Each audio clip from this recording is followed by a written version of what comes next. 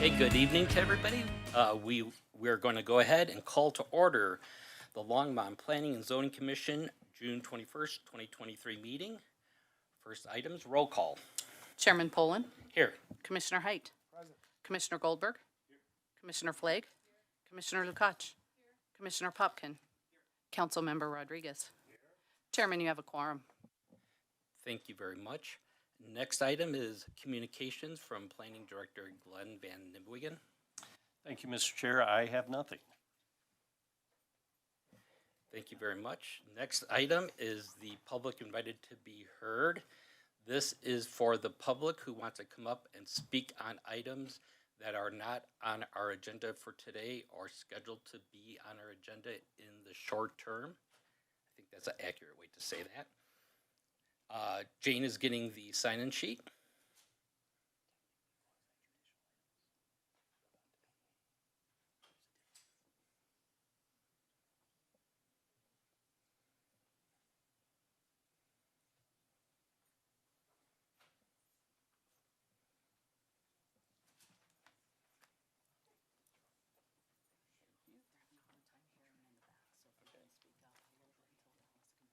Okay.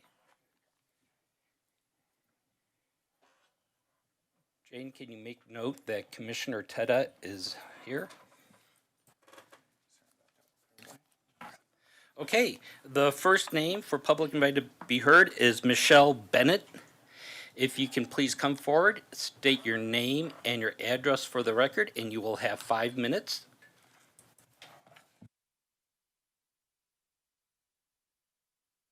There. Good evening. My name's Michelle Bennett. I live at 203 Francis Street. And I thank you for all being here tonight. I know I'm on a slippery slope, but I wanted to just give a recommendation of the RMN zoning, that there may be an amendment to RMN zoning that would allow for neighborhoods that have been in place for over 50 years to have certain considerations, maybe RMN-1, or I just think that since we've all learned so much here, that might be kind of a solution that would not only work with the neighborhoods, with planning and zoning, but also with the developer. Thank you. Thank you very much. Next person is Kathy Baca. Kathy Baca.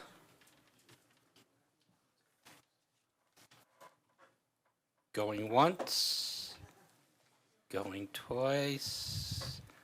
Okay, we will go ahead and move on.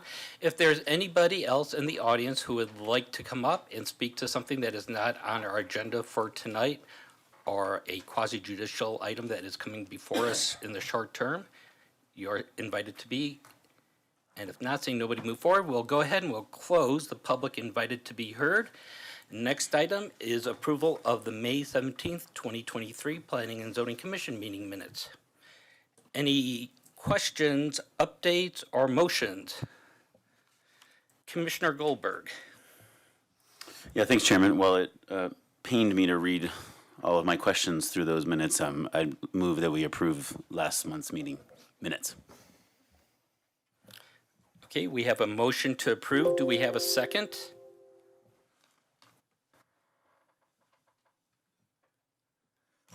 Commissioner Flagg? I second. Okay, we have a motion and we have a second. Without any other items being brought up, let's go ahead and take a vote. Commissioner Height, Has to abstain. Commissioner Tedda, Abstain. Commissioner Goldberg. Yes. Chairman Poland. Yes. Commissioner Flagg. Yes. Commissioner Lukacs. Yes. Commissioner Popkin. Abstain. Chairman, that passes 4 in favor, 3 abstentions. Thank you very much. We'll go ahead and move on to the next item. The next item is item 6, public hearing item. The 1313 Spruce Avenue Concept Plan Amendment. Here for the city is staff planner Jennifer Hewitt Apperson. Good evening, Chairman Pollan, members of the commission. So this public hearing this evening is for a concept plan amendment for 1313 Spruce Avenue to allow for development of 70 residential units consistent with the, getting things out of my way, consistent with the residential mixed neighborhood zoning district, as well as a 0.85 acre park site on the western side of the property to be dedicated to the city of Longmont for use as a neighborhood park.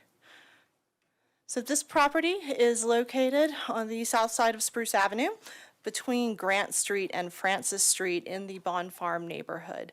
It is a 5.89 acre site, and again, it is zoned residential mixed neighborhood. So as noted, this property is zoned RMN, which is consistent with surrounding properties on the south side of Spruce Avenue. Spruce Avenue is really the dividing line between residential single family on the north side and residential mixed neighborhood on the south side. Further south outside of this map, there is a section of mixed use employment. So this type of zone is really intended to kind of act as that transition between lower to higher intensity zoning districts as well. So in terms of general information on this project, again, just under 6 acres. There are 70 residential units that are proposed, as well as a 0.5 acre neighborhood park. The proposed gross density is 11.89 units per acre, so just short of 12 units per acre.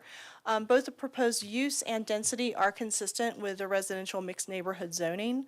And just one quick point is when I speak about density, I'm speaking about gross density, so the entire site as opposed to just the individual lots. It is the larger site that I'm referring to.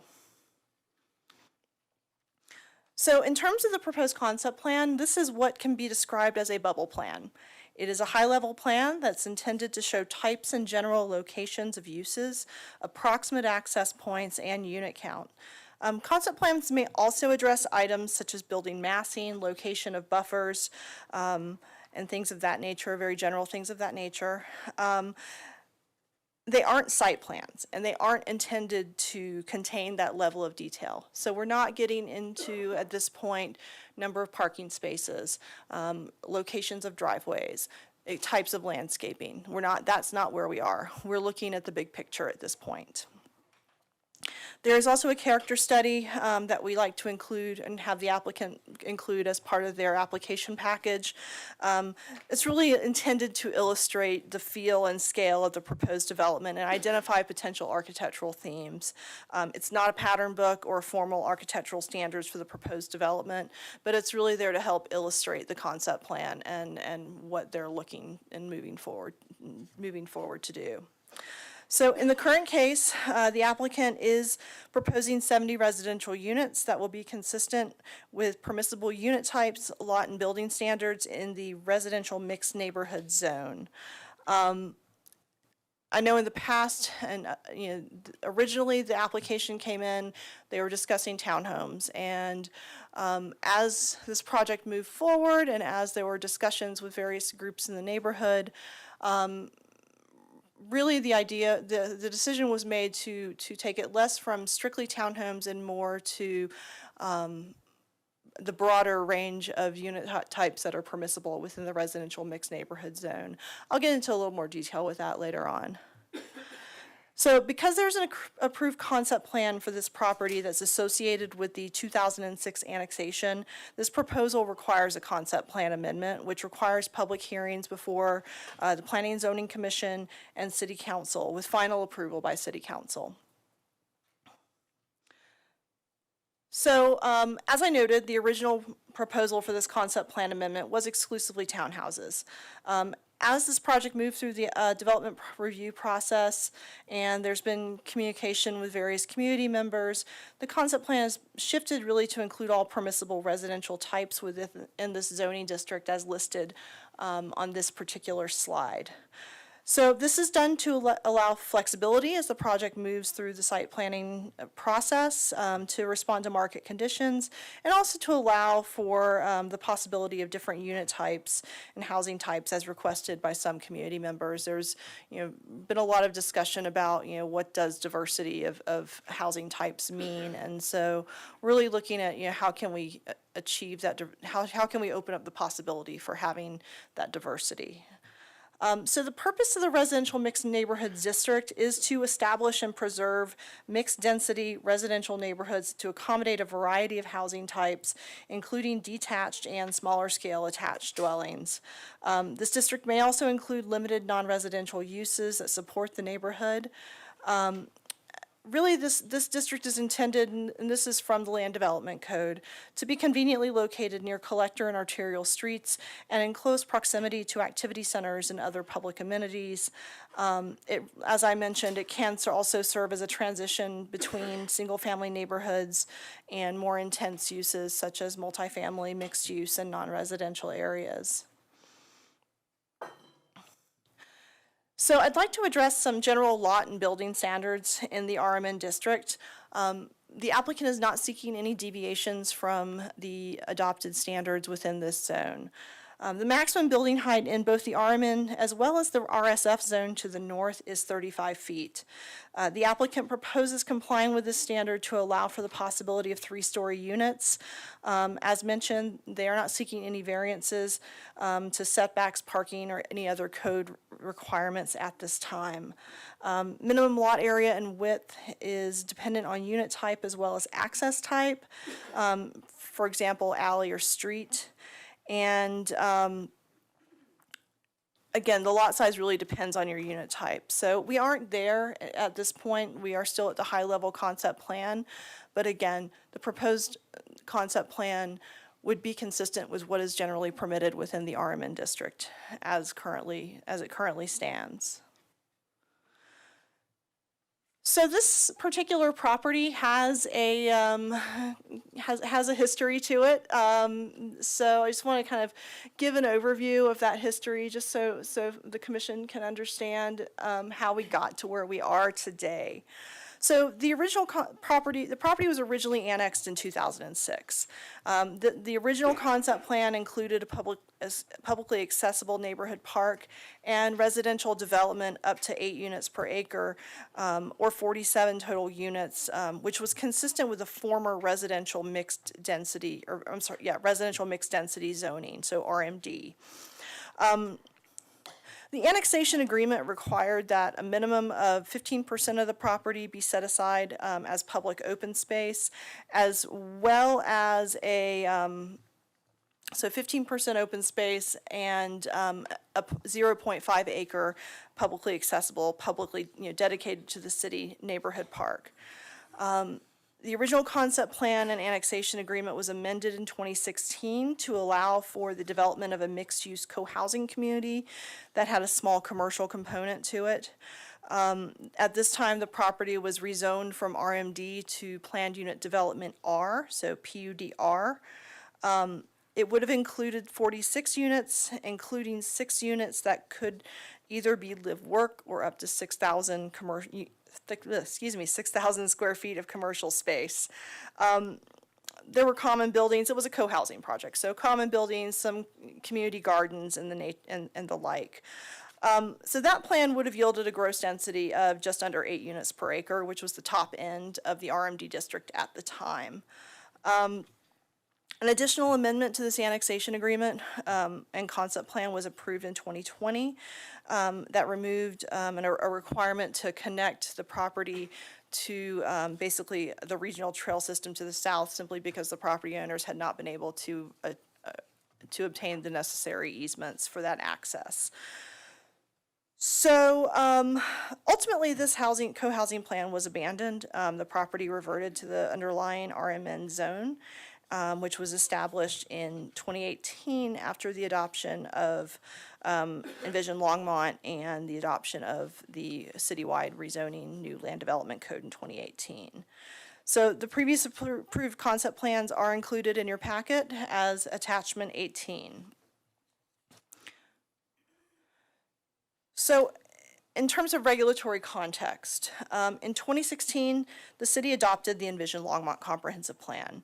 This plan had wide-ranging recommendations, including increases in allowable density across all residential zones,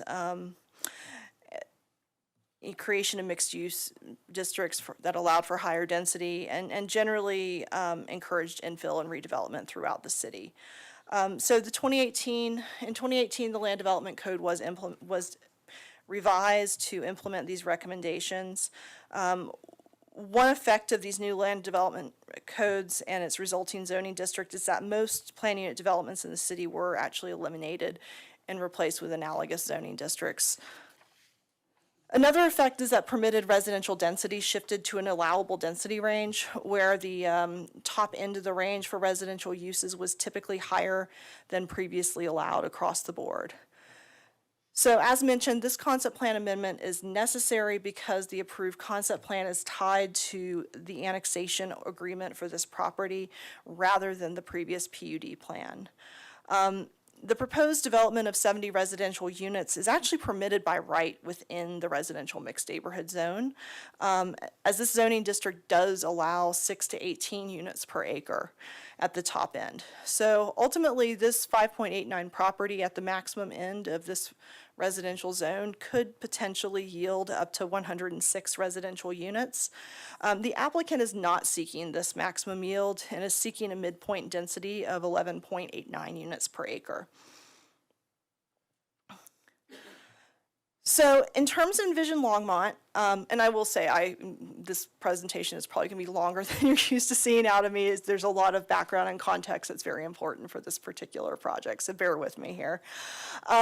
This property is designated mixed neighborhood in the Envision Longmont plan.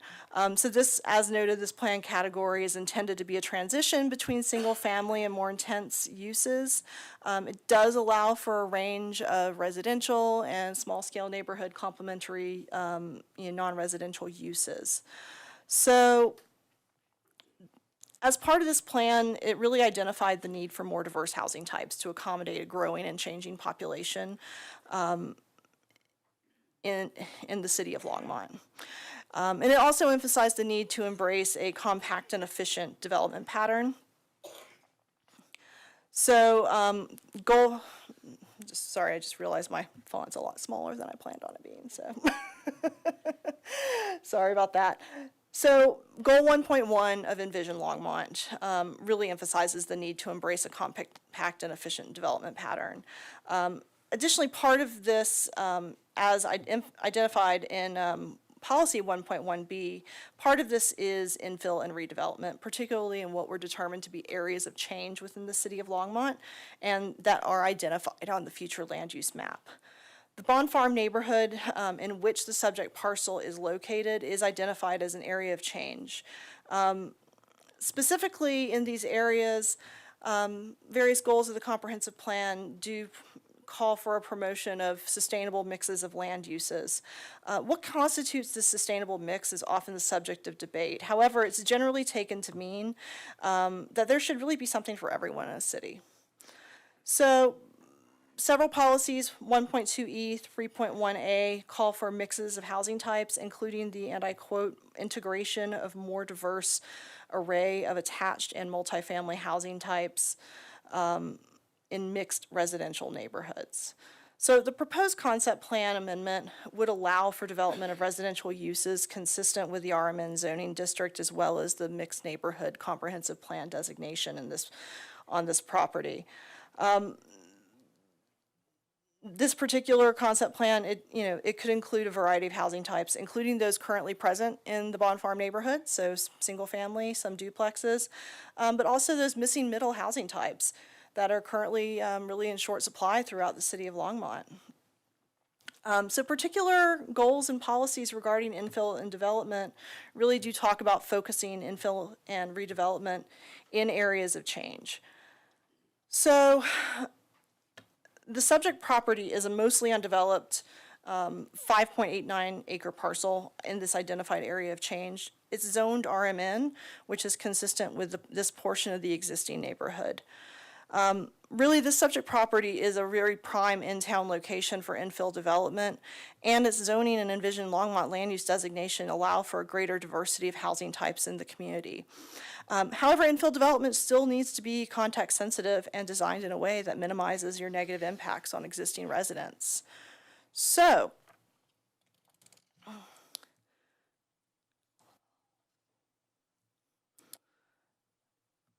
so we have, as staff is finding, Envision Longmont has a lot of support for projects such as this. The big debate is, what is consistency? What is neighborhood compatibility? So that is really the question. Policy 1.4F seeks to ensure that infill development and redevelopment is designed to be sensitive to and compatible with, I just realized something here. Nope, I'm good. Compatible with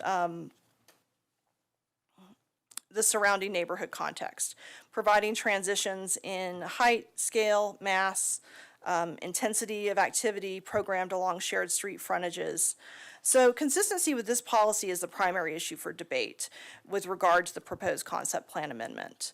The surrounding neighborhood is primarily comprised of 1- and 2-story single-family homes, while the proposed development could include dwellings up to the maximum allowed 35 feet, which is generally about 3 stories.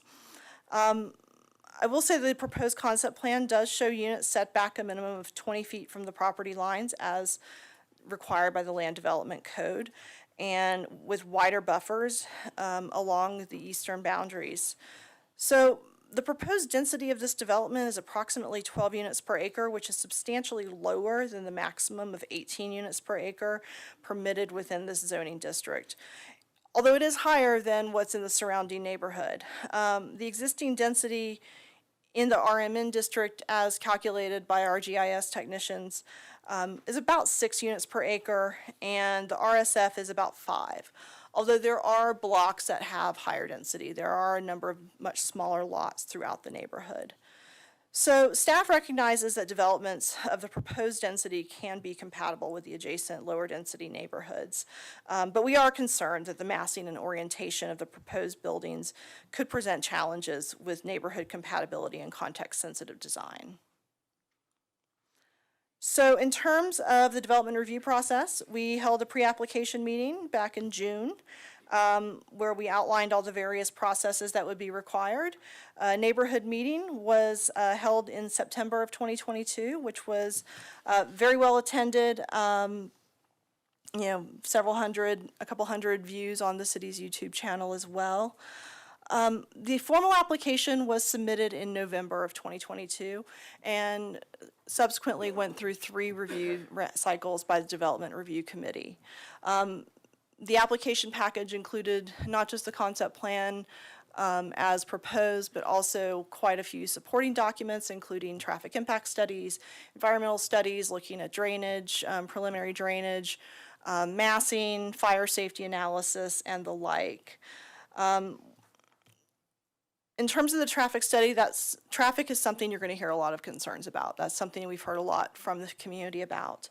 And I will touch on the fact that the traffic impact study was reviewed and accepted by traffic engineers. We had our third-party engineering consultant review it as well.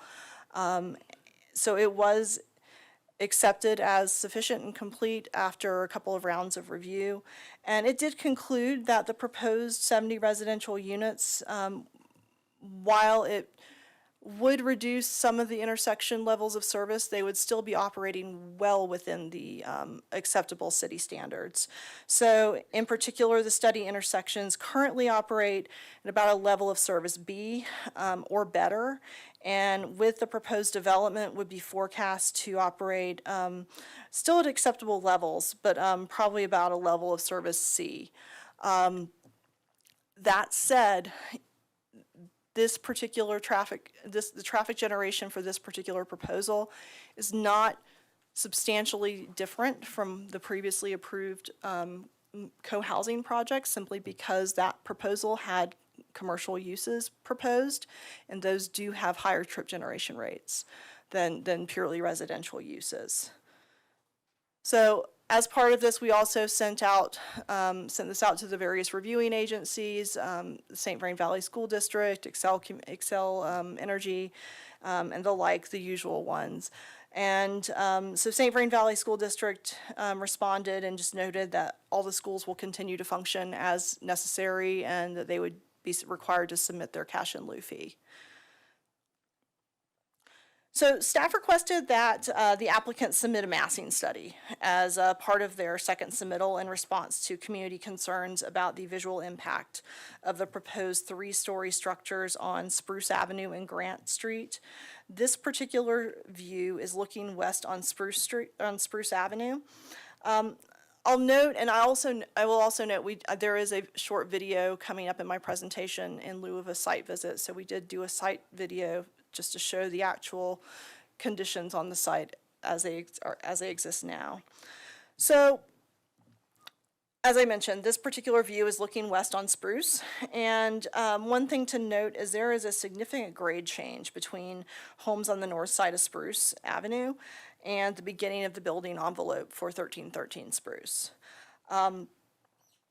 Additionally, homes to the north side of Spruce are typically built on retaining walls and are a mix of 1- and 2-story homes. So given the slope to the south of Spruce Avenue and the use of retaining walls on the north side, we do believe that the visual impact of 3-story structures won't be significant. There was concern about, 3-story structures would really loom over the single-story buildings across the street. But this grade change really does would mitigate that impact. So this particular view is looking west on Grant Street. So homes on Grant Street on the eastern side of Spruce are built in a manner that corresponds with that slope to the south. These are typically single-story ranch homes, and we do note that there will be a landscape buffer between these homes and the proposed development.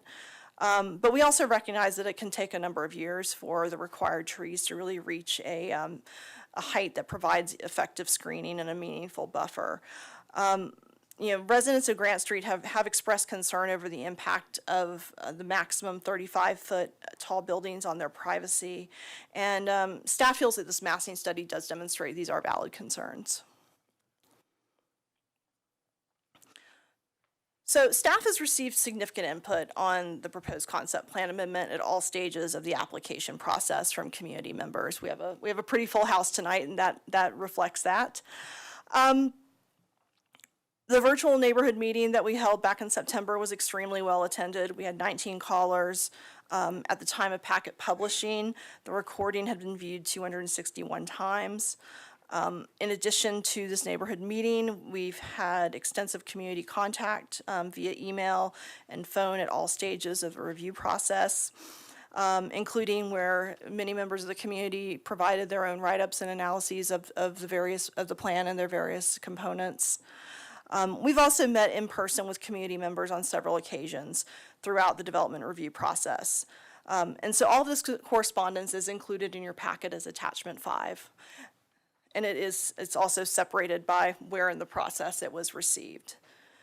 So one interesting thing to note is that on April 28th, there was a community charrette that was organized by a subset of the Bond Farm neighborhood in conjunction with the applicant.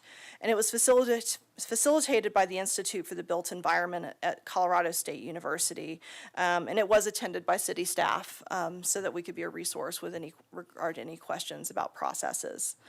The goal of this was really to bring together the neighbors, the development team, and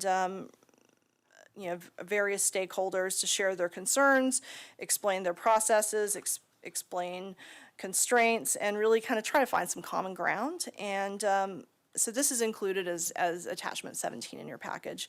It was definitely a very interesting process, and being able to bring all the various parties together, I think, is always a good thing in any process such as this.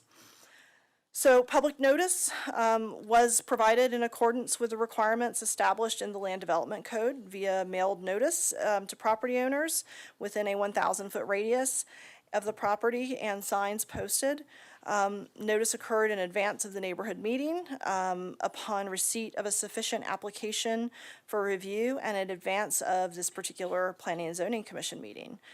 Copies of the notices, the certificates, and the radius maps and mailing labels are included as attachment 3 in your packet. So there are 4 major areas of concern that you'll hear, that I suspect you'll hear tonight, and that staff has heard from members of the community. They really fall into 4 areas. First is the proposed density and number of units. There are really 3 camps in terms of this concern. Those who think the proposed density and number of units is too high, those who think there should be more units, and those who think the proposed number of units could be acceptable with thoughtful site planning. Pardon me. So the majority of community members that we've heard from are opposed to the proposed 70 units, with expressing the opinion that this is too many for the neighborhood, and they really would like to see the number limited to what was approved in the previous concept plan amendment. So related to the number of units would be concerns about traffic. The common perception throughout the neighborhood is that too much traffic would be generated by these units. We do understand this concern, but as noted earlier, it's really kind of a wash as far as the previous traffic generation from the previous proposed co-housing plan and the current proposed 70 units because of the difference in trip generation rates between commercial uses and residential uses. So the other thing we hear a lot about is our parking concerns, particularly as it relates to existing on-street parking throughout the Bond Farm neighborhood. On-street parking is very heavily used by existing neighborhood residents, and because of the age of the community, there are homes that don't have driveways. But one thing that's important to remember is that on-street parking is public and doesn't necessarily belong to the adjacent homeowner or property owner. That said, the proposed development will meet off-street parking requirements in the Land Development Code. They aren't seeking any variations from those standards. And again, we aren't there yet to know exactly how many parking spaces that would be, but staff will be evaluating the proposals as they come forward, and they are planning to meet the existing standards for off-street parking. So we really don't think that there will be substantial impacts to existing on-street parking within the Bond Farm community. So finally is the concept of neighborhood compatibility. Neighborhood compatibility can be subjective, but it also needs to take existing context into account. So in the case of the subject property, the surrounding Bond Farm neighborhood generally is considered to be the area bound by 3rd Avenue to the north, Sunset to the west, 1st Street to the south, and Bowen to the east. This area is dominated by 1- and 2-story single-family homes. But staff is of the opinion that new development types aren't inherently inconsistent with existing development patterns in a neighborhood, but they should, again, be thoughtfully designed with the community context in mind. It's important, again, to note, I keep kind of hammering this point home, that we're not at the stage where we're addressing specific architecture. We're not addressing specific concepts in terms of landscaping, et cetera. This is a concept plan, but building massing is a component of concept plans, and there are amendments that can be addressed at this stage. This is definitely an appropriate time to address that. So while the proposed development includes different types of residential uses than what currently exists in the Bond Farm neighborhood, it's important to note that Envision Longmont explicitly identifies the need to increase housing density and diversity in the city, particularly in these identified areas of change. The key question is whether the proposed development can accomplish these goals and while also being sensitive to the neighborhood context. So a site visit as part of this public hearing was discussed, I know, at previous Planning and Zoning Commission meetings. However, staff, we determined that there really were a number of logistical issues that precluded this. So as an alternative, staff has prepared a video of the subject property to illustrate the site, its context in the neighborhood, and particular site elements. So if you'll bear with me, it's a couple minutes long, just wanting to point out This is kind the of what's out there. 5.89 acre Hold on, where's the volume? site that is the subject of the 1313 Spruce Avenue concept plan 1 moment. amendment. We need to get through the volume. So to the west will be a 0.85 acre neighborhood park. The southern Bear with me here.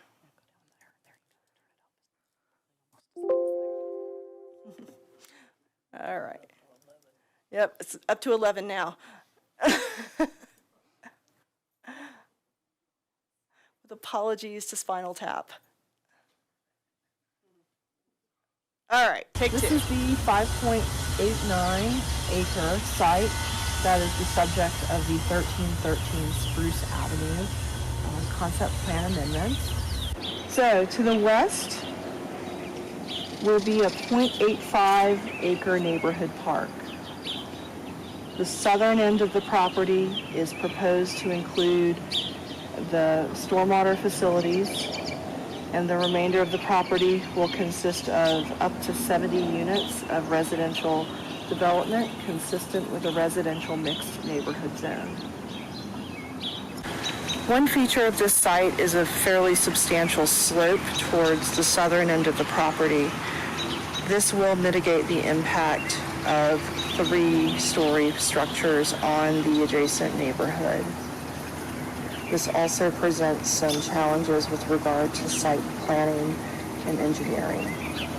We're standing at the intersection of Grant Street and Spruce Avenue, looking west. At this angle, you can clearly see the change in elevation from the north side of Spruce Avenue towards the south. South of Grant Street, there is a very significant slope. One thing to note is that staff is recommending that the easternmost structures on 1313 Spruce Avenue be limited to 2 stories on the end units for townhouses. This will help mitigate that impact. Additionally, a pretty substantial landscape buffer will be required between the easternmost property line and any proposed development on 1313 Spruce Avenue. It's also important to note that the maximum allowed height in this zoning district is 35 feet, which translates into approximately 3 stories. Homes on the north side of Spruce Avenue are typically built on a retaining wall, which elevates their height relative to the street.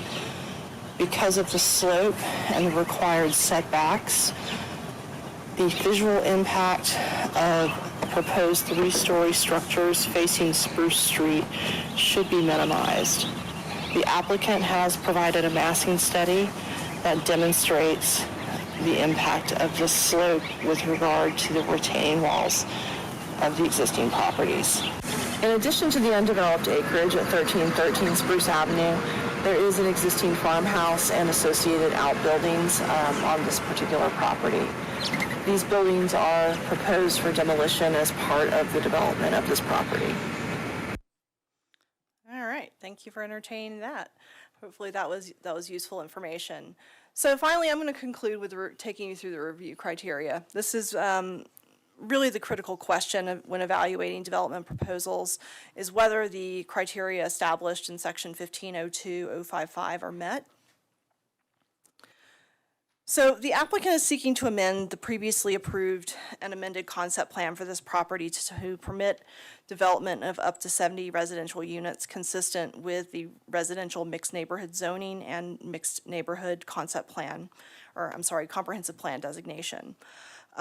This proposal is generally consistent with the comprehensive plan and meets the requirements of the RMN zoning district.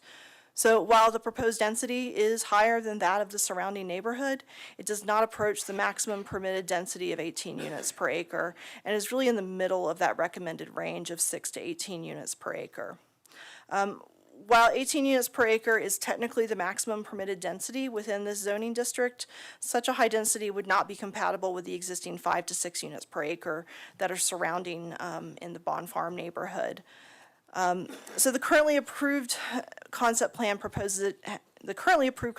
had a density of 7.8 units per acre, which members of the community have expressed that they see as more compatible with the existing neighborhood.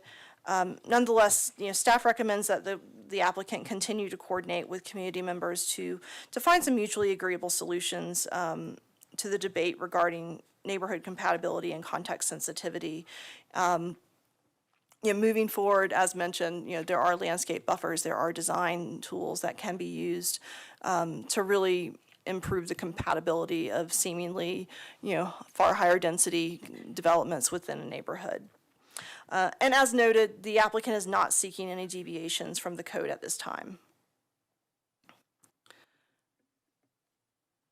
So, the subject property is an infill site located within an older neighborhood that was developed in the early 20th century. Current standards for utilities and drainage will be met, and connections to Spruce Street will comply with current standards. Further, the portion of Spruce Street adjacent to the subject property will be improved to provide on-street parking and sidewalks consistent with city standards. So, while the streets in this neighborhood are narrower than current standards require, just as a function of the age of the community, the streets are still operating at acceptable levels of service and will continue to do so with the projected traffic from the development. So staff is satisfied that both review criteria 1 and 2 are met. So in terms of neighborhood compatibility, this is really the big debate here tonight. We've heard a lot of concern over the last several months about the height and density of the proposed development. The applicant is proposing 70 units at a density of 11.9 per acre, which is below the maximum allowed by the zoning district, though it is higher than the surrounding existing neighborhood. It is well within the allowable range for the zoning district and comprehensive plan designation. So staff is of the opinion that the proposed density of 11.9 units per acre could be compatible with the surrounding neighborhood with thoughtful site design techniques, including landscape buffers and height transitions that would be evaluated as part of the subsequent site planning review process. So the applicant is proposing residential units that could be up to 3 stories, which would actually meet the maximum height of 35 feet within the RMN district. This is also, again, the maximum height in the RSF district. So it is conceivable that infill projects throughout these neighborhoods could be up to 35 feet based on our code standards. We'll also note, as we saw in the video, that there is a significant slope on this site that really could mitigate the impact of those structures, especially fronting Spruce Street. And again, we did request a massing study that is included with your packet, so we can understand the impact of the proposed buildings at 35 feet, and really better address the community concerns. So we do note that the proposed 3-story buildings would be noticeably taller than the homes on Grant Street, even with the distance proposed by the landscape buffer and internal drive, because the slope is essentially matched to the slope that's on Grant Street. So staff does recommend that the applicant take a stepped approach to building height on the easternmost units, where units closest to the existing single-family homes would be limited to 2 stories. We do also recommend varying the size and style of buildings, but future development, as we would like to note, would be subject to the residential design standards established in Section 1505-110 of the Land Development Code. So even though height is not a stated criteria of compatibility, we do believe that stepping building heights on this eastern edge would help integrate the proposed development with the adjacent neighborhood. So Section 1505-200 of the Land Development Code does address compatibility, residential compatibility, though it does address zones that are next to residential and not specifically properties that are already zoned residential. So it's really intended to get to mixed use and commercial zones next to residential zones. So it's not strictly, it really isn't applicable to this particular property. However, it does have components that staff thinks are useful to apply to this particular project to help mitigate some concerns. So throughout this process, the applicant has indicated that upper level decks would likely be part of the development program. If that's the case, we would like to see, we do recommend that any decks that are more than 3 stories high be either oriented so that they are away from specifically the Grant Street homes, or screened appropriately. We do think this is an appropriate recommendation for the current proposal. So, 2 points of access are proposed, and the subject property is only accessible from Spruce Street, and any access, so we've heard a lot in terms of compatibility, in terms of access, and frequently it's come up, well, why don't you access it from First Street? And we do have the requirement from our fire reviewers and fire department that there be 2 points of access as a general rule. And basically, we looked at that First Avenue, and really it would require significant property acquisition by the applicant, and just really isn't feasible. So we are satisfied that with certain conditions and approaches that this review criteria could be met. So in terms of adversely affecting surrounding properties, the natural environment, et cetera, again, I note that this is an application for a concept plan and therefore doesn't contain the same level of detail that would be included with subsequent applications. The applicant would be required to comply with applicable city requirements for mitigation of any development impacts. We will require landscape buffers, and the proposed concept plan does depict buffers that has depicted buffers that would meet our requirements.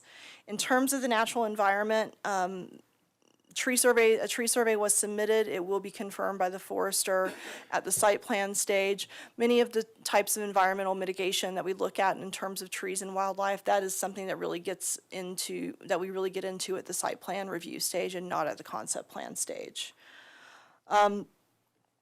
And again, as I noted in terms of planned city transportation facilities, the traffic impact study determined that the impact of the proposed project really is not substantially different than what was currently approved. This is not an applicable review criteria regarding riparian areas, since there are no riparian areas that would be impacted.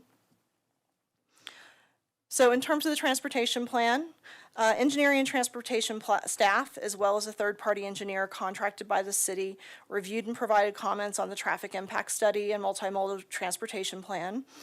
The reviewers did find that the TIS met all the requirements, and this final TIS is included as attachment 10. In terms of the multimodal plan, at this point, it's really just showing general kind of pedestrian access points and such, and it would be developed in a lot more detail at the site plan stage. As we move forward into the question and answer portion, we do have the city's traffic engineers as well as the applicant's engineering team on hand to answer specific questions regarding traffic concerns. So staff is recommending conditional approval. So based on the foregoing analysis, we do recommend approval of the requested concept plan amendment, subject to the following conditions. The first 2 conditions I will note are pretty boilerplate conditions in terms of traffic studies and such. One is that an updated traffic impact study would be submitted, and depending on how far out that site plan is submitted, that would really determine the level of additional research or additional analysis that would be needed. Additionally, if for some reason the access spacing on Spruce Street doesn't conform to the standards in the City of Longmont design standards, they would need to submit a design exception request. Again, we don't know if that's the case, and that would be an administrative process because it relates to engineering standards. From the planning side, staff recommends that units on the eastern side of the property closest to Grant Street be limited to 2 stories so that we have a transition between single-story homes on Grant Street and any proposed 3-story units. And then finally, we do recommend that any decks, balconies, or patios above the second story be oriented to avoid direct views into adjacent properties on Grant Street. And with that, I will stop talking and turn it over to the applicant. Thank you, Jennifer.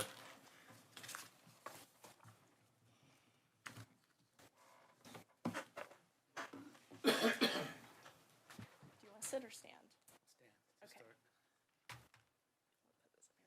What do I do with that? Nothing. Or you can either arrow up or arrow down or operate the mouse. You use the mouse. Okay, there you go. Hi, my name is Mark Young. And first, I want to start by thanking staff. We've gone through a lot of iterations, a lot of ideas, a lot of plans, looked at a lot of things, looked at feasibility of building an apartment house, townhomes, condos, stacked flats, single-family homes, duplexes, triplexes, the gamut. We've been through it all. And they've been very responsive. Everybody from fire to planning, been great to work with, and I just want to say thank you very much. I think Jennifer covered so much of the stuff in this. There's not much for me to say. However, I've got a little bit to talk about. I want to tell you a little bit about who I am. So, I have a tremor. I have Parkinson's disease. It's okay. It's not contagious. None of you will walk out of here shaking like I do. I may have to sit down in a bit, but we'll see what happens, see how it goes. I've been a developer for a long time. I've served on numerous boards and committees and agencies. I served as on the Board of Zoning Adjustment for the City of Boulder. And so I have a lot of experience with this, and I've worked in over 20 different governmental entities, municipalities, from Aspen to Colorado Springs and Pueblo. This process has been fairly painless. And, you know, for me, having experience in all these different areas, that's kind of an accolade for staff to take home, because they've been very good and easy to get a hold of and quite responsive. So, a little bit more about me. I've done a lot of projects and really looking forward to doing this one. So, what I have for you next is what I call the great simplification. I say that, it should reverberate, great simplification. So when we first started looking at this project, as I said, we went through numerous iterations of what could we do there. And as a developer, I'm not stupid. I look for the highest and best use of the property. What's the best thing to achieve? I tried to get 106 units on here. I did everything I could to figure that out. But there's engineering concerns, the slope of the land, the access, fire access, stuff like that, really informed what we could do and where we'd end up. Consequently, we felt that the best thing we could end up with was 70 units. But the great simplification is this. This property was zoned RMN. That's what we want the concept plan to show. The concept plan that we've proposed for you, do we have that next? The concept plan we have for you takes the original non-conforming co-housing plan, and holy cow, it makes it a conforming plan. No more pocket zones, no more things to deal with like that. And it's something that you're never going to have to see again. You've already seen this 3 times, because the concept plans that were submitted to you before were project-specific concept plans. I could have come in here and said, we're going to build townhomes, we're going to locate them right here, we're going to do it just like this. And you could have approved it, and, you know, a year later, all of a sudden the market shifts, and that doesn't work anymore.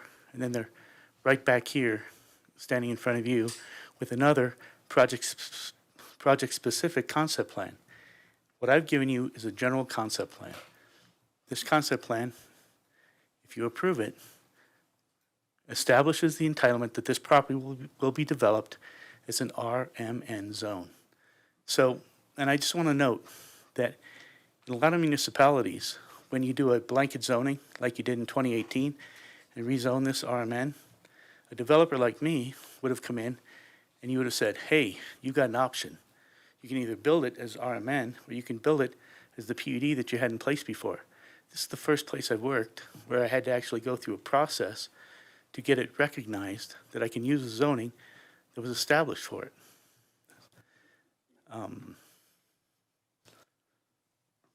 Yeah, so let's talk about Envision Longmont for just a moment. I think it's a great document. Obviously, you guys put a lot of time and effort into putting it together, and it should be respected. It identifies the need for a number of different housing types, housing that I guess I call it affordable by design, but I hear that there's another catchphrase out there, attainable for sale. And that's the product that we're looking at. This is like stuff in the high 4s, low 5s, stuff that people can actually go out to buy. Hopefully interest rates will change and I can get, mid 5s and high 5s.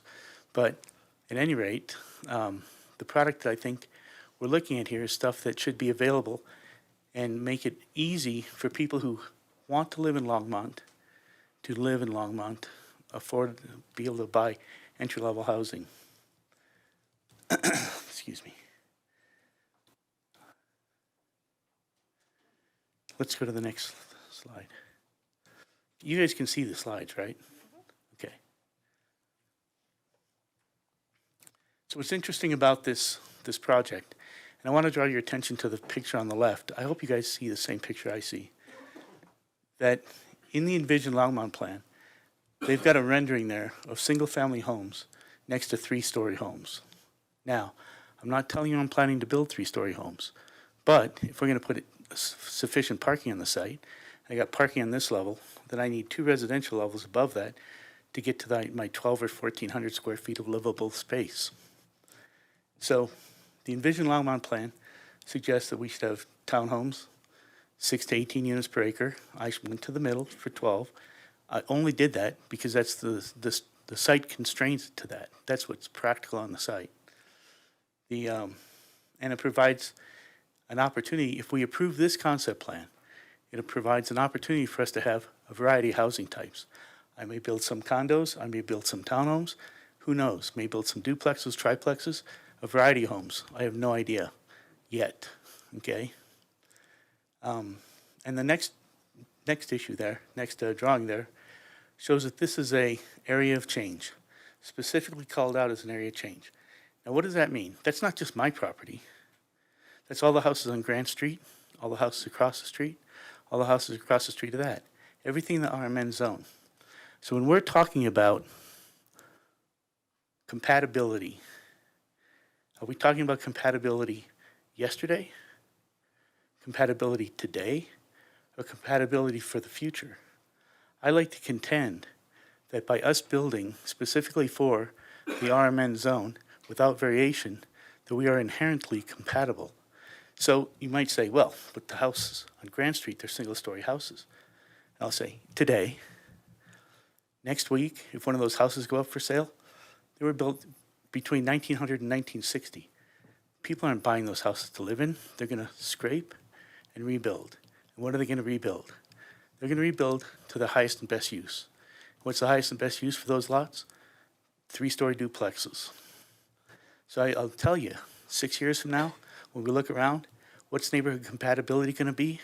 It's going to be whatever the RMN zone allowed for any property in that area that's going to be redeveloped. So I suggest that we have a proactive view of compatibility, not a retroactive view. And I think the code does that for us. It suggests Envision Longmont is a document to help guide growth, not how to restrain growth or how to hold it back or say, gosh, these are 1-story houses, you should build some 1-story houses. This is an area of change, identified as an area of change. 98,000 people in Longmont worked back then through their elected officials and appointed representatives and neighborhood groups to establish Envision Longmont. This is an area of change, and it should be respected that way. Let's go to the next slide. So I read the neighborhood comments, 355 pages. It's a lot. There were a lot of really good comments in there too. People who said, great job, it should be more. One comes to mind was a woman who says that she and her husband have been priced out of Longmont. They have 2 income, no kids, can't afford to buy a house. And this is an opportunity, and you need more housing stock. You need diverse housing stock. You need the opportunity for people to stay here, who work here. And by approving this concept plan this way, through the great simplification, that it gives them a real opportunity to do that.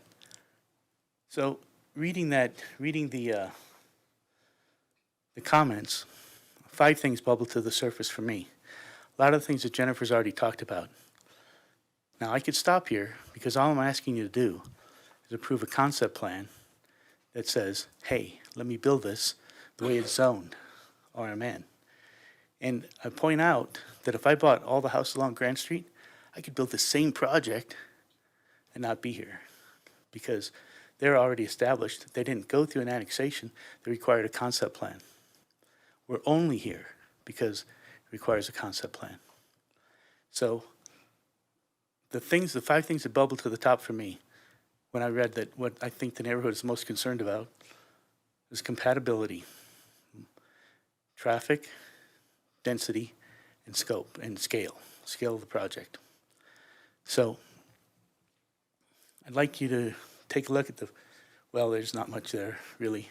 Essentially, when you talk about traffic, we've had so many traffic studies done, it's incredible. The neighborhood came back and said, you didn't measure the right intersections.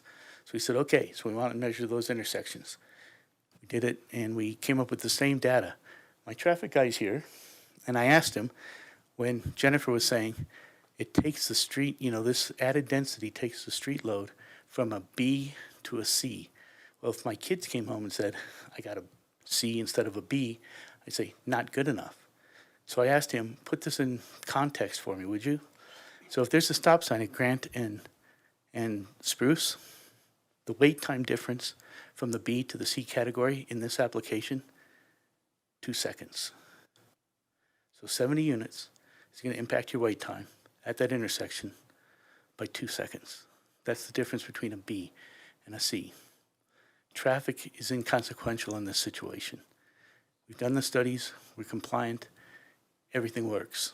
So the second thing that came up was density. We've talked about that.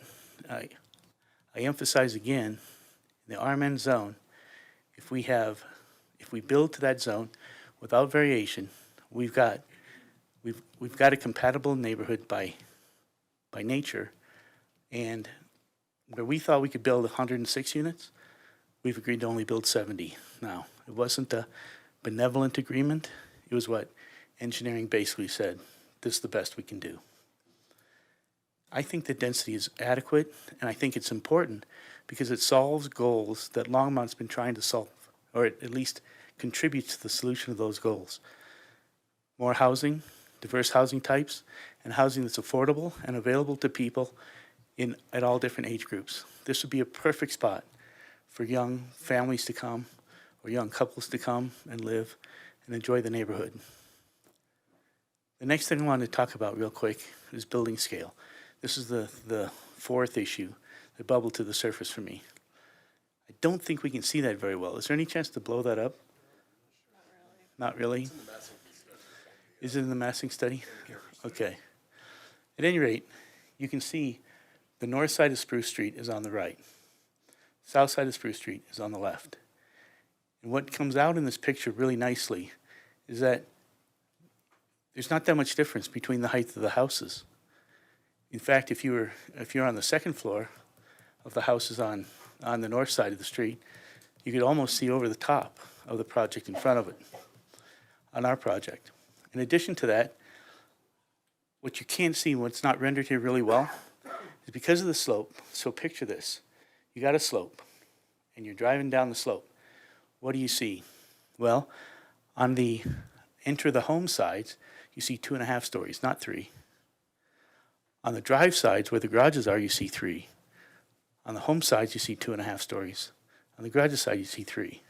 So it's really not that big of a difference between 2-story houses, 3-story houses. So, and it's interesting because the code in the RMN zone also says you need to have certain setbacks. So those setbacks are established. If you go to 3 stories, you have to increase the setback. Now, why would you do that? You increase the setback to make it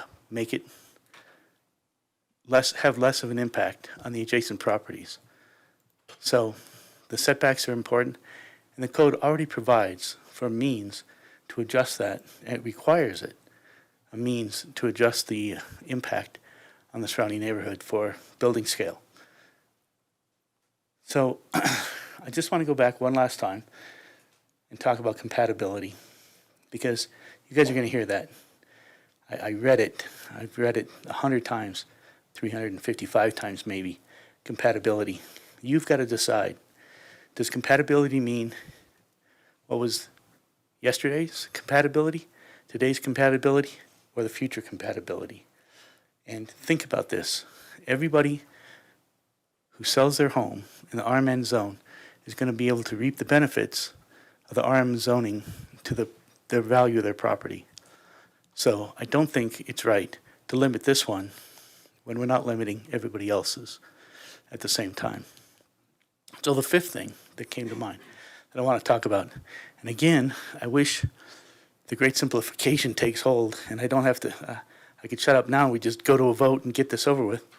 But the 5th thing I wanted to talk about was the reading through the neighborhood comments. It appears, and I know because I've seen the plan, they've got their own development plan all figured out for us. Can you go to the next chart? So they figured out a way to develop the property that they thought we could make more money with, or at least make enough money and it'd be more compatible. So their unvetted plan had a financial, I want to talk about the financial feasibility, because as a developer, and especially doing sustainable development, sustainability means you got to be able to make some money on it, some money at least, and you can't be in the deal forever, right? So they had us building homes that are 2,400 square feet that we'd sell for $1.1 million. Homes that were 2,000 square feet that we sold for $975. Homes that were 1,500 square feet that we sold for $895. So I did a search this morning of all the houses sold in Longmont for the last year that were on a 0.11 acre lot or less, which is what the size of these homes would be on. Ones that had a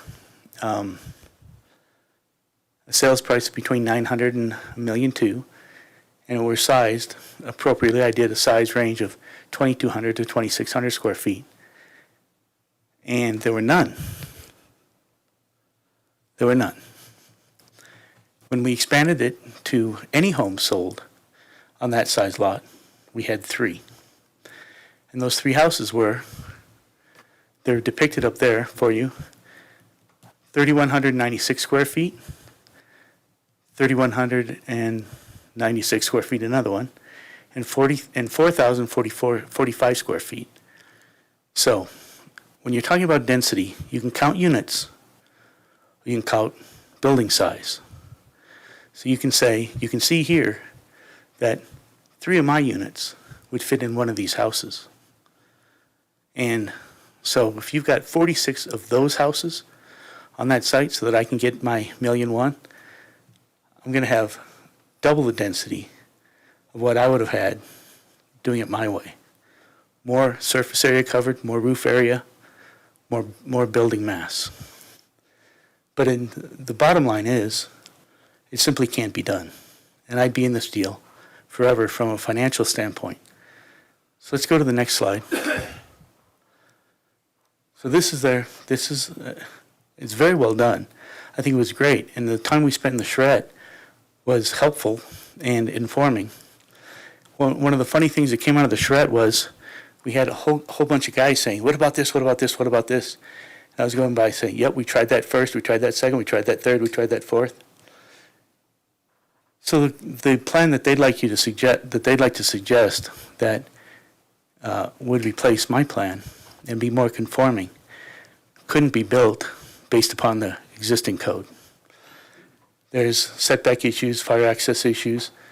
There's they'd separated the park. Parks Department told me we couldn't separate the park. Transportation issues.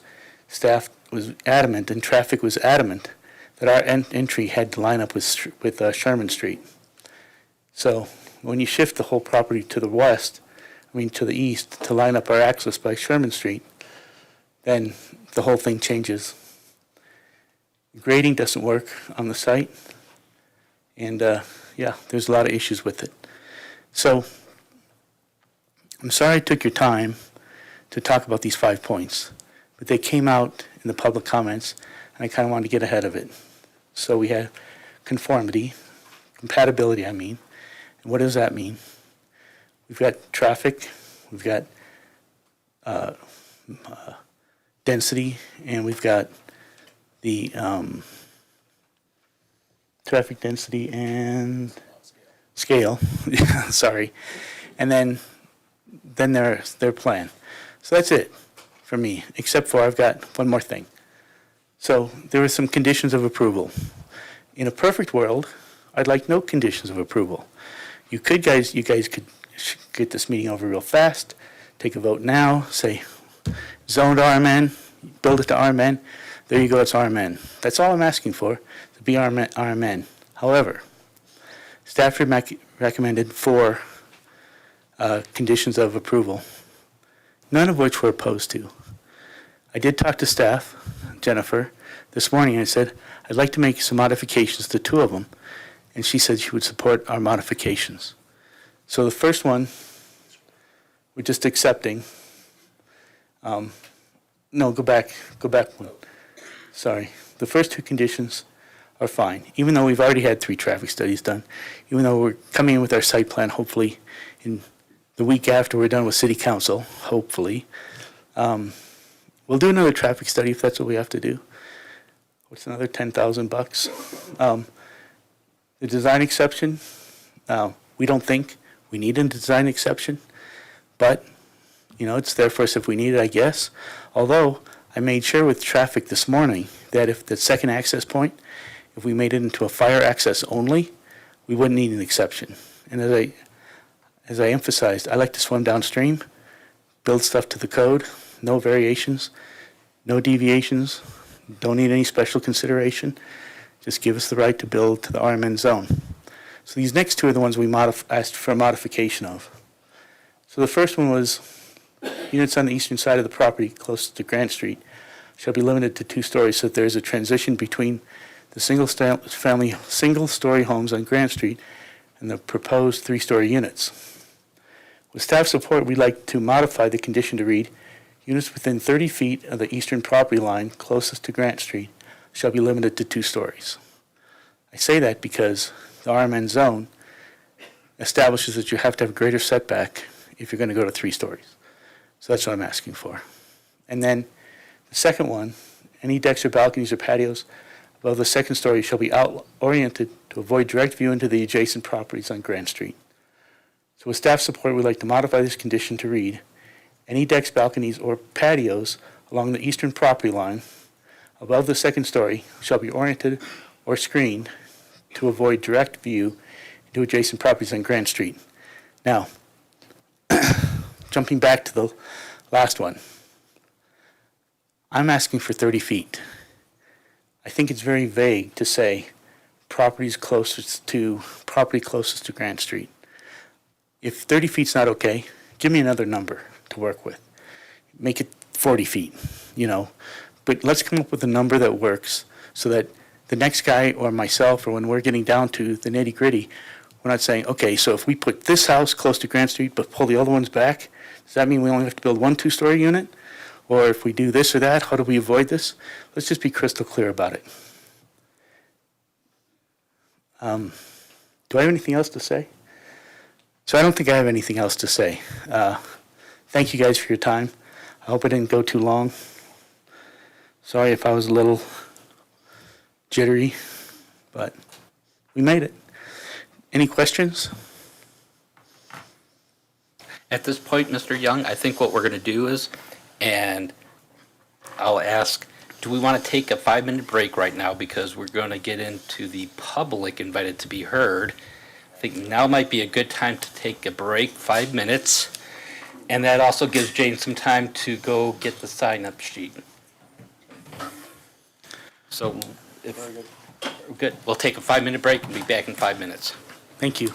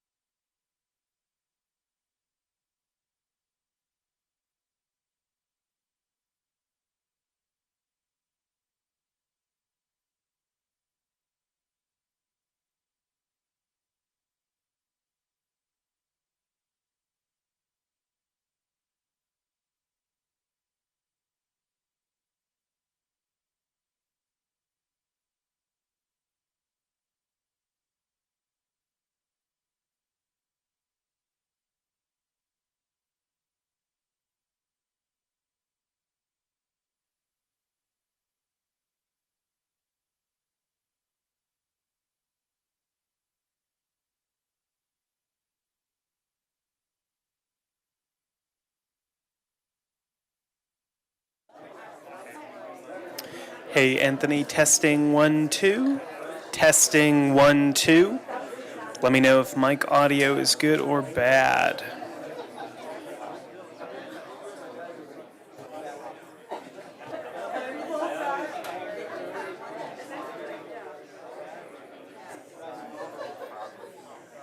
Great, thanks.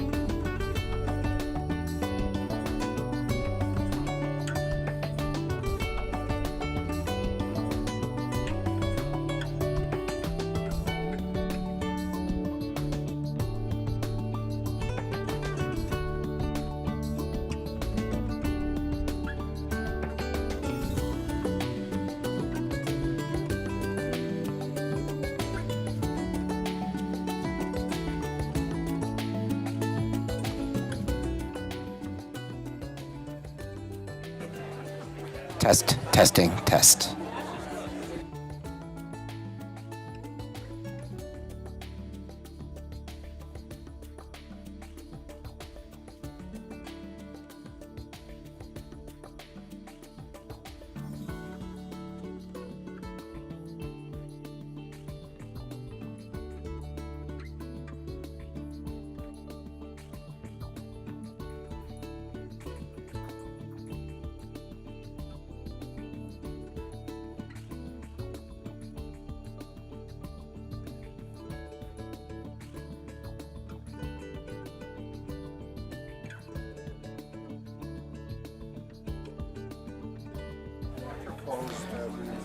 Okay, we'll get going here in about another minute.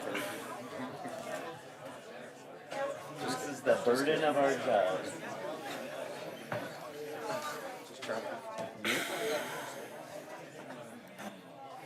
I know it's not funny.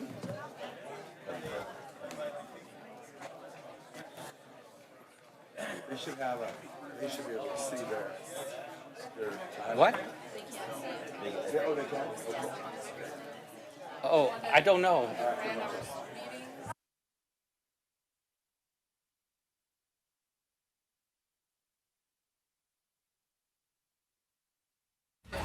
Okay, if everybody can return to your seats.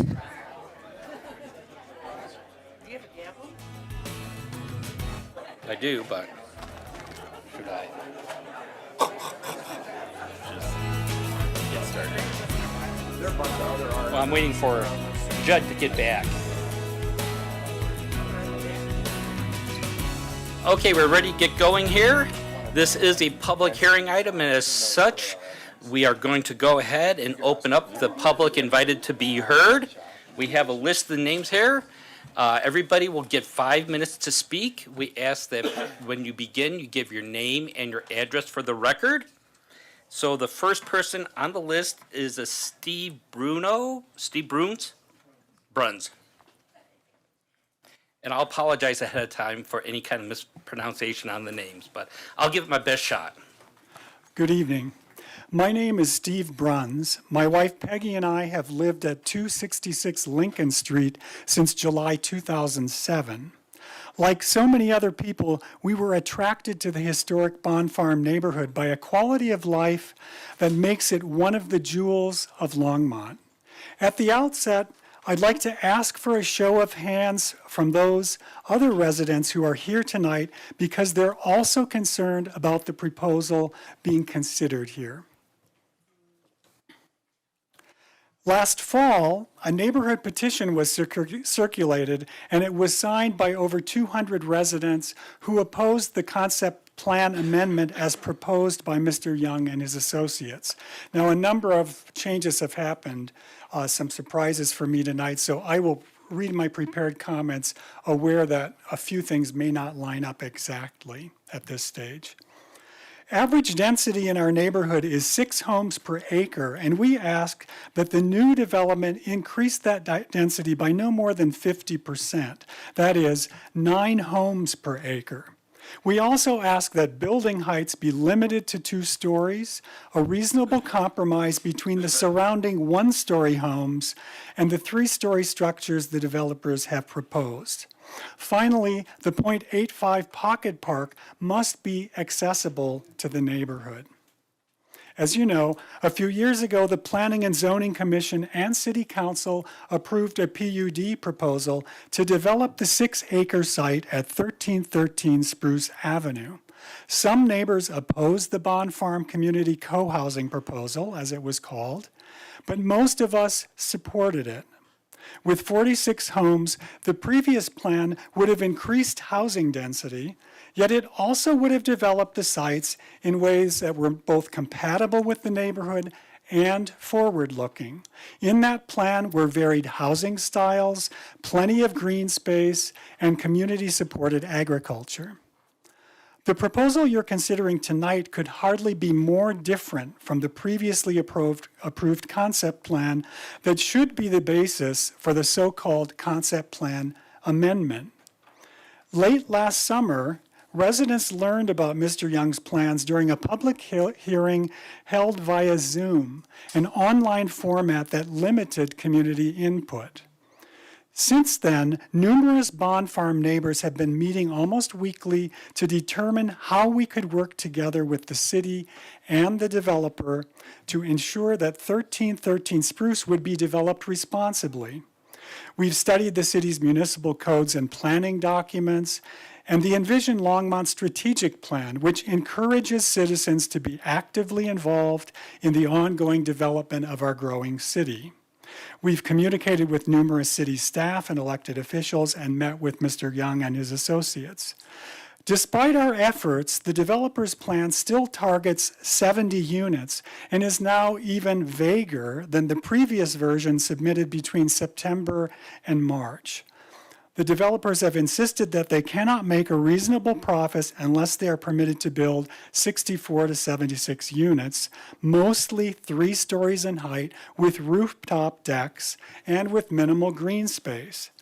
Rather than find creative ways to integrate the development into the neighborhood, Mr. Young has suggested that nearby established homes will eventually be renovated or replaced with 2 or 3 story structures in the future, an unsubstantiated and implausible prediction. I think compatibility should be measured against the present, not some foggy future.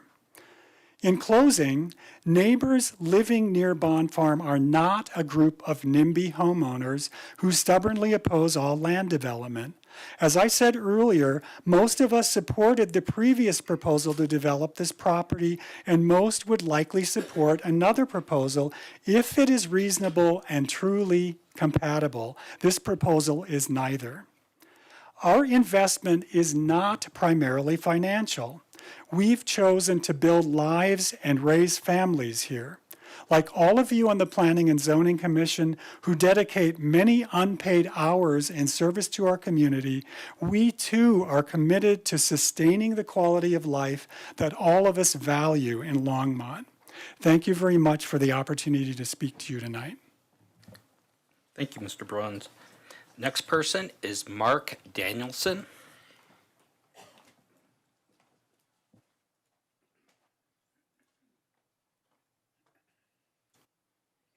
Thanks, Jennifer. Did I use this?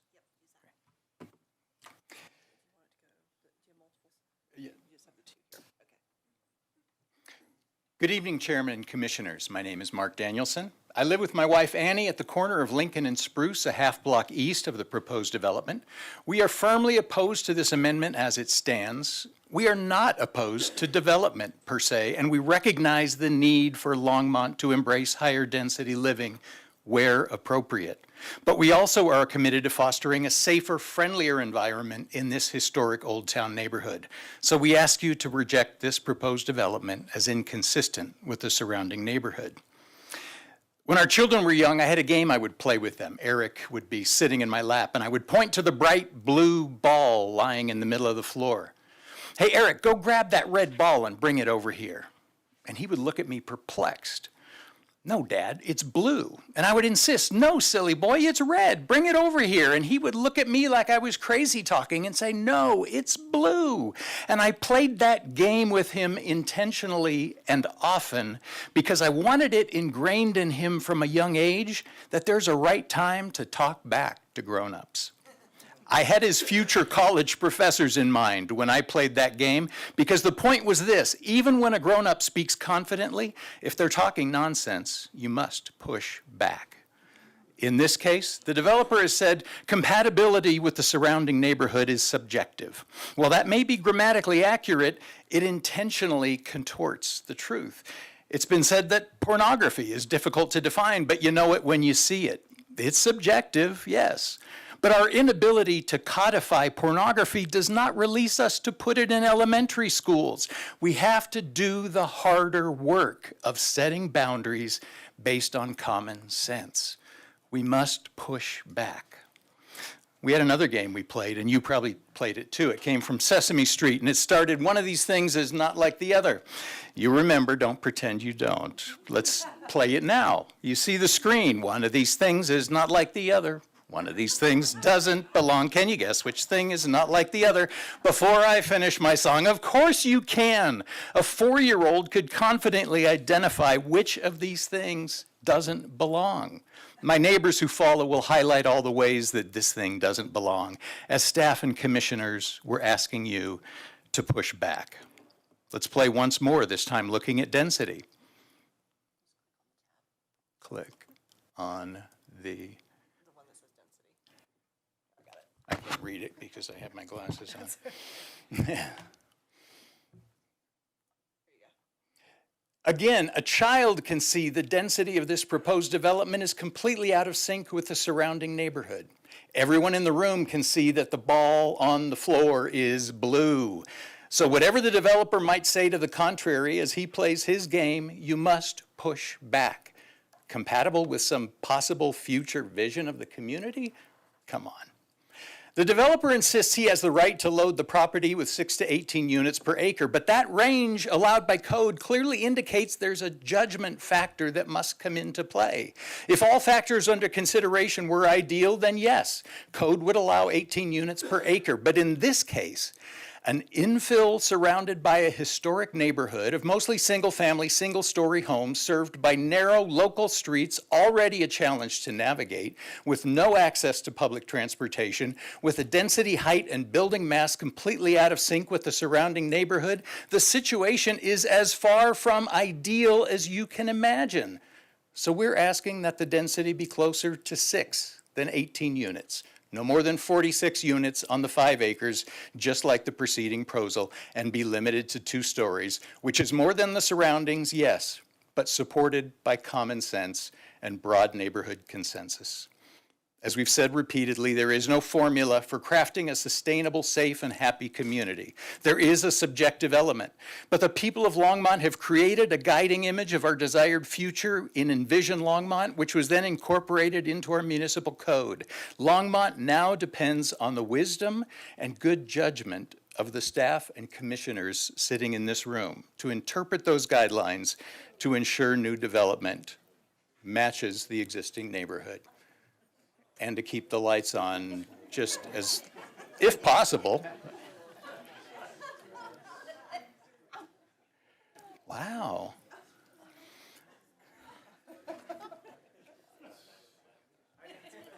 Again, our goal tonight, finally, is to help you leave a legacy for the city that you can be proud of and that future generations will thank you for. Thank you for your time and for leaving the lights on. Thank you, Mr. Danielson. I would ask the public moving forward to please, let's not applaud. This is a public hearing. We have a certain amount of decorum that we're trying to maintain, so no booing, no cheering. I know you guys know who you're for and against, so we don't need to go ahead and cheer. I'm just asking that so that we can keep things moving along. Next person on the list is John Pillman.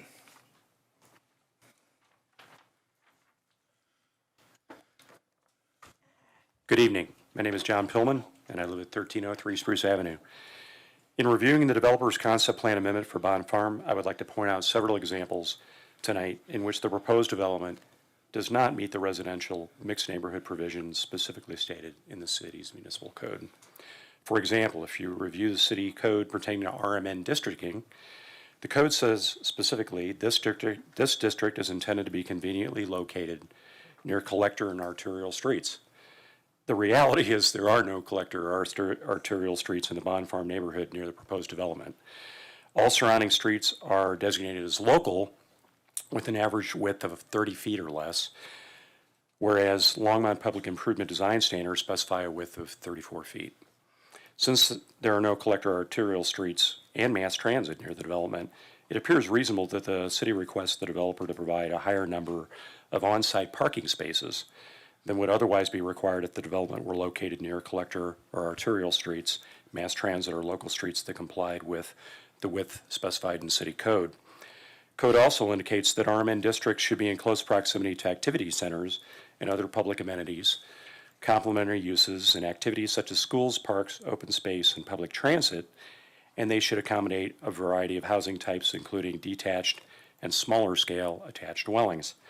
The reality is Bond Farm is a residential neighborhood. There are no activity centers or public amenities nearby. In fact, the nearest public transit stops are at 3rd and Main or 9th and Francis, over 2/3 of a mile from the proposed Bond Farm development. Take a look at city zoning map and you'll find that the majority of RMN zoning designations are located in areas convenient to arterial streets, public transportation, and other public amenities. I believe code states that for a development this size, there should be 5 different models of housing units, yet the developer's concept plan that I saw back in March 13th showed only one type of housing for 70 townhomes that consisted of 12 buildings, approximately 35 feet tall, 38 feet deep, 125 feet wide. One could argue that the Bond Farm neighborhood should never been rezoned RMN in the first place. But since that ship has already sailed, would it not be reasonable for the city to ask the developer to modify their concept plan to, one, show compatibility with the surrounding homes that are primarily 1-story in height with homes that are no more than 2-story in height? 2, show compatibility with the surrounding homes by providing a plan showing a variety of housing types that include both detached dwellings and smaller scale attached multifamily dwellings. The current proposal for Bond Farm, if left unchanged, fails to meet a number of criteria that are expressly stated in Longmont's municipal code. I also encourage you to review sections of code where it states that infill developments should conserve and enhance the character of the city's older established neighborhoods. Code also states that infill developments should mitigate adverse factors through a balance of housing types that are appropriately scaled and planned. We believe mitigating these adverse factors will dramatically improve pedestrian access and safety, something particularly important given Longmont's recent Vision Zero initiative. We realize that code limits the actions and recommendations that you can make to specific development proposals. The good news? The code does allow you to request specific changes to the developer's concept plan that will ensure appropriately scaled and balanced housing types compatible with the Bond Farm neighborhood. Bond Farm neighbors live in a peaceful and safe residential neighborhood and believe that any future residential development should be of the same high quality and promote the same or better level of safety. What we do not support is a development where success is only defined by maximizing the height and density stated in code with no consideration to additional sections of code stating that infill development should be planned in such a way as to mitigate any adverse factors through appropriately scaled and balanced housing types. Thank you for your time and consideration. Thank you, Mr. Pillman. Next is Mary Morphew. Thank you, Chairman, Commissioners, and Councilmen. I'm Mary Morphew from 214 Judson Street in the historic Bond Farm neighborhood. I'm a big fan of neighborhood parks because they open the door to nature and to the outdoor activity for old and young alike. Parks are healthy places that encourage active lifestyles, community building, and provide aesthetic and environmental benefit to our neighborhood. They are the gems that reflect the communities they serve, and we have some lovely ones here in Longmont. But there's not a neighborhood park in Bond Farm at this time, so when I'm out with my grandson in his stroller, we have to cross busy 3rd Avenue to the closest, which is Thompson Park, a 3/4 mile walk.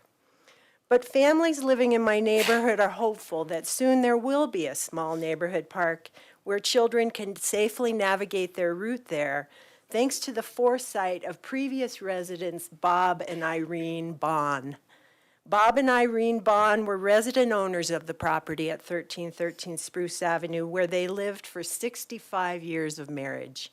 They were both farmers and community organizers, so it's no wonder that they too embraced the importance of parks and open space. When the Bonds annexed the farm into the city in 2006, it was on the condition that 2 acres of their land would be offered as city park. Later, in 2016, after their passing, their successor agreed to amend that annexation agreement in conjunction with the application of the previously approved concept plan for the development, which was the PUD. That new amendment allowed for a reduction in park size to just 0.85 acres, yet that planned development included a 2-acre community-supported agriculture farm and additional common space. In the current applicant's plan, I see the 0.85 acre parcel for the park, but I don't see any additional open space, let alone a 2-acre community garden. Mr. Young's plan is a startling diversion from the originally approved PUD. It's a stretch to consider it an amendment, and it certainly doesn't honor the request of the Bond family.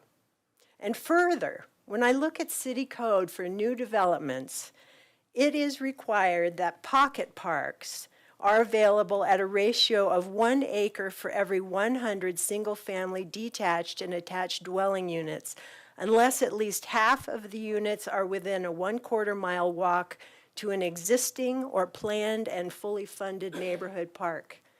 Well, since this park doesn't exist, it isn't planned, nor is it fully funded, I would expect to see an additional 3/4 acre of pocket park in his plan, but I don't. And while the location of the neighborhood park isn't ideal, since the only public access is on the north and comprises only 15% of the perimeter, the possibility of a trail connecting Spruce to the Greenway is appealing, as was present in the previous PUD. Infill developments are supposed to be accessible to trails, so this would be a step in that direction. The design and planning of the city park will take place in the future and will involve the city parks team as well as community engagement. But the location of the park land and its relationship to the old and the new neighborhood is part of this application. There is no other park in Bond Farm but this tiny 0.85 acres, so it's important that we get it right. It's an investment in the future of our town. The well-planned location of this park, including a trail, would help coordinate the existing neighborhood with the new development, and the addition of green space in the development in the form of pocket parks or similar would bring a vast improvement for this site, which could potentially bring people together and serve the entire community for generations to come, as the Bond family intended. Thank you, Commissioners, for your time and your service to our community. Thank you. Next up is Doug Jones.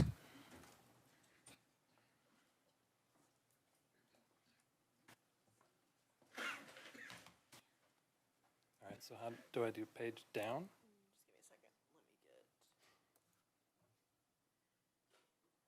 Can I hit a button on here to make it just go boom, boom? Actually just scroll. Where? Oh, right there at the end. Okay, thank you.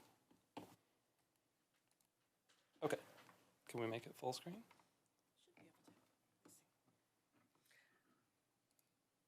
You do it. Good question here.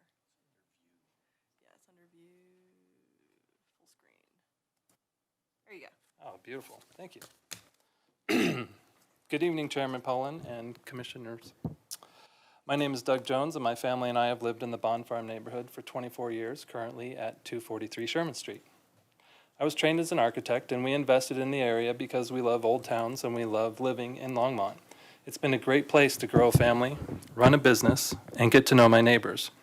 We are invested in Longmont, and it is our responsibility to nurture and develop this development into the greatest neighborhood it can be. So if you would, take a moment and close your eyes and visualize with me how a great neighborhood looks and feels. Imagine yourself walking down a safe, tree-lined wide street on a wide sidewalk. On your right, you pass by homes and townhomes with large windows and front porches and narrow front yards. The homes are very different in size and height, but typically narrow and deep, and you see the gardens and trees and landscape through the buildings and beyond to other parts of the neighborhood. On your left side is a buffer between you and a narrow street. You don't see many garage doors because those are kept off to the rear, off alleys or behind or to the side of homes. The focus is on people, and there's all sorts of people out for walks, kids playing or enjoying their gardens and front porches. Open your eyes. Is this what you had in mind? Great neighborhoods are designed. They follow patterns and they have a language common design elements. The Bond Farm is a small, somewhat steep and unique infill site. The previously approved PUD concept plan of 2020 respected the constraints of the site and had compatible density of 8 to 9 units per acre. It provided diverse housing types that carefully used the grade to keep the various buildings human-scaled and not to feel overwhelming. That PUD set an expectation and was widely accepted by the neighborhood as a good solution. It was approved by this chamber. In contrast, the amendment to that PUD is really a brand new concept design that overburdens the site in context and scale and density, and does not attempt to be compatible with the surrounding Old Town neighborhood. Unfortunately, this concept has gone backward in detail from Mr. Young's previous submissions. Note the lack of green space within the development and the lack of pedestrian connection to the existing neighborhood represented by the dashed orange lines. Interestingly, he shows pedestrian access across the site and into the Grant Street neighbors' backyards. In fact, Mr. Young said tonight he doesn't know what he'd build, and he would like you to erase the history of the PUD and silence all the concerned people sitting here. As a concept plan, you know the bones of that development are the bones of the development team will build on. So even though he shows no buildings, when you place 60 to 75 mostly three-story townhome-style condos as stated on his plan for submission, this is what you're going to look at. This is a view looking from 2nd Avenue up Grant. And this next one is a view looking from Sherman Street and Spruce downhill. There is no way that Mark Young is going to get 60 to 75 units placed on this concept plan in any other configuration than what he has previously shown. Even if he wants to do duplexes, multi-unit townhomes, and a whole combination, he's going to end up with something as tightly and densely packed as this. So, but staff presented tonight that a bubble plan with no buildings, and yet they said that the building massing is an issue. Tonight, all you have been given is a concept of a concept plan that lacks substantial information for you as a commission to make an informed decision. As submitted, Mr. Young's plan has a scale and density that it works much better in an area off larger roads with more access and public transit. The main message that our neighborhood wants you to hear is that this concept plan should not be approved because it does not follow the precedent and expectations already set by the existing PUD, does not meet some code, and disregards key parts of the envisioned Longmont. In fact, you do not have enough information with this submission to pin down this unique site with the dense infill it seems to represent. We're here to help you see the potential of what this project can be. We see it as a great extension to our neighborhood with various building types and compatible density and height so that it is akin with Old Town, that once it is complete, it will look like it has always belonged. Thank you for your time and consideration. Thank you, Mr. Jones. Next up is Cheryl Swanson.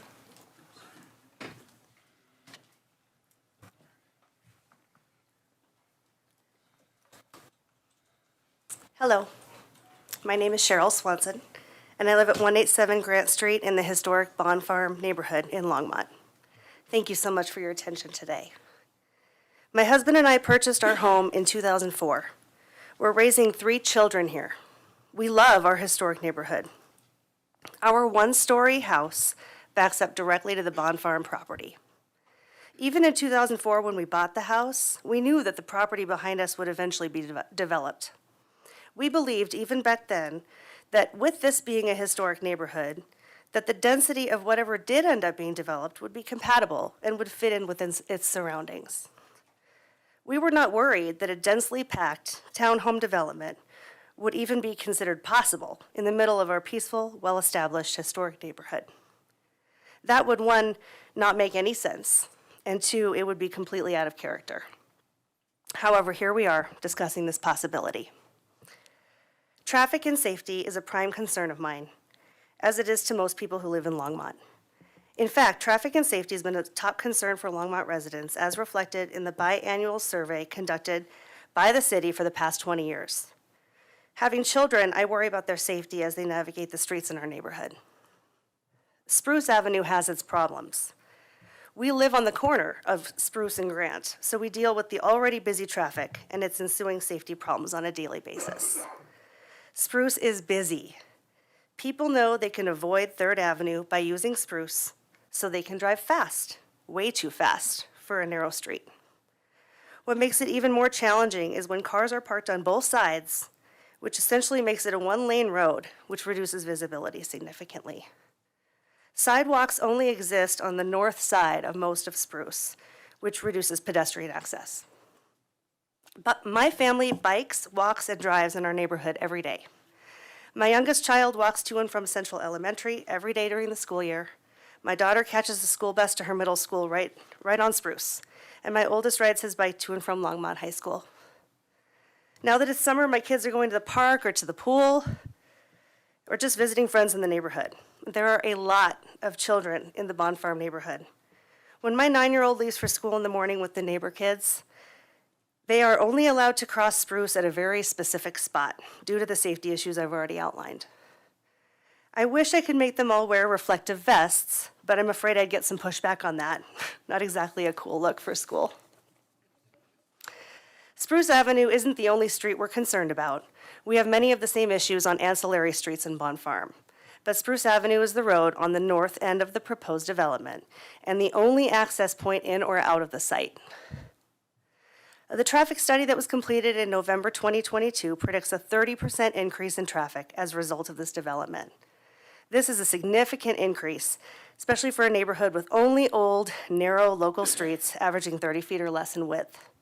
A 30% increase in traffic is a direct result of adding too many homes on local streets simply not designed for it. And that's just the reality that we're dealing with here. Every time I drive or walk my dog in our neighborhood, safety is a concern. And that's today, that's right now. I just can't imagine 30% increase in traffic. Frankly, it's terrifying to me as a parent who wants to let my kids go outside and play with their friends. Now, I know there's nothing much that can be done about our narrow streets and our lack of sidewalks. It's already a bit dangerous out there, but I'm sure we can meet in the middle somehow. 30% traffic increase is just too far too much in our Old Town neighborhood. If we can reduce the density of the proposed development, that percentage can go down. Will it still increase? Of course, but I'll take 15% over 30% any day. I implore you to please consider us, the residents of Bond Farm neighborhood, specifically the children. My family and I thank you very much for your time and attention to this very important aspect of the proposed development. Thank you. Thank you, Ms. Swanson. Next is Cheryl Carter Pierce.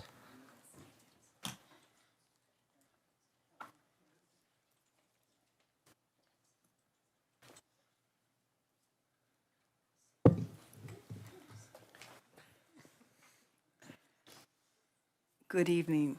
My name is Cheryl Carter Pierce, and I live at 210 Judson Street. And I would like to assure Mr. Young, I don't know how much longer I will be living, but I would like to assure him that my house will not be scraped in the foreseeable future. For many months now, the neighbors of Bond Farm have attempted to be heard regarding our community request for the 1313 Spruce Avenue development project.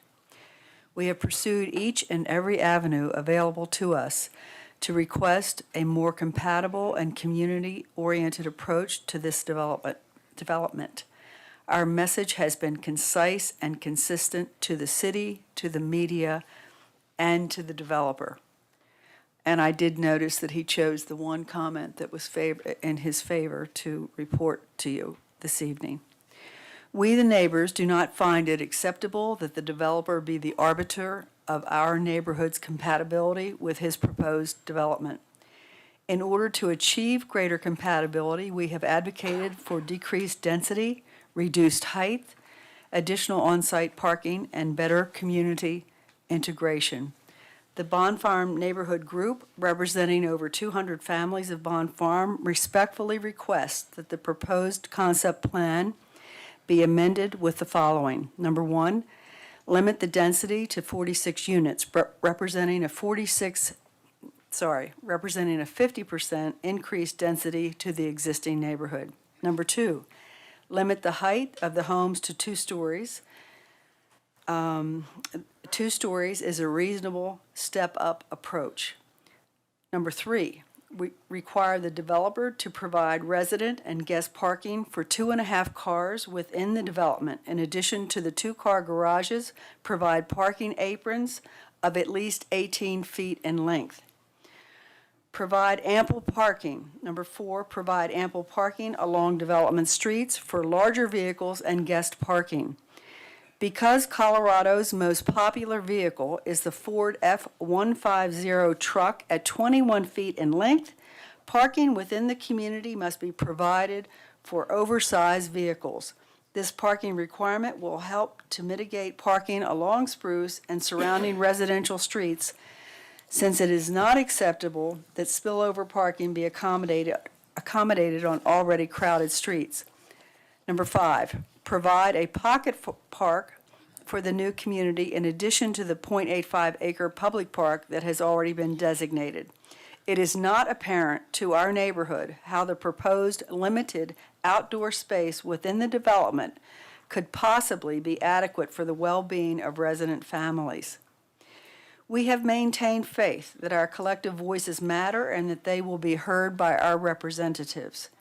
We have tried to work collaboratively with the city and the developer to create housing that maintains the qualities of a great neighborhood. Both Envision Longmont and the City Code have included language that supports our requests. We are confused and dismayed that the current proposal ignores what already exists in the Bond Farm neighborhood and ignores our requested compromises. Neither the city nor the developer should be able to ignore what currently exists on the ground, especially in century-old neighborhoods with historical character.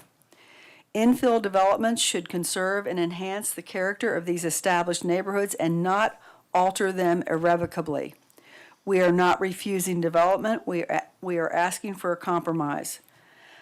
Bond Farm Neighborhood Group seeks a successful outcome for all concerned, and we do not support the idea that success is only defined by higher density and monetary gain for a few to the detriment of existing neighbors. Let's be clear.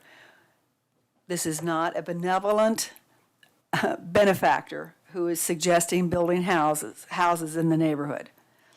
The most reasonable approach would be a compromise on density and height so that this new community serves all neighbors and not just the desires of the developer. This also accomplishes the code's clear goal of creating and respecting transitions between areas and/or uses. We thank you, the Planning and Zoning Commissioners, for your careful consideration of our concerns regarding this property, which is integral to our neighborhood and to the larger community. As one of the last infill parcels in the city, we invite the city. Thank you. Thank you. And goodbye. Thank you, Ms. Carter-Pierce. Next is Shaquille Dalal.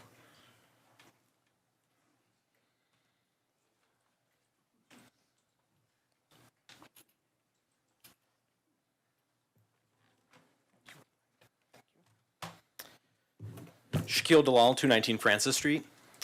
I live in the Bond Farm neighborhood, and while many of my neighbors are here and might claim to speak on behalf of the neighborhood, they don't speak for me. The cost of housing in Longmont is the most urgent problem the city is facing. The cost of housing is a choice. It is a choice we collectively make at meetings like this when we provide feedback and erect barriers to the construction of new housing in a place like Longmont with high demand and low supply. The escalating cost of 4 walls and a roof is a slow-moving crisis that threatens everything about the city that makes it a great place to live. It threatens to sap the city of its youth, its diversity, its differentiated neighborhoods, and its ability to adapt over time. If the cost of housing is a choice, the rising cost of housing is evidence of poor choices on our part. I believe it is time for us to make different choices. At an April 6th presentation at the Longmont Museum, Elizabeth Garner, the Colorado State demographer, gave a talk on the economic risks associated with an aging population in the state of Colorado. She specifically cited the cost of housing in the city of Longmont as something that is causing it to become older. This is because as the cost of housing rises, young people who bring dynamism, vitality, and the future are kept out. Talk to any young person here trying to move out of their parents' home, or any parent who wishes that their kids wouldn't leave Longmont, and they will tell you that they are not being driven out by lack of opportunity. They are being driven out because they can't afford a place to live. Many of the people you've heard from tonight are against change of any kind. I believe that this is because they are afraid of change and afraid that the future will be different from the past. This is because in the absence of a positive, articulated vision of the future, they have opted to assume that change is bad. They talk about not wanting this development to benefit a few, like the developer, but they are clearly advocating to prevent this development in order to benefit themselves instead, at the price of everyone else who lives in this city. I am for a future of Longmont that is diverse, multicultural, distinct, filled with art, and filled with people of all ages and a close community with each other. I am for a future of Longmont that is resilient against the change in climate and has a plan to gracefully accommodate the fact that Longmont is cool now and people want to live here. The people here who are speaking against change are speaking against this vision of Longmont, whether they know it or not, and I think they are wrong. The voices that you are unlikely to hear tonight are perhaps the most important of all.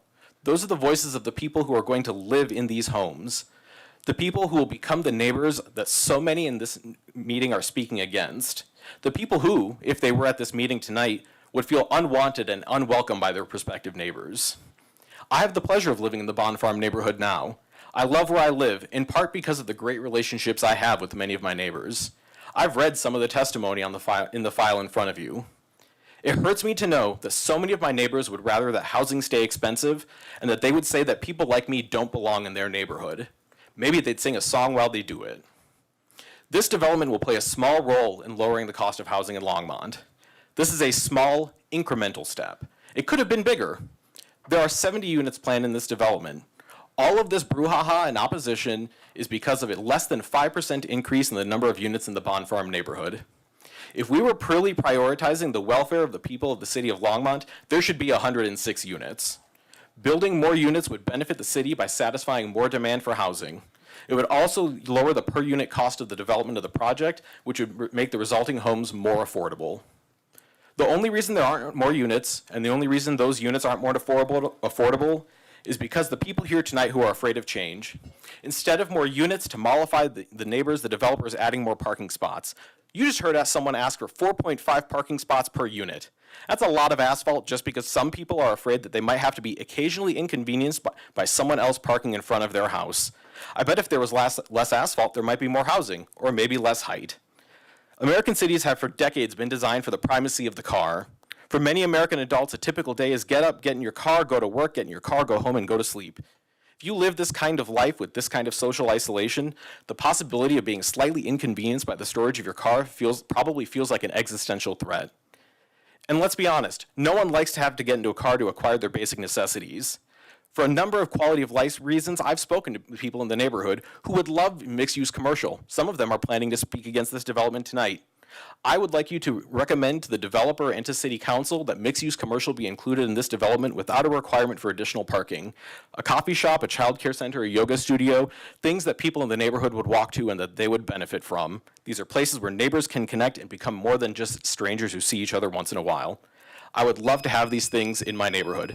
Build on Bond Farm.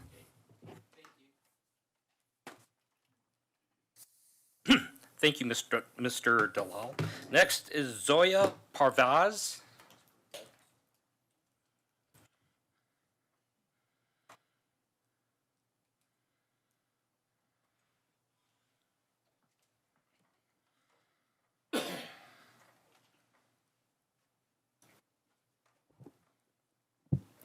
Hi, my name is Zoya, and I live at 219 Francis Street.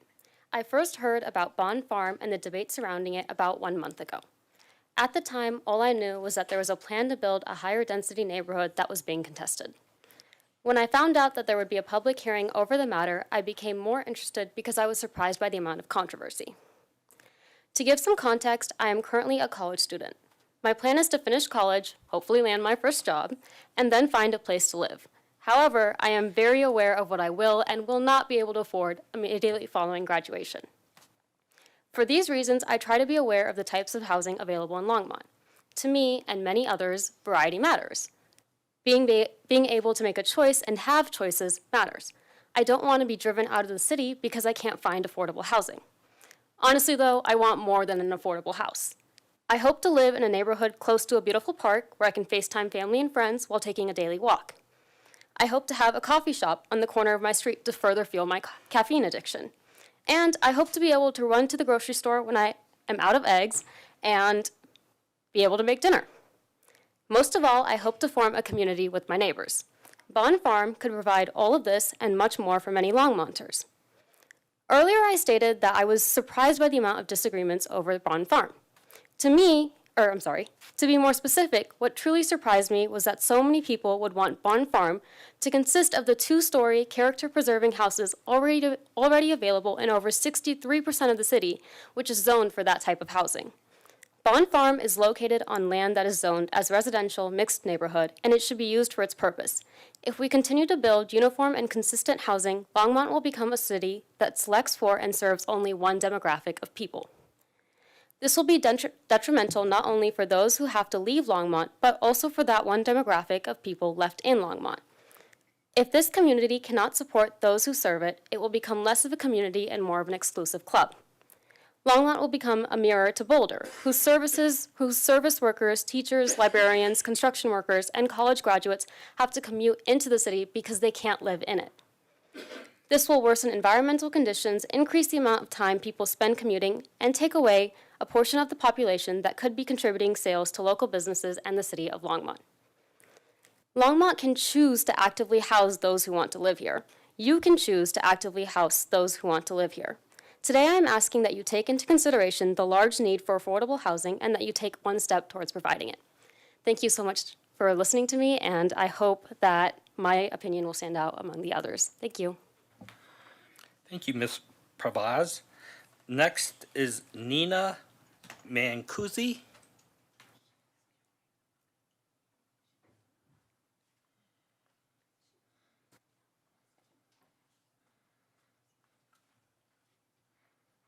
Hi, We need your name and address. I'm Nina and I live at 237 Sherman Street. I think that the number of houses going into the development should be lowered because there will be more cars going on my street and other streets. Also, next year I'm going to use the bus stop for the first time, and I want to be able to reach it on Spruce, and I want to be able to reach it there safely without needing to worry about cars as much. I still worry about cars now, but I don't want to have to worry even more. And then also, I want to be, as I'm getting older, I want to be able to carry more privileges. Right now, I'm not able to walk my dog because of 3rd Avenue, and I don't want that to become my street and Spruce Avenue. Thank you for your time. Thank you, Ms. Mancusi. Next is Eric Wallace.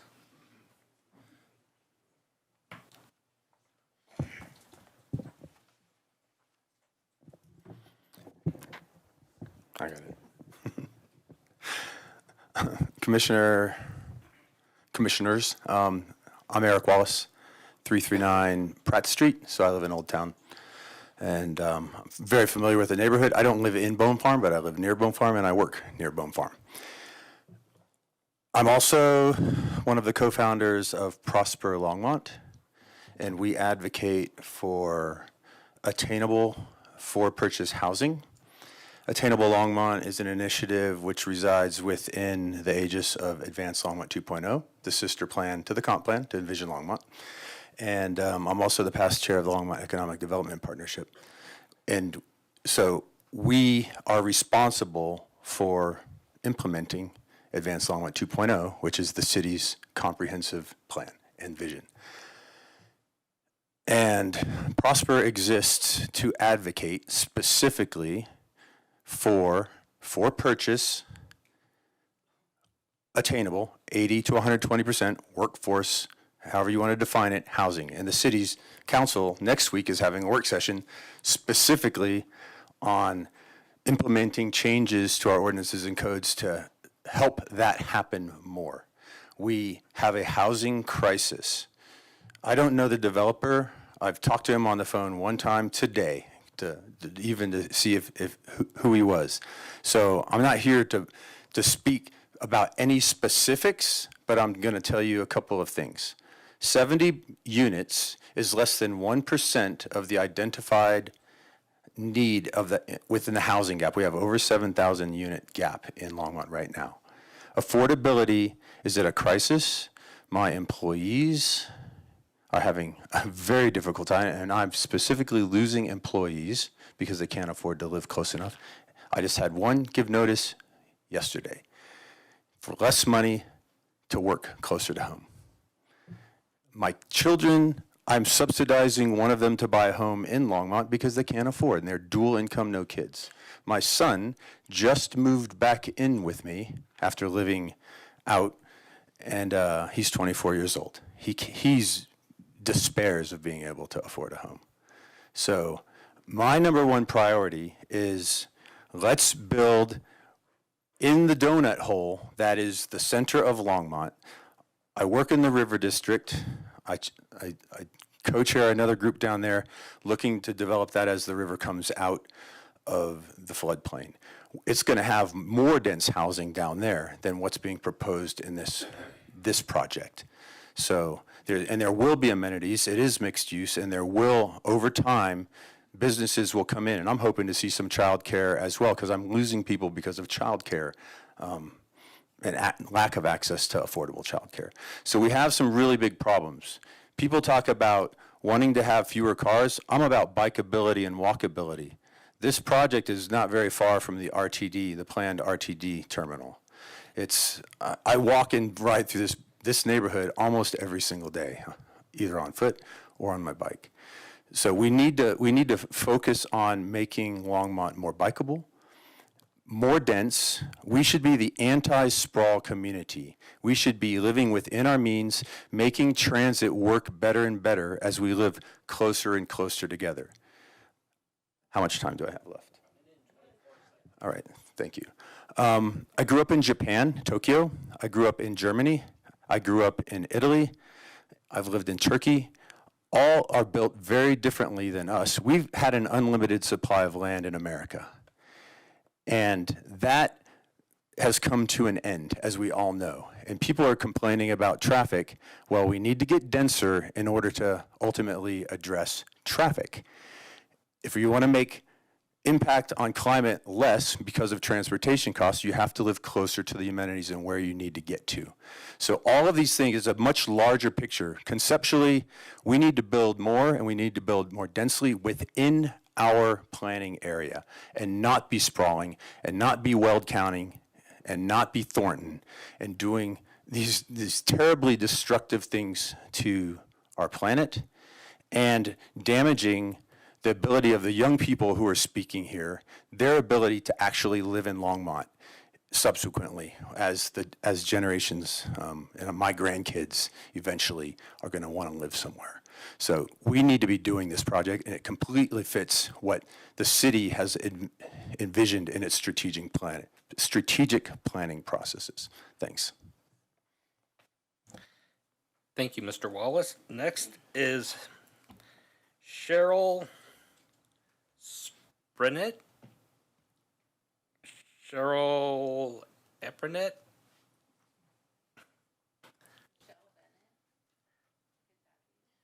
No, it looks like it's either an A or S than PR.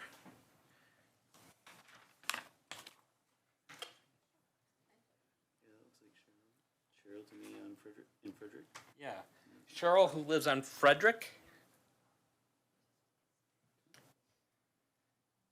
No, we'll go ahead and move on. We have Taylor Wizcod.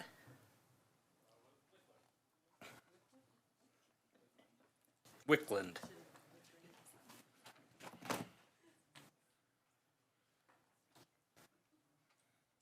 Sorry, I guess my handwriting's that bad. Well, evening, commissioners. My name's Taylor Wickland. I live at 1704 Short Place within the Bond Farm neighborhood, and I've grown up only 4 blocks north of this neighborhood. I'm fortunate enough to have my own, or have been able to purchase a home 4 years ago. 4 years ago, it was still a struggle. And today, for many, that is an impossible task because of inflated home prices due to the lack of supply and our restrictive zoning and development codes. First, we must acknowledge our history of planning and zoning of American cities. Planning and zoning has a solid foundation of exclusion and segregation that I am confident all of you are very well aware of. The swaths of majority single-family homes around Longmont, including the majority within Bond Farm, are historical markers of our poor planning and our restrictive racist history. The Bond Farm development offers an opportunity to be part of solutions to crises affecting too many citizens within Longmont today. We have an affordability crisis, a social cohesion crisis, and a climate crisis.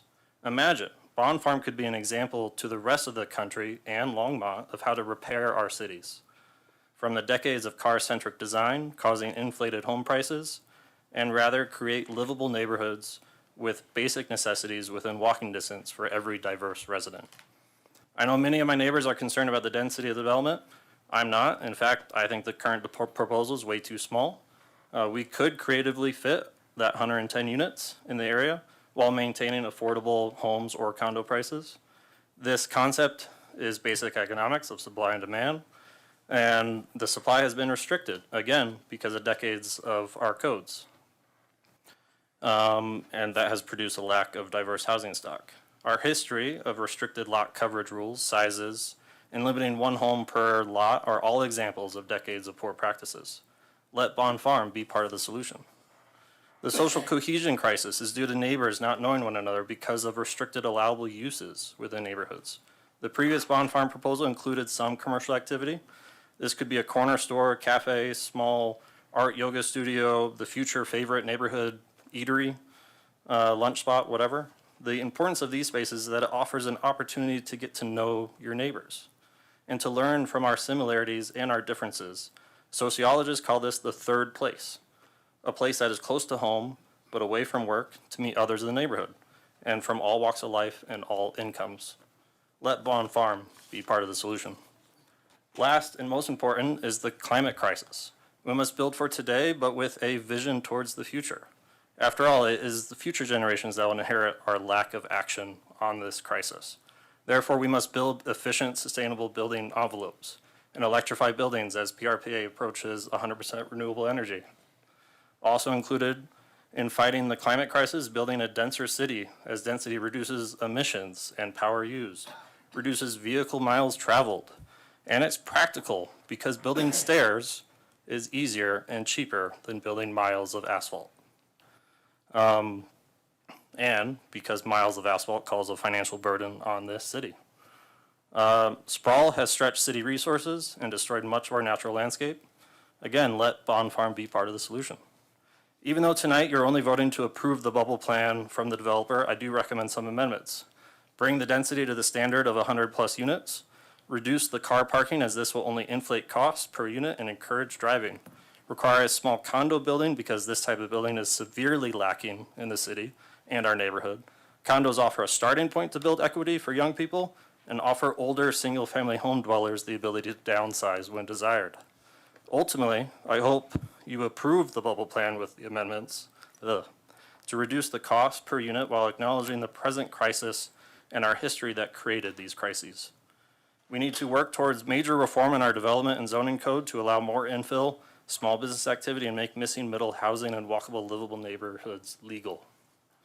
I know the ambitious Envision Longmont document is not binding, and it is more of a guideline, but there is one terrible line within that document. The worst line is within the zoning map describing areas of stability and areas of change. However, all areas should be allowed to change. Otherwise, we risk redlining the entire city. Allow the great opportunity for Bond Farm to be a step in the right direction and a small solution to the aforementioned crises. After all, what we built today, future generations will inherit long after we are dead and gone. Thank you. Thank you, Mr. Bennett. Steve Welsh.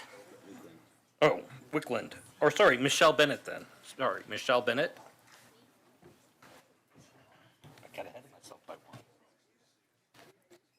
Michelle Bennett. Oh, you're coming. Good. Good evening. Michelle Bennett, 203 Francis Street. Noting that first idea I had, RMN-1, looking at older home areas before infill. Just a thought. I didn't prepare, so there's so many things I'd like to discuss, and I've discussed several of them with you, and I've had a lot of discussions with Jennifer. I live on the corner of Spruce Street and Francis Street, and for some reason, Francis Street is being left out of this, although we're across the street from so I can see it all the time. I've lived there for 26 years. I know that street like the back of my hand.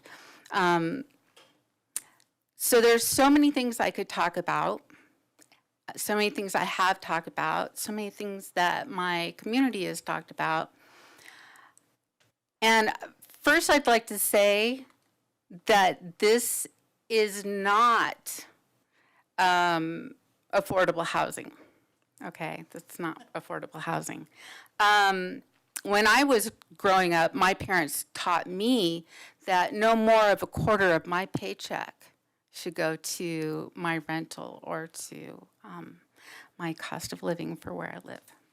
And now that amount has grown to 2 paychecks for most people, which puts your money more towards where you're living than the recreation or the other opportunities like education that you could have. This plot is not that.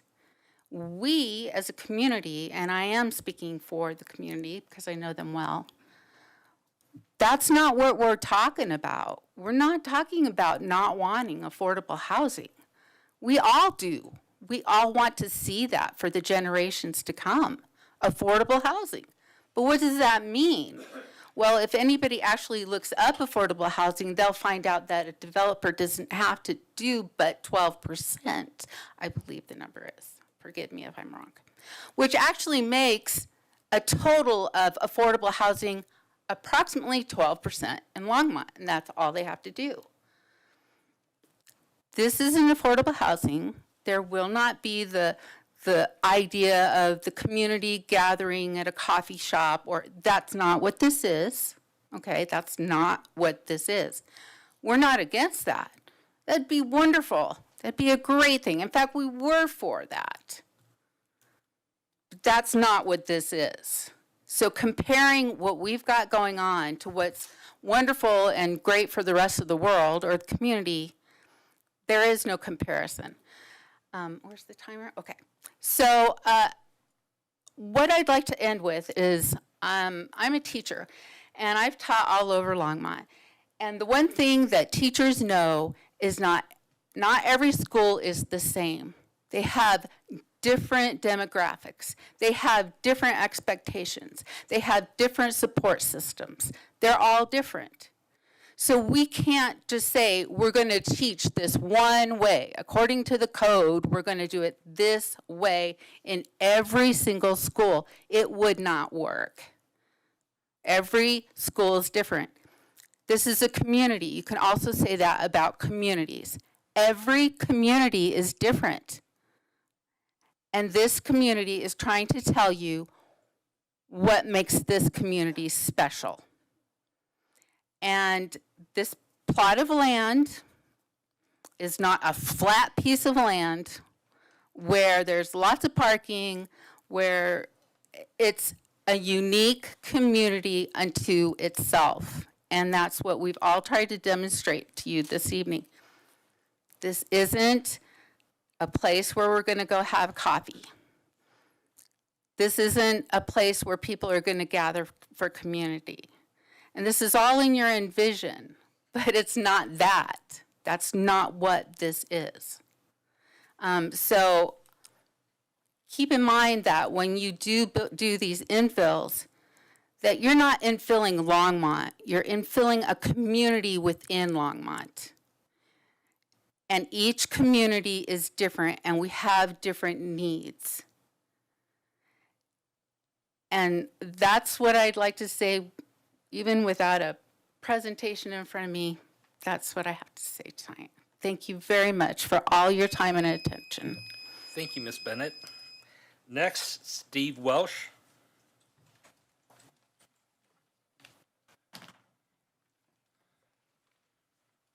Hello, my name is Stev. I currently rent at 2727 Nelson, but I will be in the market to buy my own home sometime in the next couple of years. And yeah, I'm in my 30s. I would rather live, at this point in my life, I'd rather live in a smaller, more energy efficient unit nearby to city amenities than some single family house in some isolated subdivision that requires driving. I know I'm not the only one in this situation, but the problem is there isn't anywhere near enough of this kind of housing available for purchase. The proposed Bond Farm development interests me because it's located close enough to downtown Longmont that residents can easily and viably access these places without a car. Restaurants, library, civic center, regional transit, all within either a brisk walk or a pleasantly short bike ride. So in this hypothetical situation, if I were to move there, I definitely wouldn't need the proposed 4 parking spaces. That's excessive. I could barely make do with I could probably make do with just 1. But just thinking about it in aggregate, like if there are 4 parking spaces per unit, but the people who want to live in that location would buy into that location, might not even have a car at all, that's just excessive. That parking space could be used for better things. And I think if we want to reduce car traffic, one possible idea for the next part of the proposal is to reduce the number of parking spaces back down to the minimum and use a very small amount of freed up space to build a secure bike locker for the residents. Most people I talk to who want to ride their bike more but don't have some concerns about it. One is safety, which has been addressed by other speakers, but the other is bike theft, which has been happening more and more. It's been on the news lately, like a neighbor had their bike stolen a couple days ago. I think as long as the residents can access the locker, maybe it's maintained by the HOA in the new development, they can handle the details. But as long as residents could access the locker and strangers could not, it'd provide a safe place to park bikes to keep safe from the elements so that the chain doesn't rust and to prevent tampering and theft. This would be convenient enough to encourage residents to take bikes for short distances and benefit their physical and mental health. Following the lead of municipalities that, through installing more bike infrastructure, including bike parking, managed to actually reduce car traffic so that the whole neighborhood would benefit from reduced car trips of additional bike infrastructure. Thank you. Thank you, Stev. Next is Drew Sorrells. Good evening. My name is Drew Sorrells, and my residence is 328 Grant Street. I'm a Colorado native, longtime resident of Longmont, and have lived in many sections of Old Town, including the historic West Side, the East Side, and the Bond Farm neighborhood on Lincoln Street. My husband and I currently live within 1,000 feet of the proposed Spruce Avenue development. I consider Bond Farm part of my neighborhood as I enjoy strolling through to access the St. Vrain Trail. I have been actively involved in the Bond Farm neighborhood group, the developers Mark Young and Dan Williams, and the city in an effort to collaboratively envision a project that will win the hearts of the neighbors, reap the goals for the developers, and produce a model project with positive growth for Longmont. I'm often asked, why are you so interested in this project? It's because I align with the many visions neighbors have painted over time. When these visions came alive in my imagination, I see myself strolling through the new neighborhood, walking to the St. Vrain path, enjoying architecturally playful structures and xeriscaping dotted with soft color and greenery. I see children safe at play in pockets throughout the neighborhood, more people than cars, bicycles meandering down the park path, neighbors old and new walking their dogs, and wide pathways that encourage conversations. I see diversity, safety, gardens, and fresh connections sprouting each day, and I realize the new Bond Farm neighborhood has truly become a compatible, vital part of living on the west side of Old Town Longmont. A little background. I have 40 years of experience running my own commercial and residential interior design firm, and my husband is director of research at a commercial real estate investor firm and understands the economic side of development. After attending the September 2022 public meeting, I became concerned about the initial design and layout of the site. My husband and I decided to join the Bond Farm Neighborhood Group. Because of our professions and openness, we offered to communicate with the developer team, Mark Young and Dan Williams.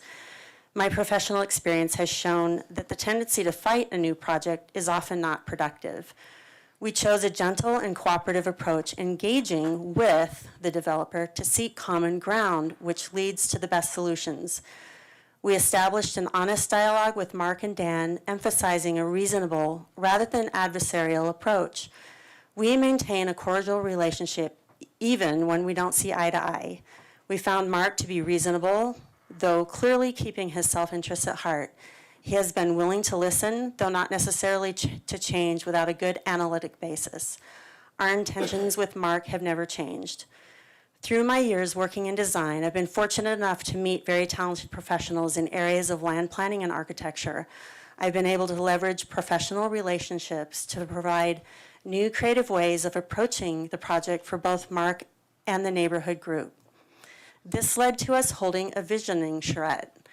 This collaborative meeting brought together Bond neighbors, the developer team, and an expanded group of experienced professionals. Another passion of mine is creating sustainable projects that enhance the environment and livability. I have a LEED Green Associate credential and take this designation seriously.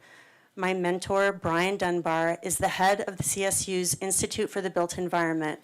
I met Brian through a design workshop for the Casa Lu Cardenas mixed-use development at 9th and Main. I chose Brian to facilitate our April 28th visioning charrette, bringing together project stakeholders. Attendees came up with many creative solutions and were able to harvest the talents of the professionals who gave their time and expertise at no charge because, like me, they believe in giving back to the community for the greater good. Mark's goal was to have at least one aha moment during our charrette.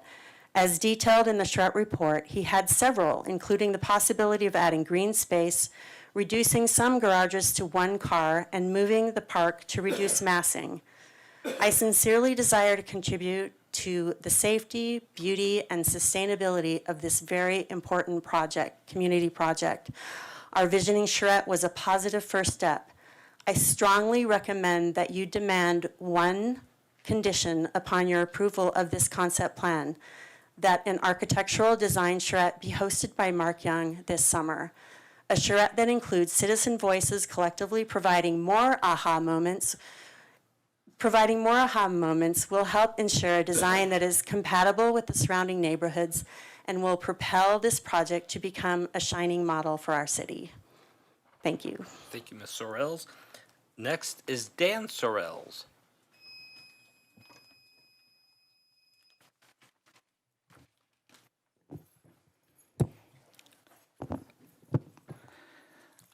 My name is Dan Sorrells, and I live at 328 Grant Street in Longmont, married to Drew.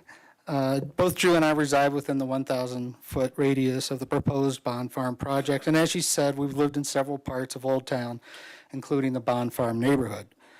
I'm here now to explain why Drew and I were willing to risk our own money to personally sponsor the initial visioning charrette, and why we believe this is only a first step in creating a well-designed community on the Bond Farm site, one that is profitable for the developer, but also enhances the surrounding neighborhood, bringing value to all neighbors for years to come. As Drew described, the intent of the visioning charrette, or any charrette really, is to problem solve through a collaborative process. One of the key ground rules set out by our moderator was that all ideas be respected, even those that might not ultimately be feasible. We brought together key stakeholders, the developer and his team, representatives from across the neighborhood representing a diversity of viewpoints, many of which you've heard tonight, and several highly respected local design professionals, all of whom attended pro bono because of their desire for designing a sustainable neighborhood in the singular and even unicorn site. The charrette itself was well-attended and dynamic. Everyone participated in the breakout groups, and it was easy to see the involvement and the creativity this process elicited. Several design alternatives were sketched out, some workable, some not. And as Drew summarized, Mark had several aha moments. Most of you have already reviewed the charrette report, which is included in the nearly 1,000-page packet for this meeting. But if you haven't, as Jennifer mentioned, it's attachment 17. The first recommendation in the charrette report is to create a small stakeholder working group made up of charrette participants to encourage open dialogue and avoid unnecessary conflict. I want to point out that the city staff also noted this in their review of the charrette on page 38 of the meeting packet. Both Drew and I have worked to keep those avenues of communication open between Mark Young and the neighborhood groups, but as you've already seen and heard tonight, there's still a lot of mistrust and suspicion, so clearly more needs to be done. For example, a recent Bond Farm neighborhood newsletter pulled a single idea floated by Mark regarding placement of the park to mischaracterize the entire process. At the same time, having received a lot of design consulting work essentially for free, Mark has not yet responded to the positive meeting we had with City Parks and the Natural Resources Department, despite our repeated efforts of reaching out. And yet, everyone who participated in the visioning charrette and experienced the power of collaboration would have to acknowledge that continued communication and open-mindedness can only benefit both the neighborhood and the project itself. Even at the conceptual stage, ideas were coming up that would minimize environmental impacts, enhance the livability, and potentially save cost, enhancing the developer's bottom line. It's a win-win for everyone. Our goal now is to continue to bring all stakeholders together to build on the momentum, not to attack it or each other. We believe a second charrette, one that is sponsored by Mark Young, can accomplish this. We understand that there are many different desires and goals that seem to be in conflict, but in reality, they are not mutually exclusive. Instead, they can be and should be mutually beneficial. To accomplish this, I'm seconding Drew's recommendation that any approval of this concept plan by the Planning and Zoning Commission be subject to Mark Young and 1313 Spruce LLC hosting an architectural design charrette this summer. All of the compatibility issues that we've been hearing about tonight can be addressed and solved there, not litigated here. And part of the condition should be that the results and recommendations of the charrette be integrated into the final design, thus ensuring that the development fits into the Bond Farm neighborhood like it's always been there. Thank you. Thank you, Mr. Sorrell. Next is John Lochran.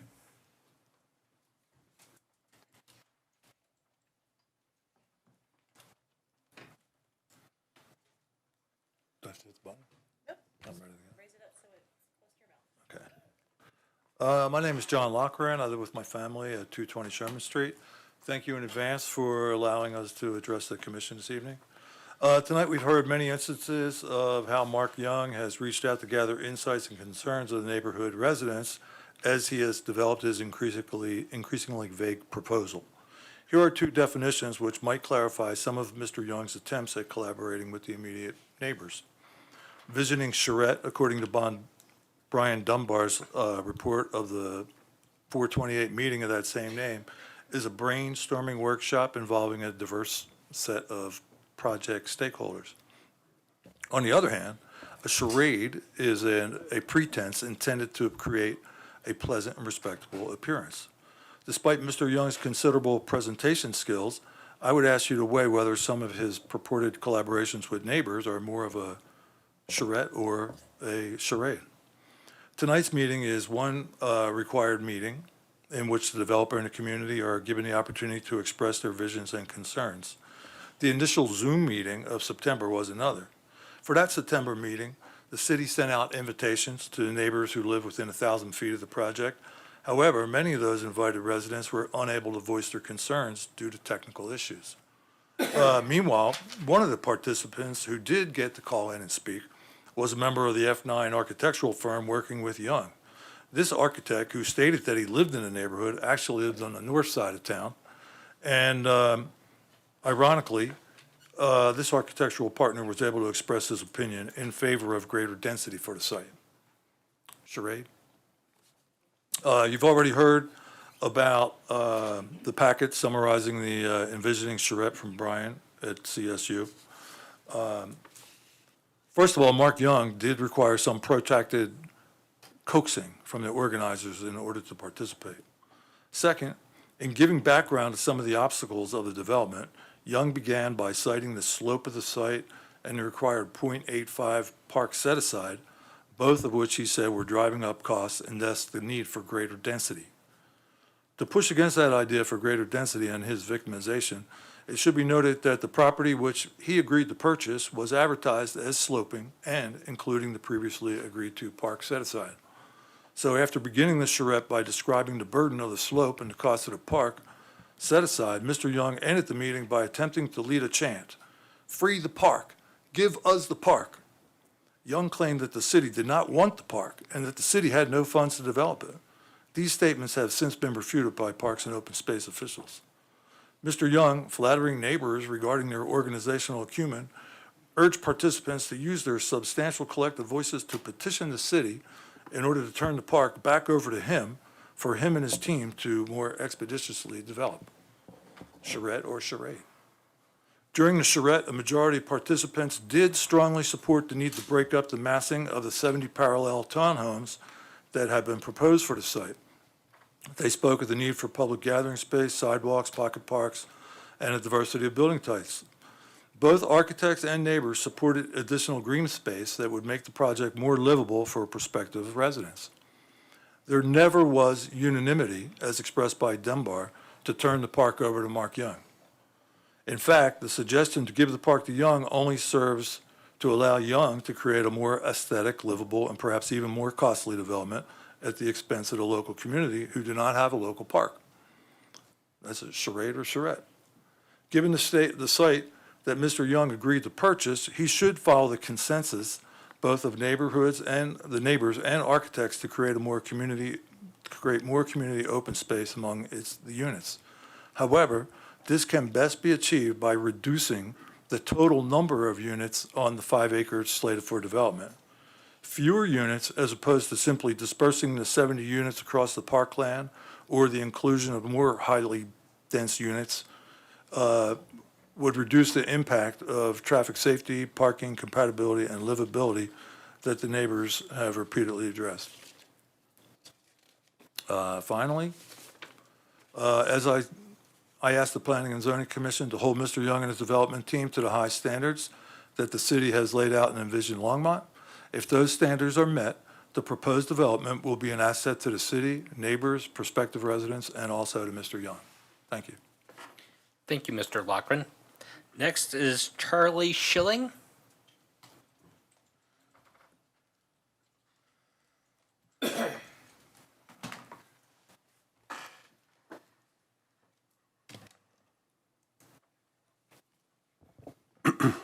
Hello, my name is Charlie Schilling, and I live at 224 Francis Street in Longmont. And I am part of the Bond Farm Neighborhood Group. That's the group that conducted surveys and petitions to make sure we represent the vast majority of neighbors. Let's talk about property rights. We live here, the developers don't. We're a mix of citizens that love our community and want it to remain a great place to work, play, raise families, and live gracefully, peacefully, and safely. We are young and old, teachers, contractors, and much more. Many of us have families and young children that we love and care dearly about. My grandson lives directly across the street from us, and I want him to be as safe as possible, as do other families with kids. We, the citizens, are the heart and soul of the city, the ones that pay the taxes, vote in the city officials, and volunteer.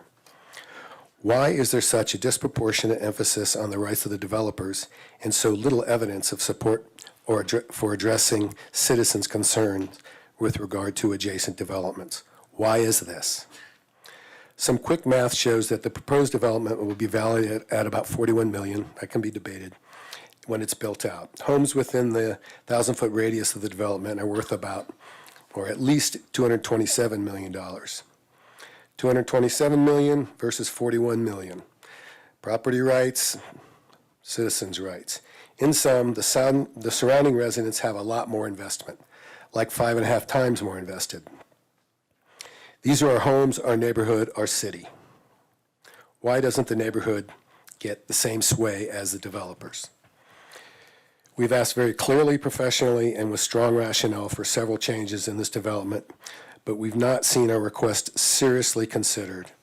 We've seen talk of it, but we haven't really seen serious requests for our request by the city or by the developer. Now let's talk about compatibility. Good topic tonight. Code requires compatibility with surrounding neighborhoods.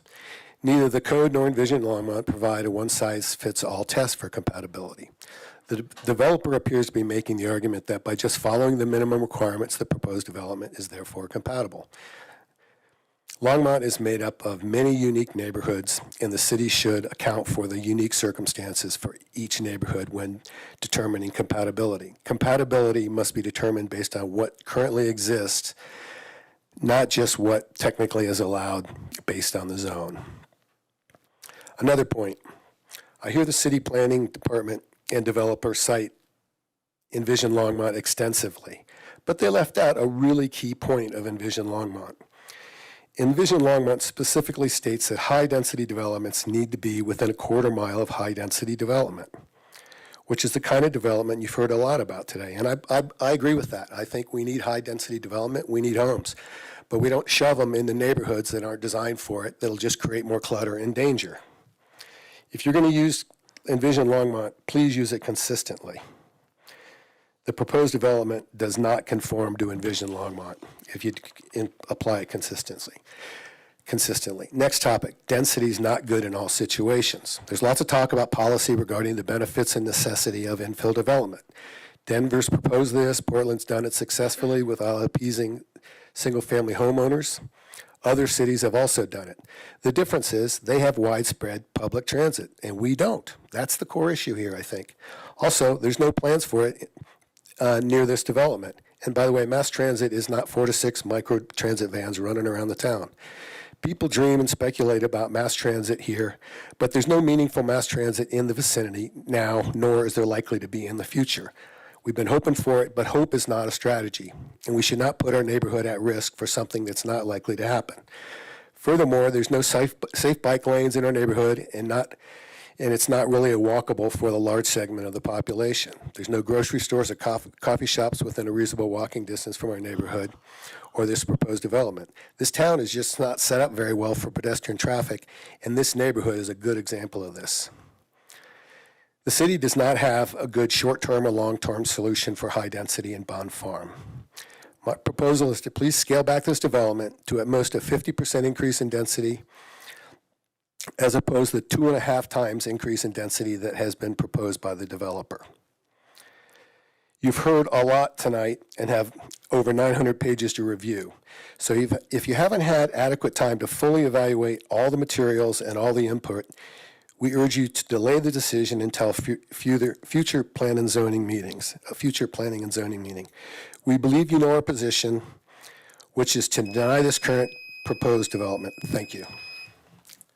Thank you, Mr. Schilling. Next is Polly Christensen.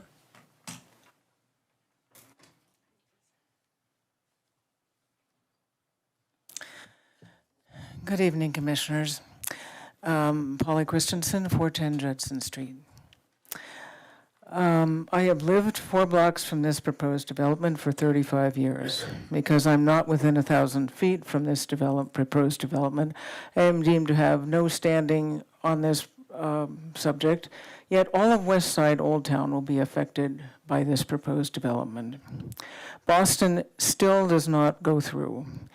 It is likely to never go through. So all the traffic will go up to an already wildly overburdened 3rd Avenue, causing a disaster.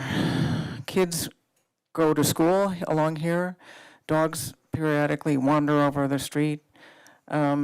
Several people have been hit in the last few years and 1 killed.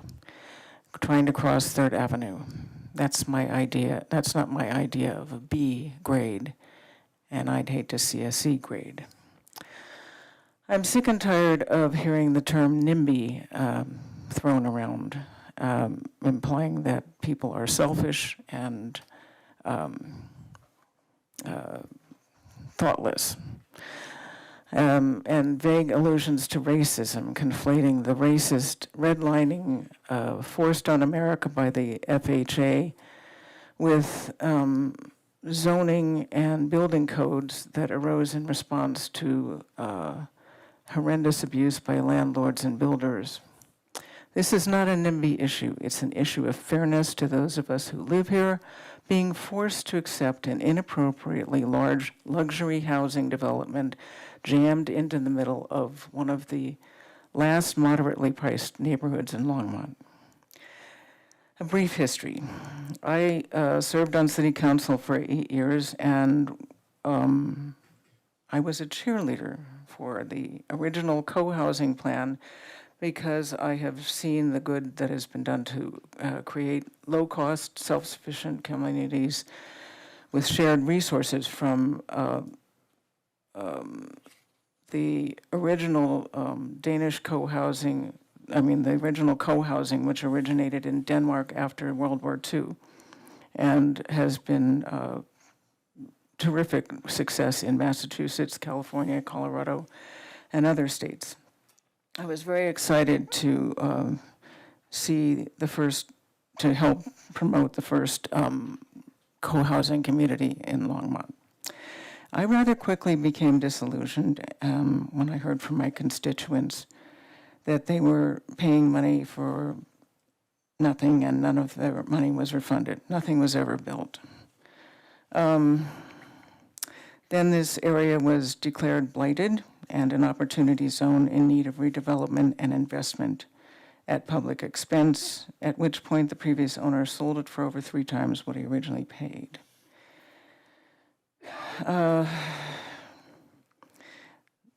This should never have been actually zoned RMN because it is not contiguous to the south or to the east or to the west or to the north with anything except residential housing.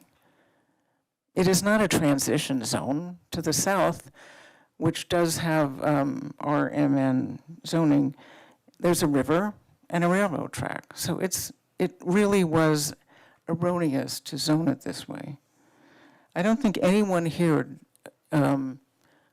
would not like to see something really good, and we have had lots of good ideas tonight.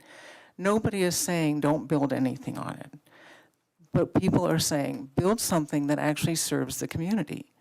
Build something that actually gives us more density, but not this much, not this much. I would like to see 10 houses for sale that were moderately priced. That's never going to happen. So I would implore you to go with the suggested 46 units that are no taller than 2 stories with no roof decks, because that constitutes a de facto 3rd or 4th story.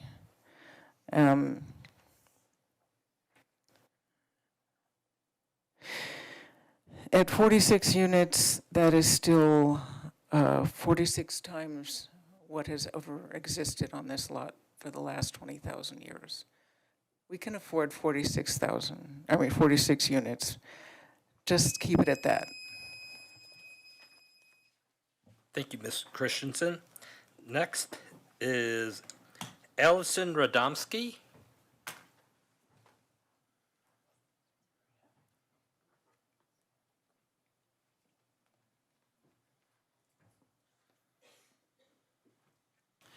Good evening. My name is Allison Radomski. I live at 8033 Countryside Park. I'm here to speak in support of the Bond Farm development and the 70-plus units. I am in favor of housing solutions that make housing affordable and attainable for a variety of different people and families and income levels. And while I realize This particular plan will not solve the housing crisis entirely in Longmont. It is at least a step in the right direction. And it's a place where I would like to live someday.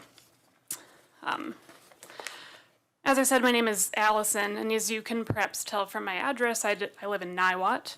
I live there with my husband, where we rent some guy's condo, and he is a nice guy, but we would like to own our own place someday. I'm a freelance filmmaker, and I've had the chance to get to know the arts community here in Longmont. I lead a monthly meetup for local filmmakers at Firehouse Art Center to help connect local artists with resources and collaborators and all that good stuff. I also work at a brewery here in Longmont, and my husband teaches at CU Boulder. And in fact, that's why we moved to Boulder County in 2021, so that he could take that job, which was really a dream come true for him. And again, I care about affordable housing in Longmont because I would like to live here someday and own a home here someday and feel like I have some stake in Longmont. And also because I am worried about other people who make as much or less as I do, and I just have no idea how they can be homeowners if I can't. I think this issue is very personal and disturbing for me because I just don't think of myself as a financially insecure person. My husband and I are both doing better than we've ever done professionally and financially, which is great. And we have savings, we have actual savings. There is a not insignificant amount of savings in our home ownership dream fund. And yet our options to buy in Longmont are very, very slim. And it is, I don't know what's gonna happen there. Maybe in a few years we can buy, maybe not. In a place like this, where the median home price is over $500,000, our best just isn't good enough. And I've had to swallow that pill. And that's for someone like me who is working full-time and pretty successful, for my husband who has a PhD and is a member of the faculty at CU. I don't know how people who are, line cooks or whatever can do this if we can't do it. Some of my coworkers at the brewery have a long drive for their daily commute. A few of them drive an hour, sometimes more depending on traffic, and this is bad for all kinds of reasons. Environmentally bad, it exacerbates the traffic problem in Longmont, and it also sends a very bleak message about the character of this city. It says you can pour us our beer, you can paint a mural in downtown, and you can have a booth at Summer on the Streets so we can show off how great our arts and culture scene is. But you cannot live here. You cannot go home to Longmont. You don't get to have a stake in this. Your labor is good enough for Longmont, but you are not good enough to be our neighbor. I don't want Longmont to be that kind of place, and I think that based on the people I've been able to know in Longmont, that's really not what's in their hearts. But that's the direction we're heading in if we don't prioritize creating more housing that's sustainable for all kinds of people, all kinds of incomes, and building on Bond Farm is at least a step in that direction and will be affordable to at least some. And I would encourage us to consider other options as well that can be even more affordable and attainable for folks who work in Longmont and would like to live here. Thank you. Thank you, Ms. Radomski. Next is Peter Modafferi.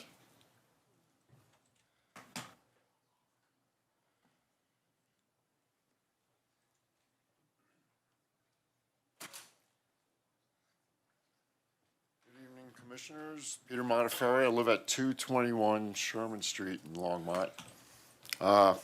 So I've been there since 1982, and I can sympathize with the people here because at the time I lived in Boulder and I couldn't afford to live there, so Longmont was my choice.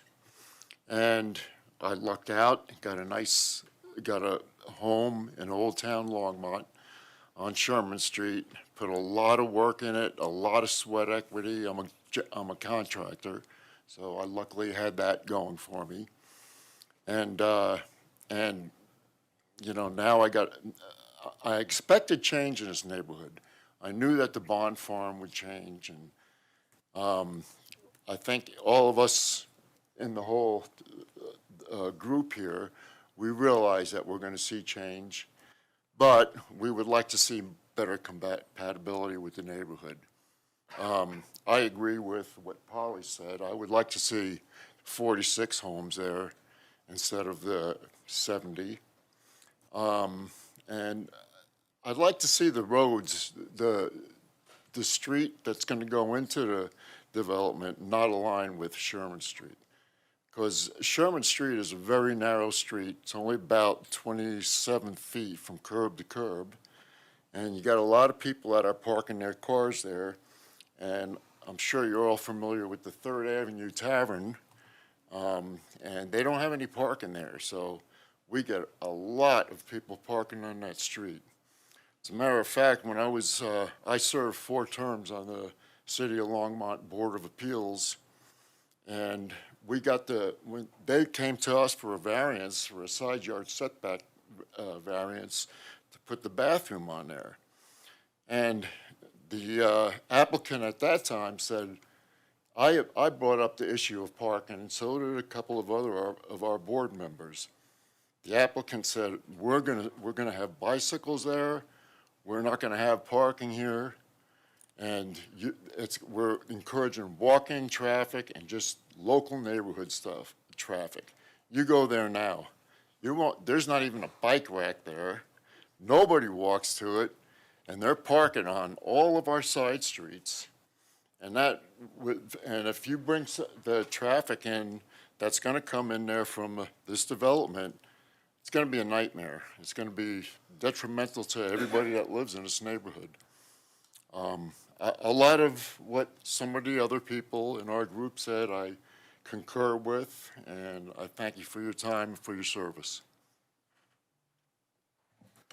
Thank you, Mr. Modafferi. Next, Eaton Fire.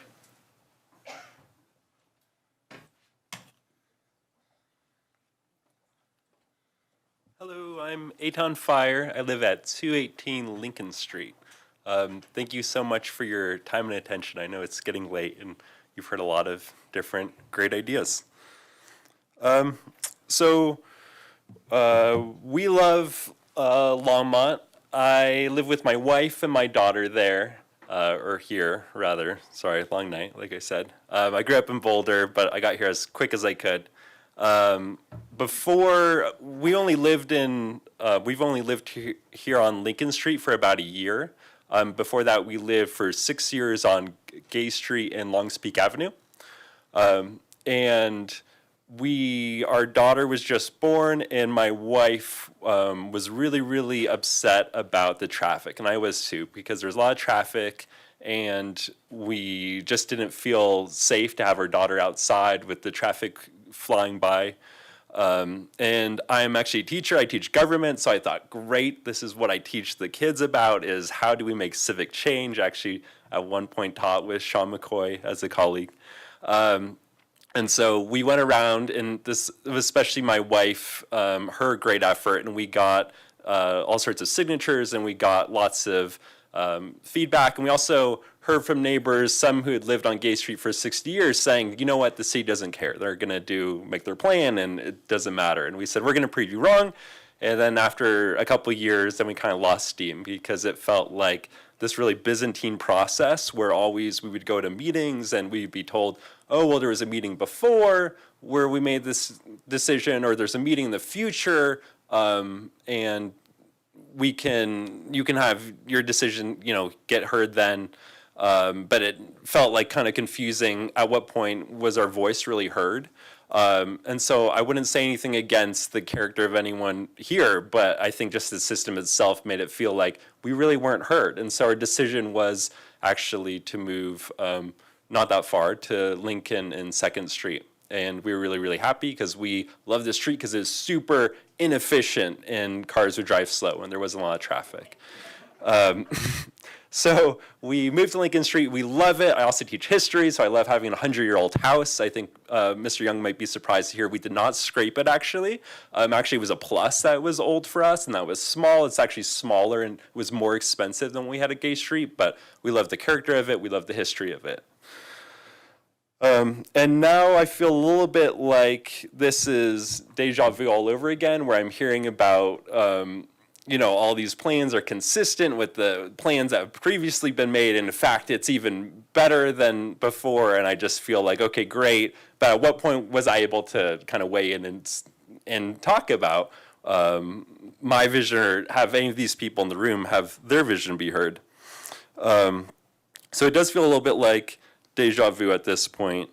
I'm kind of worried about this whole development changing the very things that attracted us here. So the history, the character, the place is called Bond Farm, and if we knock down the house and we develop it, I'm not sure if to be consistent with this like future dystopian hellscape, we should call it like the condos or something. But it just seems like it's not consistent or compatible with the character that we moved for. I think there's just this, there's this language that I kind of don't agree with about this idea that we need to have the highest, best use of it. And in that case, it means that this is vacant land and we're not thinking about the wildlife that lives there. We hear birds now. We never heard birds on Gay Street, I think because they were all being run over. And so I'm worried about that. I'm worried about about the impermeable surfaces we're putting down. We put a bunch of money to deal with the flooding situation, and now we're going to pave it over. I think one of our original sins in Longmont was traffic, that we have this grid system that really privileges traffic over people. I personally am a teacher who takes the bus every day, and so I think, and I really enjoy it, and I think we could get eco passes for all the new residents, and we don't have to then have more hardscaping and more garages for people. And I think also an original sin of Longmont, unfortunately, is it's in the past was an exclusionary town, like a lot of these people are saying. We don't have signs anymore that say no dogs, no Mexicans, or, deport people of color back, to Mexico, even if they're not there. But I don't hear this being affordable housing. $500,000 is not affordable. So thank you so much for your time. I appreciate it. Thank you, Mr. Fire. Next, Arthur Jacques. Arthur Jacques.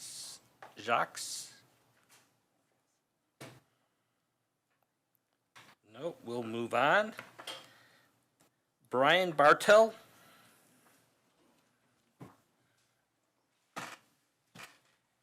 Hello, thanks for listening. My name is Brian Bartel. I live at 208 Sherman Street. Just wanted to say, regarding affordability, I bought my house in '84. It was 660 square feet, $55,000, and the price has never stayed the same or gone down. So it's gonna go up. Presently, it's $500,000 now because it's just the way life is going. So the idea of putting in the 70 units, my biggest issue is traffic. Let's see, that Sherman Street is narrow. Right now, I would say it should be a one-way street. It should have been amended ever since the population has gotten bigger and the commerce that's going on 3rd Avenue. And I think if you're going to put in a 70-unit development and line it up with Sherman Street, and as the proposed concept plan says, it's still two-way, it's not going to work. I mean, I see it being blocked by 2 Amazon trucks and traffic stacking up behind it. That's a big issue, is traffic. Of course, Spruce Street is also going to be affected greatly. I'm hoping for some compromise from the developer. So far, it's, iffy.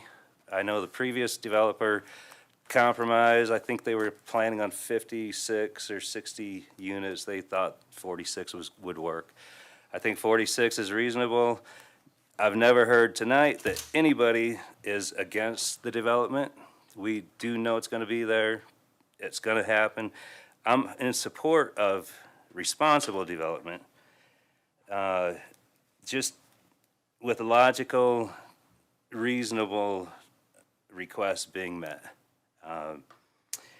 Let's see. I think, if I had a druthers, I would have that development be self-contained. A turn lane off of Spruce Avenue to get in. Have everything be inside that development, because there are restrictions that won't work, which is continuation of the square grid that we are used to in that neighborhood. There's limitations that are gonna, in my mind, would mandate there's some compromise. There's some reasonable solutions, and I know I'm enjoying the part that people are meeting with the developer and trying to positively negotiate something that will work for everybody. Let's see. I think now I do beg to differ about the remarks that I've heard about this proposal not being very different from the original one that was approved. Specifically, the 35-foot height limit is, to me, excessive. I was pretty disparaged and felt condescended to when I heard, because of the houses across the street are a little bit above the elevated, that they might almost be able to see over this new development. That is not something that is music to anybody's ears. And the previous proposal that was approved had a height limit of 22 feet above the surface of Spruce Street. If we're talking 35 feet, that seems like a big difference between the two plans that I've heard. So I just have a big problem with that. You know, density is certainly sounds good on paper, but you get 70 homes or 50 homes, it's not going to matter. The price of that home is going to be what the market says. It's not affordable living. It's not going to make or break the global climate crisis. It's not going to fix huge things, but what it is going to do is really change the face of that little stretch of neighborhood. And I'm hoping you guys will at least not accept this or vote for it until you see it in its entirety. Thank you. Appreciate it. Thank you, Mr. Bartel. Tom Lang.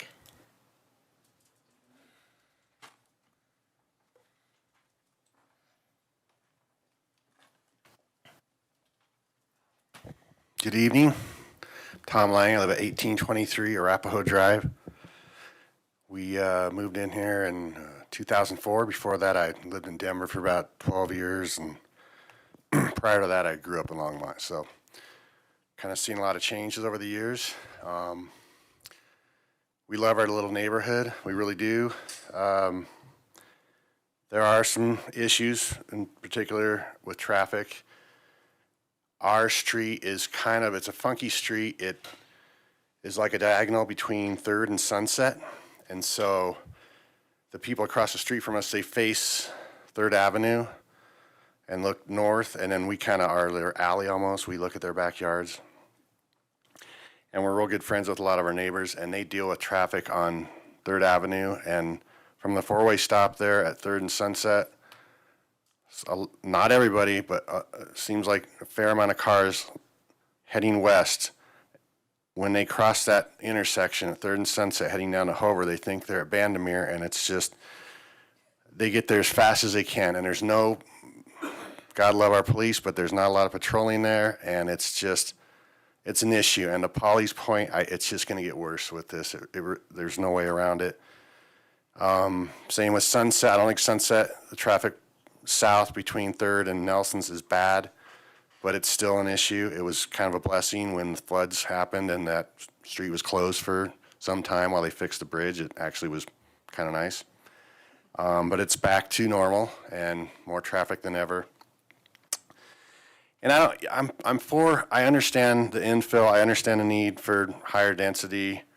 I'm all about, alternative modes of transportation. I ride my bike a ton. people taking buses, getting out of their cars. I think that's awesome. I get what he's trying to do here, but I don't think it fits for this little enclave. It just doesn't seem to flow with the rest of the neighborhood. It's a single access point. I think that's going to be problematic. Other people have mentioned Spruce is not a wide street at all, and if you get parallel parking on both sides, a lot of times you have to kind of scooch over and stop and let the oncoming car pass you. That's not going to get any better, obviously. So I'm not against the development of this type, but I just don't think for this particular patch of land, it's the best use. There's a couple of lots that were just recently developed just south of Longmont High School, kind of at the corner of Sunset and 9th. I remember the house that used to be there on the northeast corner, and they demolished that and put up, I think there's about 9 or 12 units in there. And so I'm trying to imagine that times, let's say 6 or 7, and it just is overwhelming to think how that would look in contrast. You know, Mr. Jones put up a nice slide. I don't know if it's going to be that stark, but it's a lot. It's a lot to take in. It's a lot to imagine how it's going to look until it's done, and then then you're stuck. Then that's it, and that's what you got. So I don't think this particular design works well in this plot of land. Maybe another plot of land, or maybe a different concept scaled back a little bit might work better. I don't think anyone here wants to, yeah, it'd be great to have a field of grass forever. That's not realistic. It's just not going to happen. You're going to develop. It's a need that needs to be met, but as it exists and as it's being proposed, I don't think it's a good fit for this particular plot. And I think that's all. Appreciate your time. Thank you. Thank you, Mr. Lane. Philippe Musquada.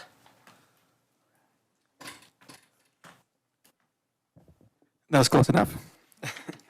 So my name is Felipe Mosqueda. I'm speaking on behalf of my parents who don't speak English. We live actually directly in front of the project, 1316 Spruce Avenue. And, I really want to talk about, well, first of all, thank you for giving me this opportunity to speak. And I don't have a lot to say or anything really original from what you've heard. But I wanted to give a little bit of background on my parents and about diversity. So when it comes to my parents, they basically bought this home in 1998, agricultural workers. So they paid it off in full to this point. And it's been a lot of work. And so hearing this, I'm kind of going off of this whole script from everything that I heard. I don't get how this is affordable housing. Like, it really doesn't make sense. I mean, really thinking about it, can a Mexican American or a Mexican who's an agricultural worker afford the condos that are going to be built in front of us? I don't think so.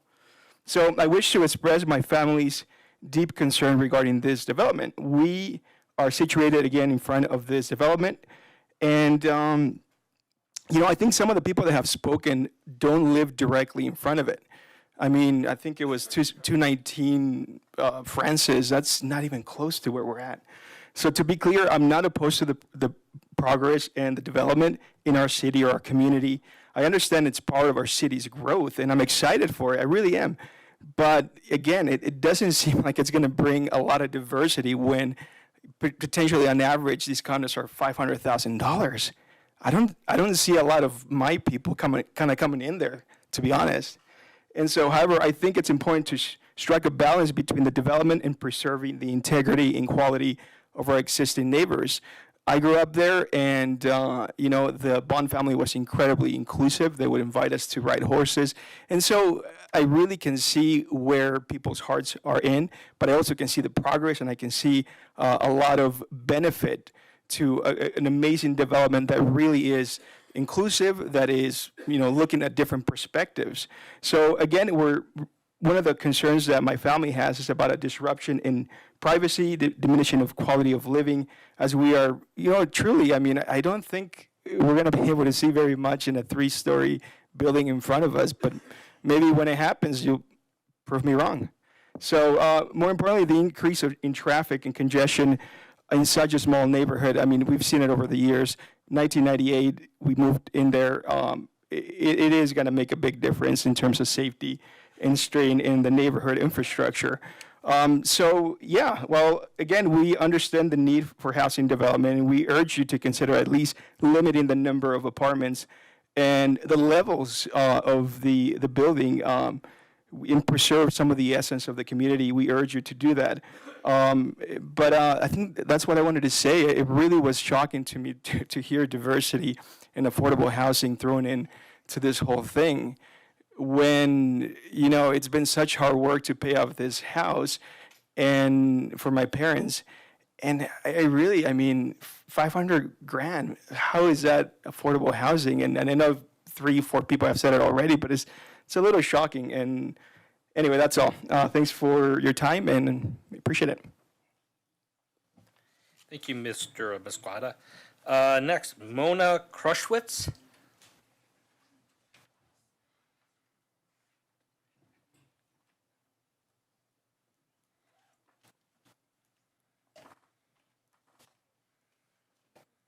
Good evening.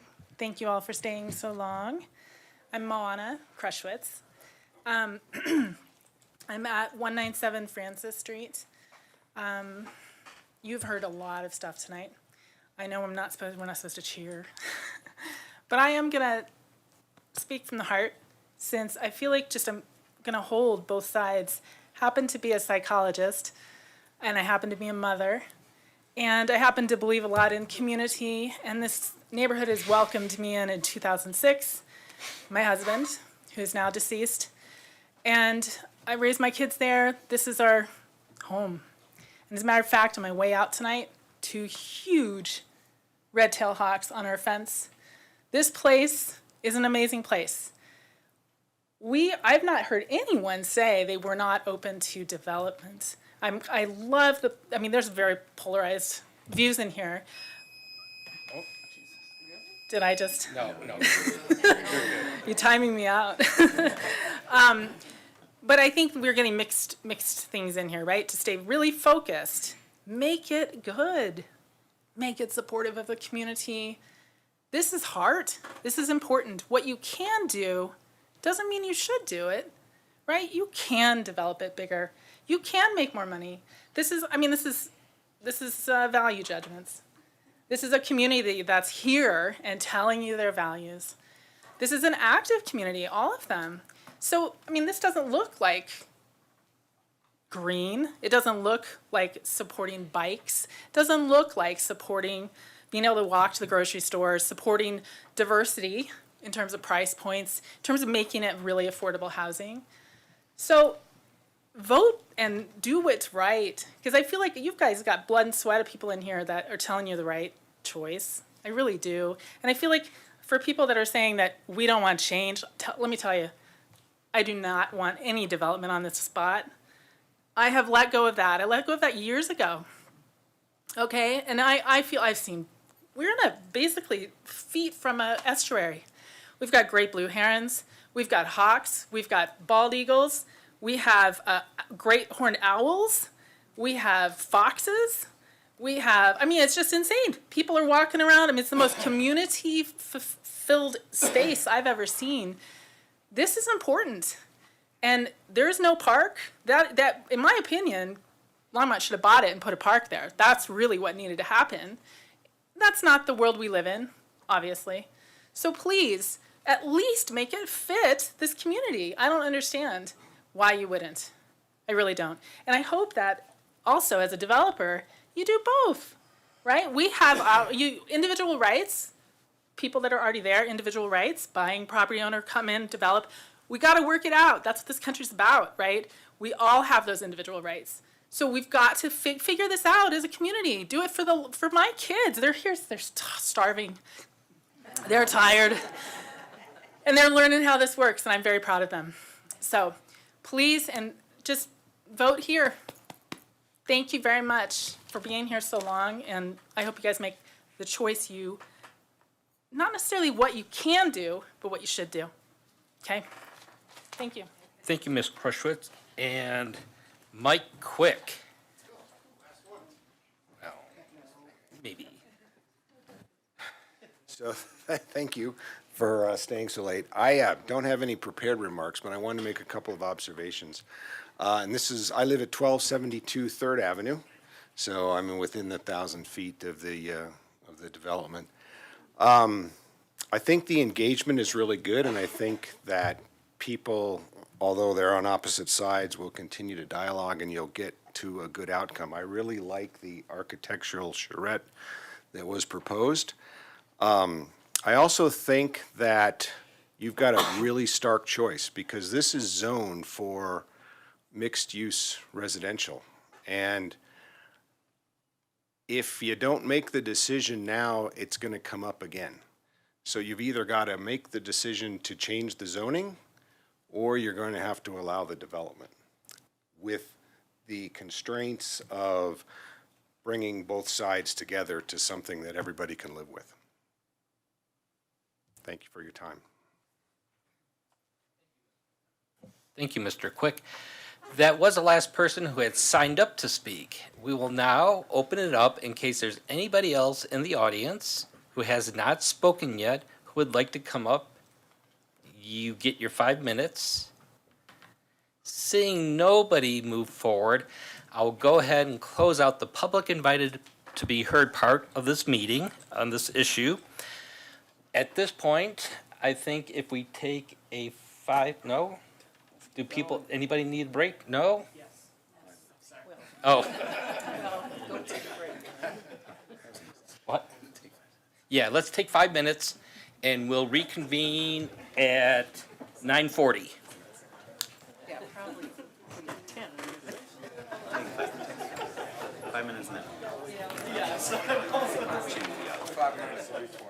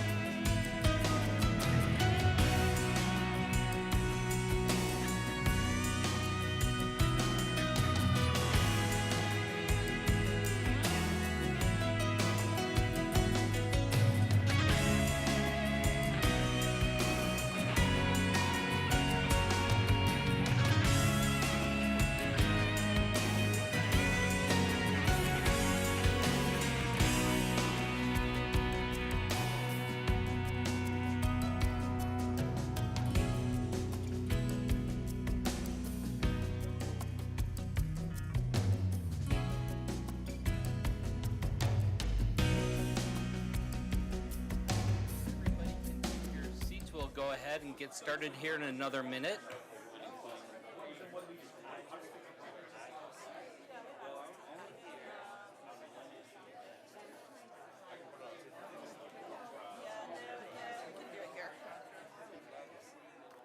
Let's see.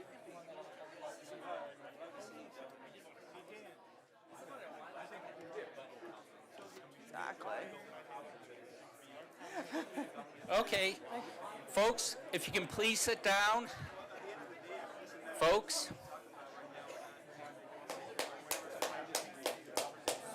Okay.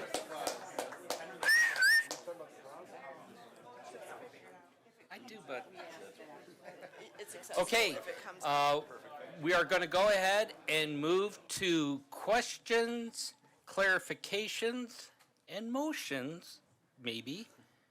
So if anybody has any questions, we are ready to begin. Anybody from the commission has any questions, we're ready to begin. We do. Commissioner Height. It is my pleasure to ask the first bit of questioning. Jennifer Hewitt Apperson, I have a question for you, and I want to thank you too. Previously to this meeting, I asked a question of staff regarding the 2020 PUDR preliminary development plan approval that I believe this commission approved in 2020. A copy of which didn't make it into our packet.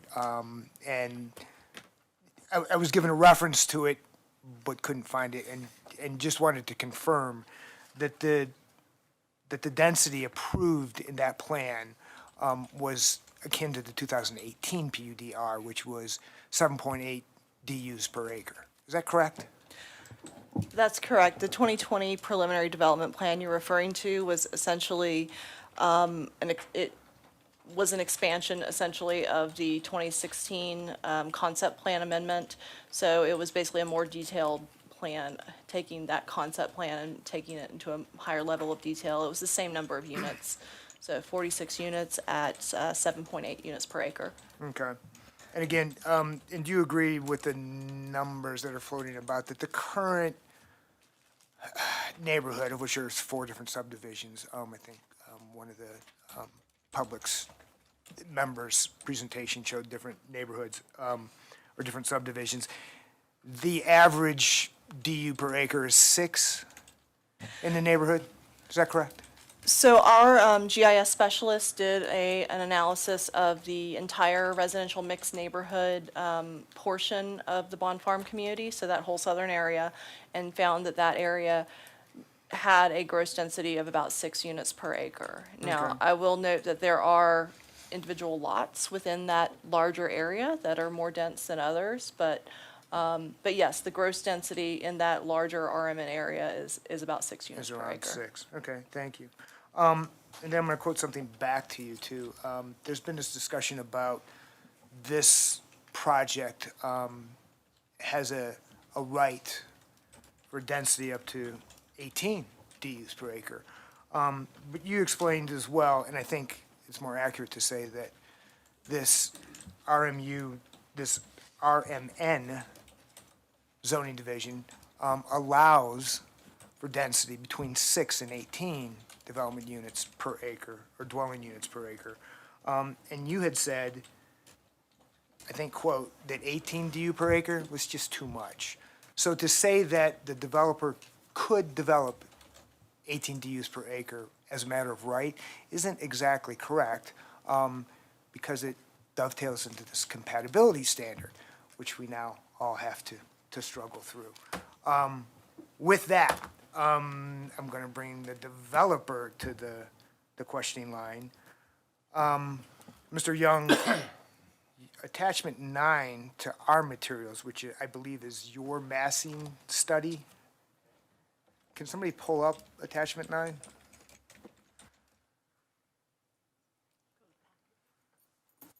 In the packet, or wherever it is.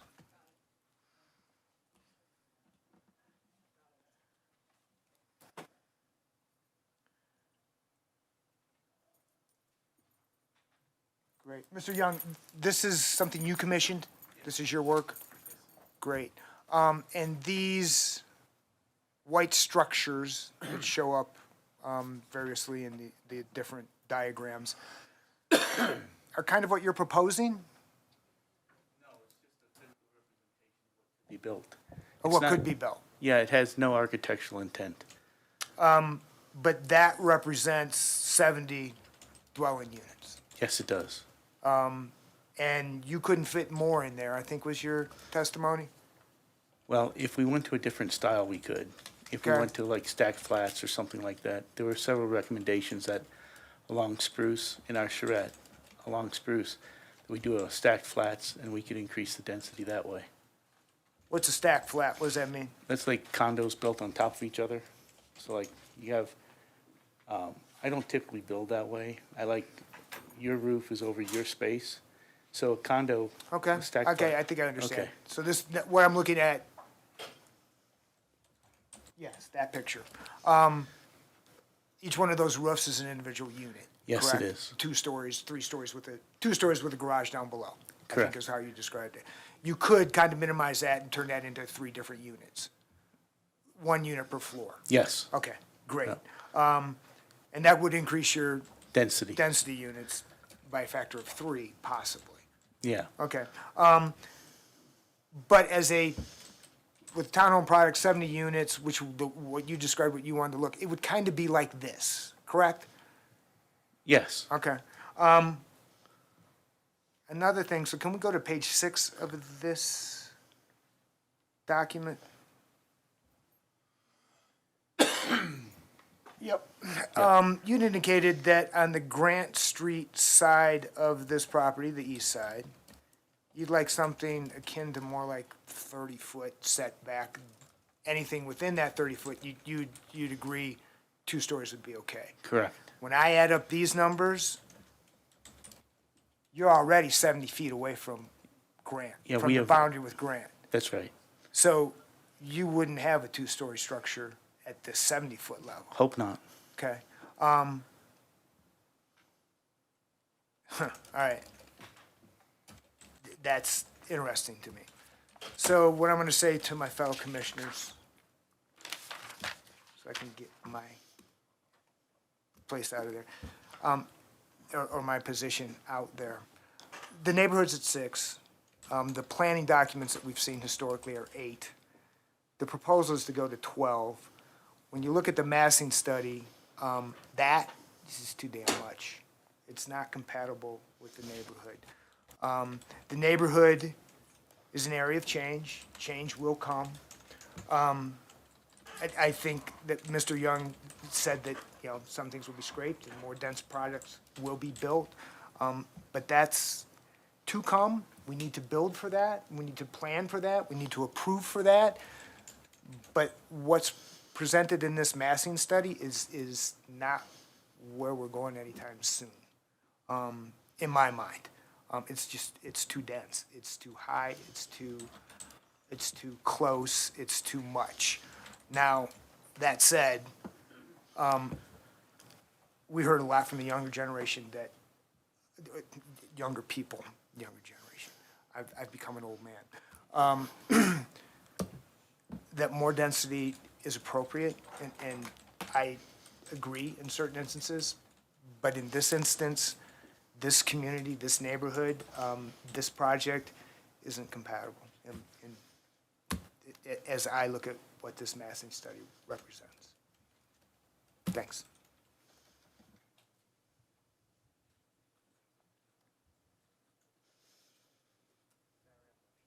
Well, okay, if nobody else has a question.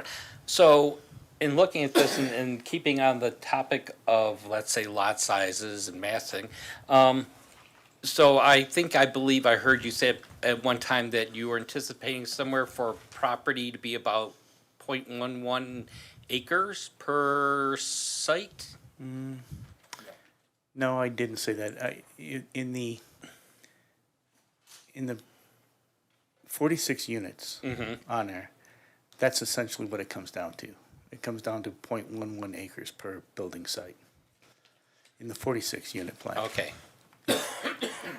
My So- plan would be more dense. Your plan would be more dense. Yes. In looking at this bubble concept plan, it looks like you have 6 rows of development units, Potentially, yes. and those would be a mixture of different types of houses, is what you're thinking? I can't say that for sure. What I said was, it provides the opportunity for multiple different types of housing. When we start digging into this more and we start working on the architectural side, it may make sense for there to be duplexes, triplexes, fourplexes. Right now, our intent at this point is to put 70 units on there. Okay. In a way that's aesthetically pleasing, architecturally sound, and provides for the required open space. One thing I want to emphasize, in the RMN zone, it says you must have this amount of land, this amount of open space, pocket park, stuff like that. All of those things through the site plan process will be incorporated into this. So when we're going through the site plan, if 70 units don't work, then it'll be 60 units, or it'll be 55 units, or it'll be 69 units. It'll be whatever makes the most sense. Okay. What are you looking at for frontage on a lot? Do you have a number in mind of what you're looking at? So the RMN zone requires 20 feet of frontage for a single-family home or a attached single-family home. In the situation that we're looking at, it would fall into the multifamily category, not the single-family home category. There's no defined area, frontage area for that. But imagining if, the typical unit size right now is either going to be like 24, 22, or 20 foot wide. The driveway going into there would be most of the width of the unit. Okay. Let's move on to the next commissioner. We have Commissioner Flagg.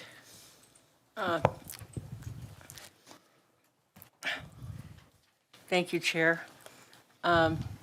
Either Mr. Young or perhaps Jennifer, I'm just curious, even though this is concept, where is the emergency fire access going to be? Because that's a major detail, even at the concept stage. It is a major detail. We want to make sure that we can handle that. Can you put up the concept plan? I don't know how to do it. So I will say, while I'm pulling up the concept plan here, I will say that fire is one of our reviewing bodies. They are a member of the Development Review Committee. So, I apologize, I cannot find it. I couldn't find it. It's in, I'm pretty sure if you go into the very first. I was just looking for the massing site characters. Oh, there we go. Attachment 7. I do apologize. It's been a long evening. So there are. So fire is a review. They are a member of the Development Review Committee. So any development in the city of Longmont has to meet their standards for access. Anything that is 3 stories would have to either be sprinklered or have appropriate access for their aerial apparatus. So I would say that fire is an extremely important player And- in this process. But to date, what have you heard from them? We've heard from fire many times. And? They've reviewed this and approved it. So the first access we have is directly across from Sherman Street. So you have to draw a diagonal line from there to the other part of the property.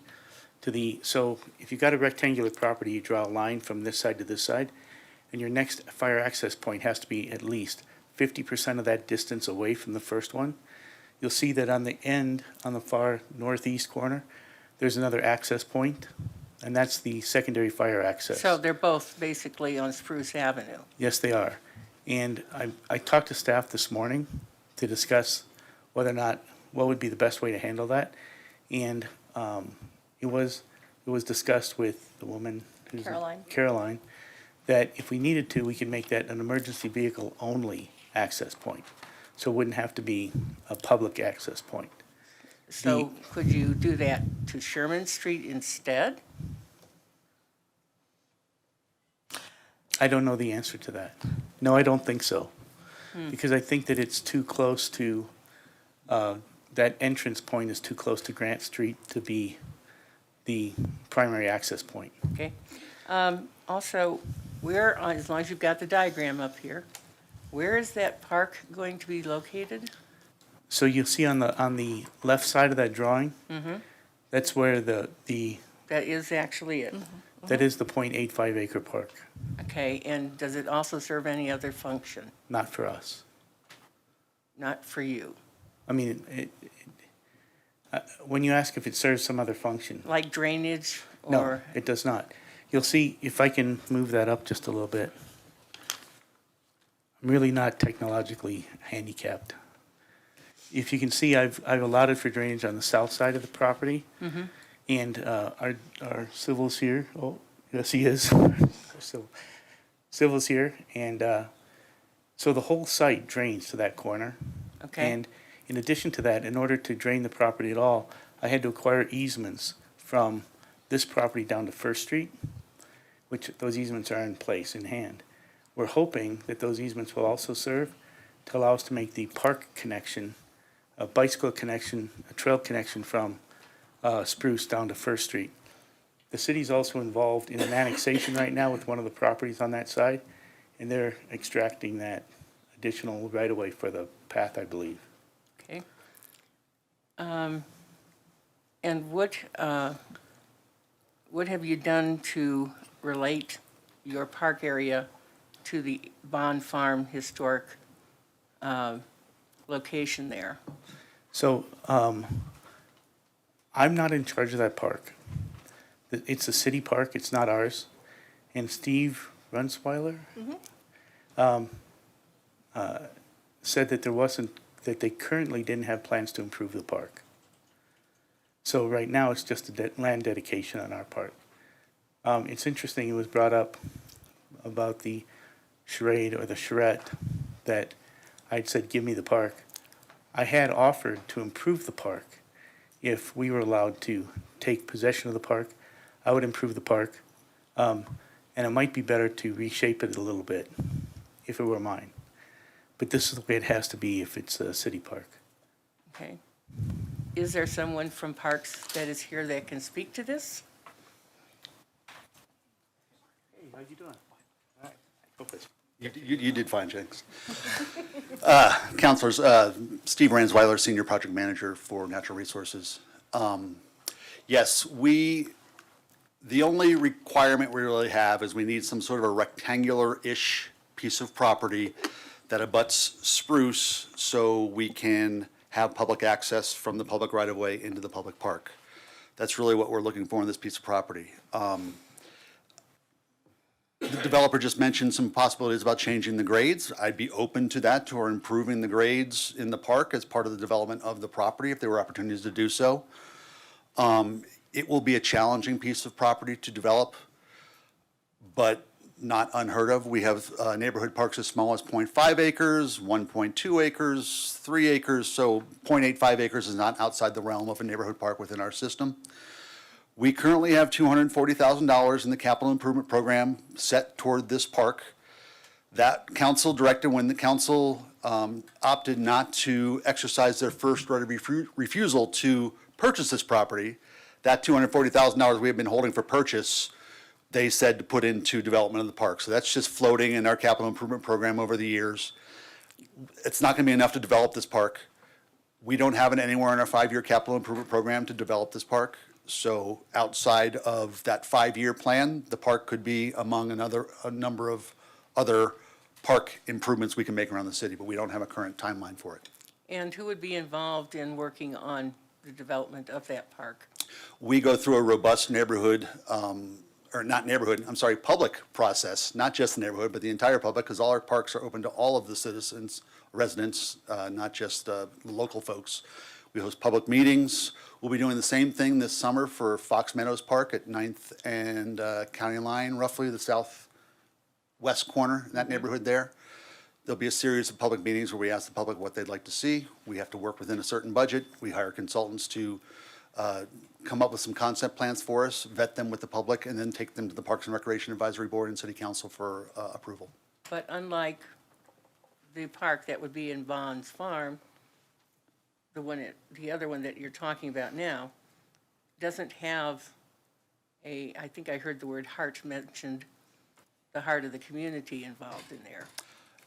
I can't speak to that. The Fox Meadows neighborhood was built, I've been working here for 25 years. Fox Meadows neighborhood was built about 20 years ago. I'm sure the residents there feel that they're the heart of their community, and that park is something they've been asking us for a long period of time. So the current position of natural resources and our staff is that we are not prioritizing the Bond Farm Park. We are prioritizing Fox Meadows at this time. Thank you very much, Thank you. Steve. Let me know. Okay, thank you. Commissioner Popkin. Thank you. There we go. Well, I guess I'm going to wear the hat of one of the younger members of the community here today, just given that. Look, I got really lucky in buying my first house 2 years ago as a backup offer, like truly lucky as a backup offer in Longmont. I'm so happy to be able to, live and own a home in Longmont here. I sympathize and empathize with those who want to, and I hope you have that opportunity if you want it. Strategic infill development is necessary to Longmont's sustainability and future, and this is reflected in Envision Longmont directly. But an infill development that lacks compatibility with neighborhoods will only increase animosity and spur resentment of a key strategy to mitigate climate change, to increase housing affordability, and to support a local workforce. So ultimately, our goal here is to figure out, a thoughtful, well-designed, and compatible infill development, which should ultimately achieve those goals. It's not our job to necessarily define that and design that right here today, but that's hopefully what the community can come to, because I don't see those as an either-or decision. I have a few questions here because I'm trying to wrestle with this compatibility question. And I'm hoping Jennifer and Mark, you guys can help me with this. Perhaps first, Jennifer, you and I were talking a little bit before the meeting started just about kind of the role of the concept plan and where multimodal considerations get factored in. Taking a step back for a moment, I look at the concept plan and I'm thinking what we're voting on today impacts some of the transportation flows. It impacts generally the locations of the structures. We're not, figuring out what color those buildings are today, and I understand that. But in understanding how much parking might be required and the transportation flows, we kind of have to understand what is the expected usability and accessibility that we should be expecting of future tenants and future residents there. And so we started to get into this tension here of like, when's the appropriate time for a multimodal analysis to be done? Is it the concept plan stage? Is it at the next site kind of design stage? So just walk me through the logic of kind of what the process is that the city has to follow there. Sure. So I would phrase it as it's really kind of an evolutionary process that really funnels down. So right now we're looking at the very broad multimodal aspect of it where we're really looking at those, how is the site accessed, where will some of these connections be made. In the case of this site, we're looking at where the access is on Spruce Street. So for example, there's been a lot of discussion among community members regarding the alignment of Sherman Street with that first driveway. That is something, that kind of alignment is something that our engineering standards require. So, but we are looking at those, it does have those flows. We would be looking at, the orange lines really are kind of the proposed internal pedestrian circulation type paths. So really we're looking at connections. So getting feedback from our transportation planner who wasn't able to be here that at this point we don't have enough of the details yet for the full multimodal issues.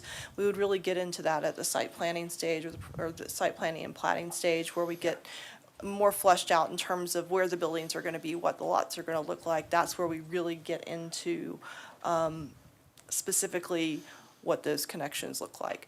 We heard that someone bring up bike lockers, what would the bike facilities look like? Part of our site planning requirements, our parking requirements, is to have bicycle parking. So, having those bike racks, those are something that are required by code. So at this point, we are really looking at the 30,000-foot level for this site, and setting the stage and setting the we're really setting the parameters that would be followed when we get to the site planning stage. So really, this is the broad look and setting the stage and really kind of establishing the parameters for as this project, if approved, would move through the planning process. Matthew, can I expand on that just a little bit?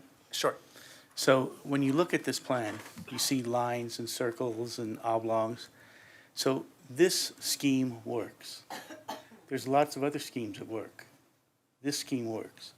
So we're too early in this process to say, this is a concept plan. This is, do we want this land zoned RMN? That's really what the question is.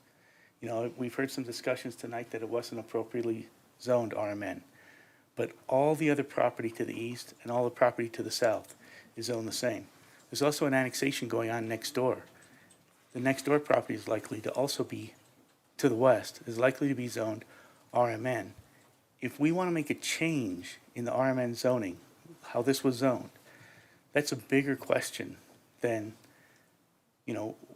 whether or not we're going to have bike paths. The code is going to make requirements for how we manage the multimodal stuff. During the site plan review, there's a multimodal plan required.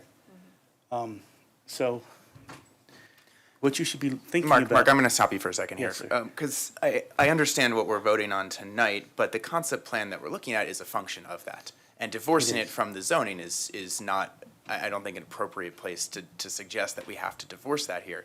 And so when we're looking at what are we going to be building and what are we going to be planning, the reason I'm talking to Jennifer about this kind of catch-22 that I find us ourselves in is because, do you design a layout of a concept to reflect the expected multimodal flows, or do you build the multimodal flows around the concept you've already built?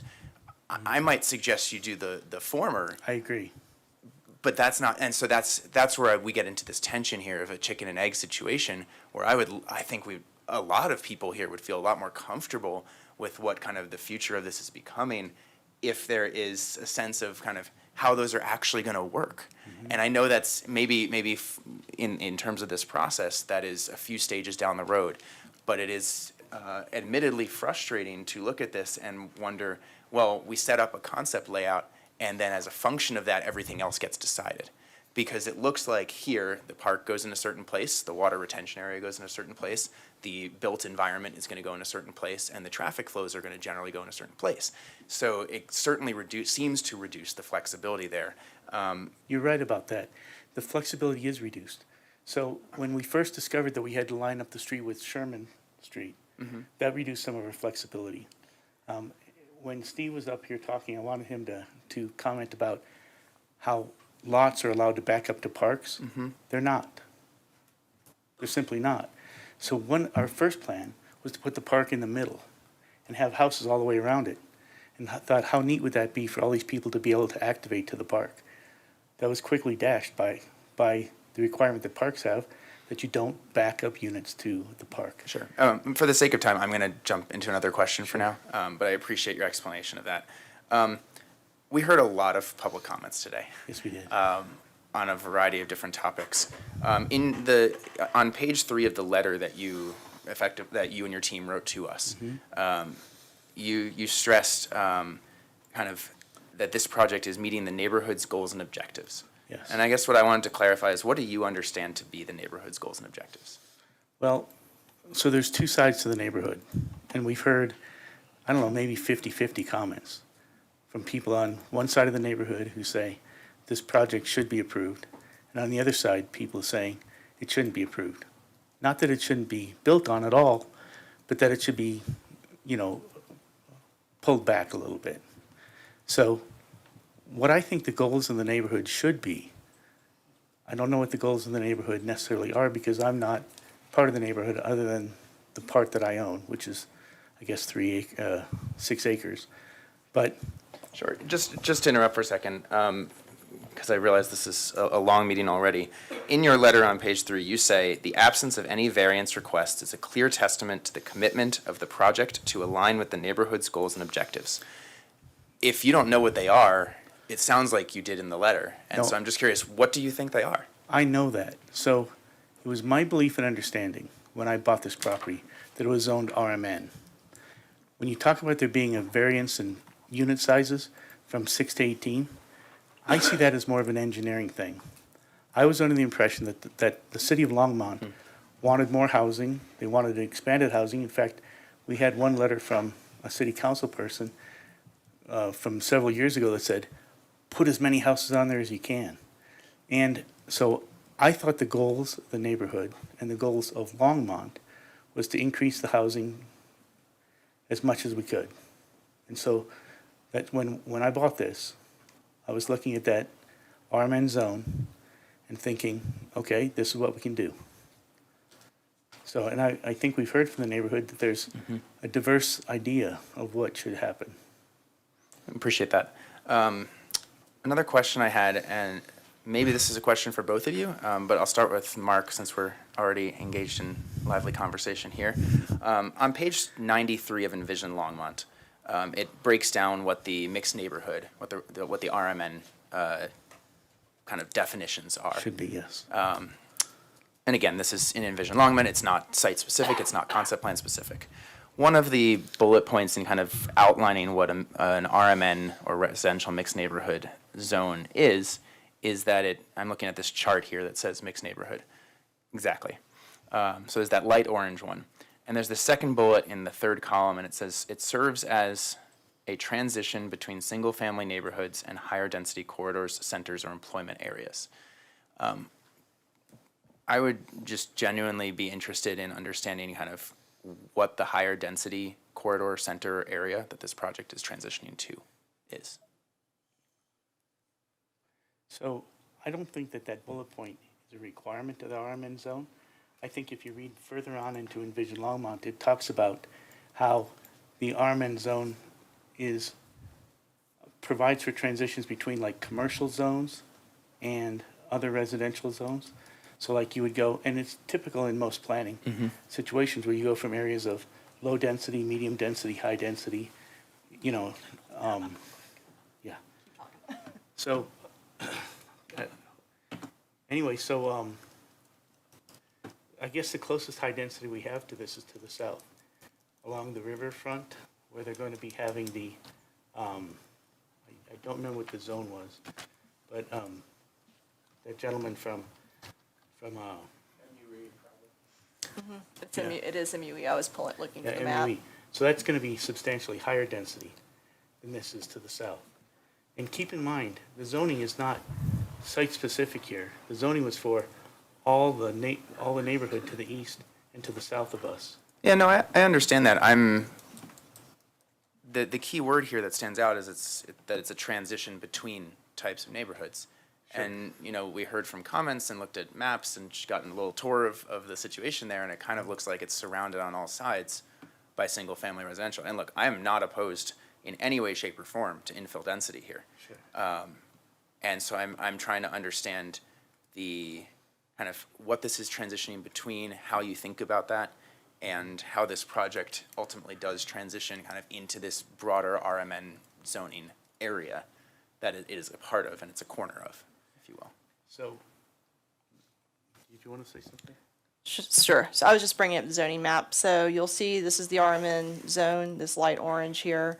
This gray area down here is an area that is zoned for mixed use employment. So that's kind of the transition that we were referring to. I was referring to earlier, is that you have your RSF here, it goes RMN, and then it goes MUE. If that's helpful. Yeah, no, that is. And just to clarify, are any of the surrounding, let's go like 2 to 3 streets out on any side, anything other than single family or duplex? No. I would say no. I would say no. Right, and then again, this is looking forward in terms of what it's zoned for versus what it currently is. Just trying to kind of understand the tension that might exist in that. I'd truly like to find a way to relieve that tension too. Use the mic. Yeah. I would truly like to find a way to relieve that tension too. You know, I don't want to create a neighborhood where people are ostracized or not appreciated or welcomed. You know, my experience as a developer goes back more than 30 years, and I've developed really interesting projects. One of them, which is in our study, which is called the character study, which is down in Wheat Ridge, Colorado, and everybody was up in arms on the project. And it was 3-story units right in the middle of an infill, and we're heralded now, that project. It took a little while for people to warm up to it, but believe it or not, property values went up. Redevelopment of the other adjoining sites went up. That was 45 units at 410 Fenton Court in Wheat Ridge. It was a long time ago. It was an old carnation farm that we remediated anyway. Yeah. I appreciate those comments, and I want to think about a couple things that you've shared, but maybe a follow-up question to that is, we heard a couple different public comments from multiple members of the community, as well as in our packets, about this suggestion of an architectural design charrette. Yes.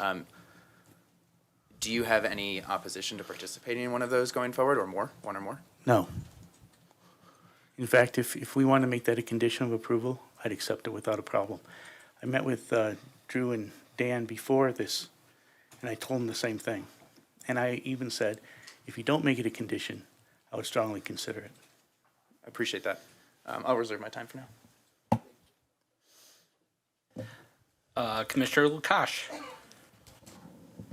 Thank you, Chair. So I want to go back to the park. So if we can have Steve back down here, have a question.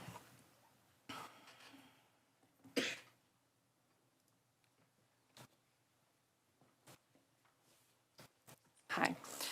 So my question is this enough for a park as far as square feet?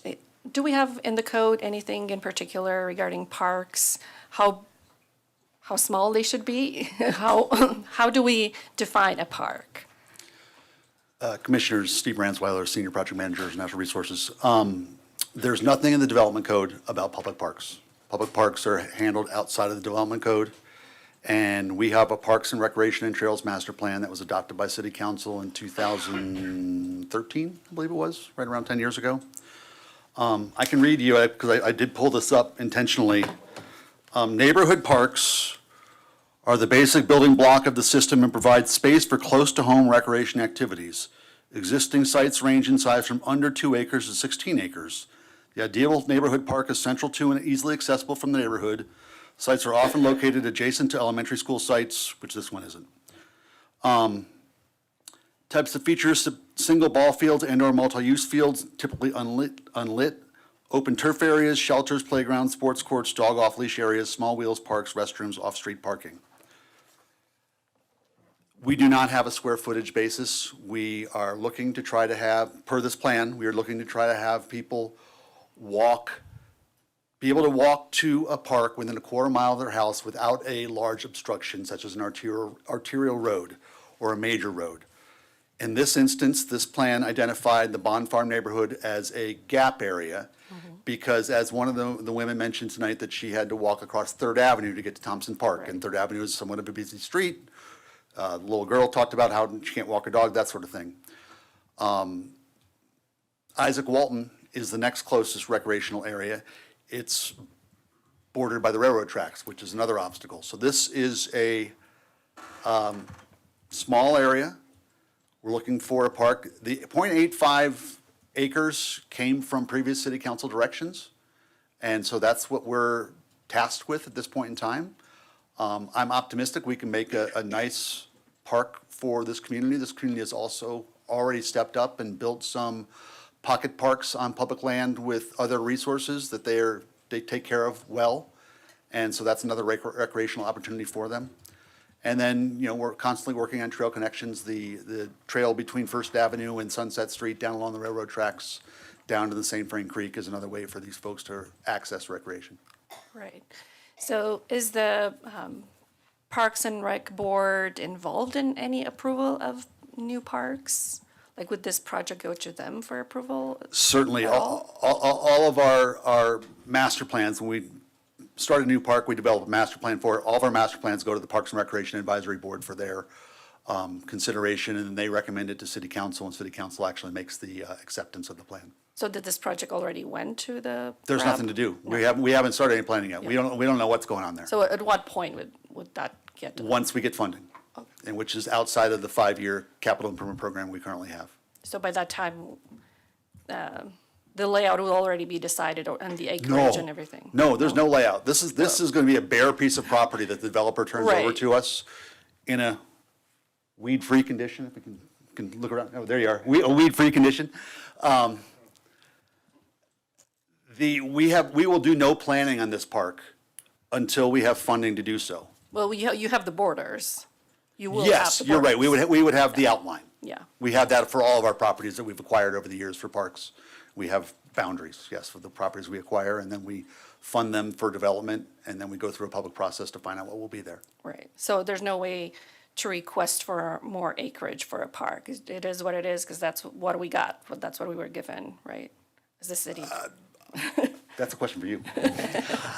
So the annexation agreement includes a provision for a 0.5 acre contiguous area of the property to be dedicated as a public park. So that was decided then? That was, yes, so that was decided. It was mentioned that at one point, the city had first right of refusal to, under the original 2006 annexation agreement. Yeah. Right, to buy 2 more acres, but the city opted not to exercise that. So the annexation was then amended to remove that language and basically put in the flat 0.85 dedication. And to clarify, City Council opted to do that, not the city. Yes. Okay. Thank you for that clarification, Steve. And you brought up the greenway that is nearby. Right now, there is a portion of the greenway that is not accessible, it's not walkable, bikeable, is closed to the public. And Spruce Street is the alternate way to go. There is signage that points you that direction. Not Spruce. First Avenue is the detour coming off of Price Road. There's a section of Greenway behind Left Hand Brewery, essentially, that is closed and will remain closed for everyone here for another 2 years. So get used to it.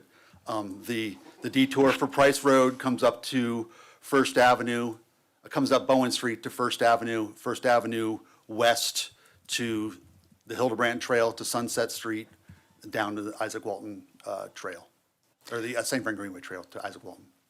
So it's there. Spruce is not being part of the Greenway detour in any. There is part of signage this. that points you that it is a bike path. Yes, there may be. We have bike routes signed throughout this city that Right. aren't detours, Okay. but they're just bike routes. And there is also the Bicycle Issues Committee that posts other bike routes throughout the city that the city does not manage. But the official detour, which is signed and on the city website, is down, up Bowen, down First Avenue to the west, over to Sunset Street. Okay. And that won't change. That won't change. No. Good. I think that's all I have for parks. Thank you very much. Thank you. And another question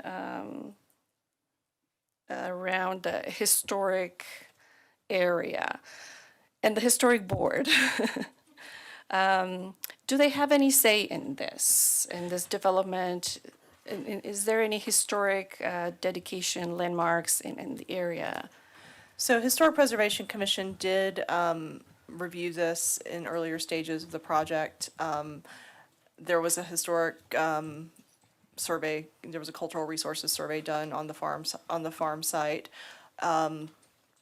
It's one where it could be potentially eligible for local landmark status, but there's been quite a few alterations. There's some asbestos issues that would need to be done as well. So ultimately, there is no plan for doing any sort of preservation of the farmhouse on site. So that's not part of this program. This was something that was looked at previously.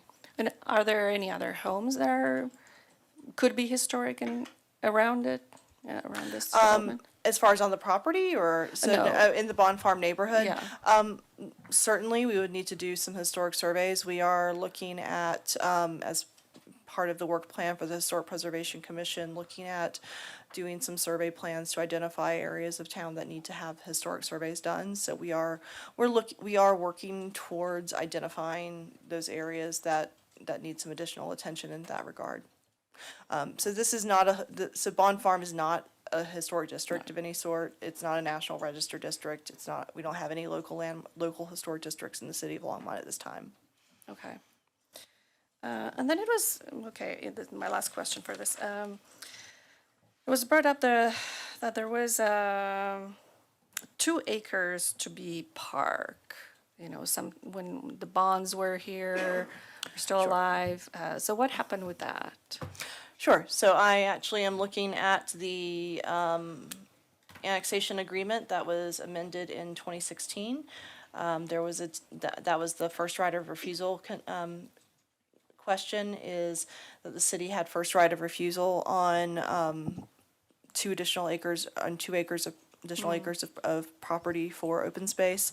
As Steve indicated, the city council opted not to exercise that right to purchase, and the annexation agreement was subsequently amended to remove that requirement. So that was for purchase for the city? Correct. That would be. It wasn't just given? It wasn't for dedication. It was for purchase. And the 0.5 is dedicated? Yeah, the 0.85 will be a dedication outright. Okay. Thank you. Commissioner Goldberg. Thanks, Chairman. Hi, Mr. Young. Thanks for being here tonight. I have a few questions for you, and then I'll pivot over to Jennifer shortly after. Mark, I hear you wanting to be a good steward for the neighborhood and wanting to bring, to improve the neighborhood and serve the needs of the neighborhood, and I appreciate that. One thing that I think is important for being a good neighbor is to be really honest and genuine and transparent. And what I'm seeing is some struggling around, I know that we're only in the concept plan phase, but we have a very vague idea of what you're planning before us. And so far, the closest I've been able to appreciate it was when Commissioner Height asked, is that massing study with the bubble renders kind of accurate? And you seem to suggest yep, they're gonna be 3-story units. It might not look exactly like that, but that's kind of where I'm going. Your goal seems to be 70 units. For the sake of this room, can we go to bed tonight knowing that your plan will look something like that? All probably entirely 3-story units, similar to what we saw on that bubble map. Yes. Okay. So we've heard discussions about single-family detached, co-housing, live work, coffee shops. We should remove any visions of that occurring in the neighborhood on your piece of land anyways. So at this point, all of our analysis points towards this, what we just talked about, as being the highest and best use for the property. That's not to say that, when I had that charrette before the charrette, we talked about me having aha moments. Some of the things that I took to heart during that, and we've done nothing to this plan since that charrette, was the possibility of reducing some of the size of the units, going to 1-car garages instead of 2-car garages. We entertained the possibility of a coffee shop, but it doesn't seem to me that it's practical from a business standpoint. I don't know that I could get anybody who would rent it and it would just become, disused. So it's possible, and if we do this architectural charrette for the next phase, it's possible that I could have an aha moment. It's possible that the neighborhood has presented several different options to me, all of which I've taken seriously, looked at and penciled out and said, for one reason or another, that doesn't work. That's not to say there won't be another one. And that's why when I suggest that we zone this RMN zoning, it's so that we've got the versatility going forward. If I came in here and presented you 70 townhomes just like this, that would become set in stone. I mean, if you approved it, that would be set in stone. That would remove all the flexibility. I'm not telling you that I'm ultimately flexible. You know, today, right now, if I had to make a decision as to what plan to move forward with, it'd be the plan that you guys saw in that massing study. That's why we used that. We didn't want to deceive anybody. We used what we're planning on doing in the massing study so that everybody could have a realistic idea of what it looks like. So, but don't confuse that with architecture. That's not an architectural rendering. I don't know what kind of roofs we're going to have. I don't know what kind of porches we're going to have. You know, I believe in the RMN zone that there's 5 design criteria that have to be used in each house. I think there's a list of like 9. You have to have certain types of porches, you have to have certain types of railings, you have to have certain features, double entry doors. I mean, so Sure. all those things will go into it. Sure. Yeah, I think Commissioner Popkin may have mentioned, like, this isn't the time where we're deciding the color of the paint. But I do want to be honest and authentic to the audience here and to my peers up here, that when we're making a decision tonight, we should be using that study that reflects the tall structures right in front of those homes on Grant and just to the south of Spruce. Sure. Yeah, and I think that's important for us to decide. And then one other question for you, and then I'm going to pivot to Jennifer, and that is, do you know off the top of your head the height of the structures to the south of Spruce and how they compare to the height of the homes on the north side of Spruce? For a moment, there was a proposal that maybe the folks on the north side of Spruce could actually see over your proposed homes. Can we be honest here on what do you anticipate that to shake out like? So the houses that are going to be on, I have an architect here who could probably give us really precise information on that. We probably can't tell you the height of the houses north of Spruce, right? Because we don't. It's not yours. Yeah, they're not ours. We haven't had a chance to measure it. But we can tell you that the houses on our side would look like. And Alex, do you want to jump in? Yeah. So one of sort of the important thing. Oh, perfect. This blew up there. Oh, and can you please give your name for the record, please? My name is Alex Gore, architecture firm F9 Productions. So this wasn't able to be seen as well. One of the criteria is this 35-foot height, and that is as measured from every different side of the building from the midpoint. Sure. Well, fire is very concerned, and that I believe fire is going to hold us to the strictest thing because that's Longmont's fire's jobs. So our 35-foot height comes from the back because that's where they're going to access it. So from the front of it where Spruce Street is, we are at, if we measure from the back there, obviously there was wiggle room and we haven't done final grading or anything like that. It's 23 to, what did that say? 25 feet above Spruce, which is very similar to the previous concept of Bond Farm. And in your experience, how tall are the general houses across the street? Can you just ballpark it for me? Yep. Let me ballpark it correctly to the height comparison. We have a picture. 17. The roof height might be 20 feet. Okay, so these within 5 feet, rising above Spruce. Yes, Between the obviously north because side we're and the south lower. side. Yep. Mhm. Taller structure, but you're lower, given this slope of the land there. Yep. Okay, thanks. Okay, Jennifer, excuse me for being casual there. I have just a couple of questions for you. Sure thing. Number one, will this come before us again? We say we're focusing on this being the concept plan. This isn't the time to get into the weeds. Will this come before planning and zoning again if it's approved today? So if it meets the lot threshold for a preliminary plat, it absolutely would be. There are some provisions in the code where, Glenn, I'm going to turn it over to you. There is some discretion in the code as well. Well, certainly if they create lots more than 3, it's a preliminary plat and it's before you. If they do a site plan where it could be condominiums and they're not dividing land, that would be an administrative approval. Mark, do you have any opinion on whether we're going to be seeing you again or not? I do. I think, so there are some outlots that need to be created. I think a plat is going to be required. I believe that probably the outlots constitute more than 3. I also know that it's probably more beneficial for us to do this as a townhouse project than as a condo project. I'm not committing to that. But if it became a townhouse project, there would be 70 lots subdivided. Got it. So, Jennifer, would the public have the ability to weigh in with this if this project were to come back to us, given the terms Mark just mentioned? Absolutely. Would that be a public hearing item and there be opportunity for public feedback?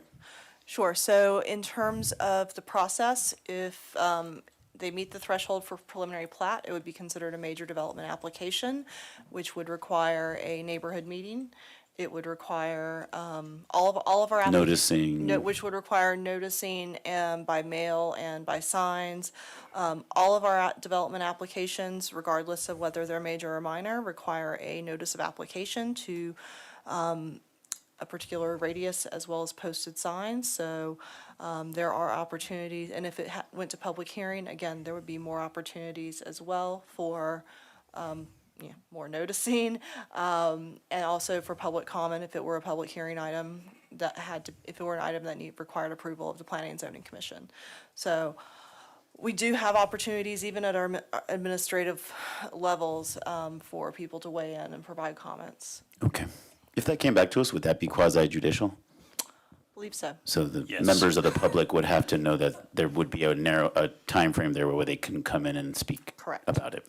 But they would come down the day that it was reviewed. Correct.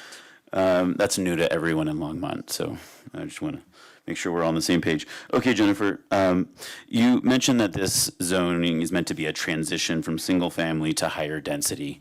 Some of my peers have identified there's no signs of higher density around us. Is this kind of a faux transition? I guess my question to you is do the transitions have to begin right where that zone begins? Help me better understand some context on, if there's no other higher density within 2 streets, then maybe we're teasing ourselves. Maybe this zone should be a little further south or across the river or right in front of Left Hand Brewing Company, not impacting Bond Farm. Talk to me about the transition phases. Sure. So we don't necessarily have any definitions for transitions per se. Sure. It really gets into that compatibility standard within the review criteria. In terms of whether this is an appropriate zoning for this area, that's a larger policy conversation that needs to happen outside of this particular process. I will say that based on the, fairly quick and dirty density analysis that our GIS specialist did for us, this area south of Spruce Street is a little bit denser than what's north of Spruce Street. Maybe not by much, but there is a higher density. You do tend to have smaller lots. You may not necessarily have taller buildings, but you do have smaller lots. So, there are lots throughout this area that are 1/10 of an acre even. So, looking at, it's not a very uniform, the density isn't really uniform throughout this neighborhood. So, from a planning perspective, it's definitely a philosophical argument as far as, what is compatibility, and what is a transition. So I think that's the discussion we're having this evening. Okay, you're putting it back on us, I have a few more questions where you might do that again. But this one is pretty cut and dry. What are the parking requirements for Mr. Young here? We've heard some folks wanting up to 4 parking spots per home, and others saying one's enough. What is his requirement? For single-family detached as well as single-family attached, there is a minimum of 2 units or 2 spaces per dwelling unit. Okay. I don't think there's going to be any single-family detached, right, Mr. Young? I think we've agreed this is going to be all attached. So I was just making the point For that both of them. I was making the point that for both attached and Minimum detached, 2? minimum 2 off-street parking spaces. Off-street. Off-street. Okay, thank you. There's been concerns about flooding, water runoff. What are Mr. Young's obligations as it relates to water flow and drainage? I am going to bring up our engineering folks. So ultimately, they have to address it on site. They are showing on-site detention. Josh can provide a little bit more detail. Hey, Josh.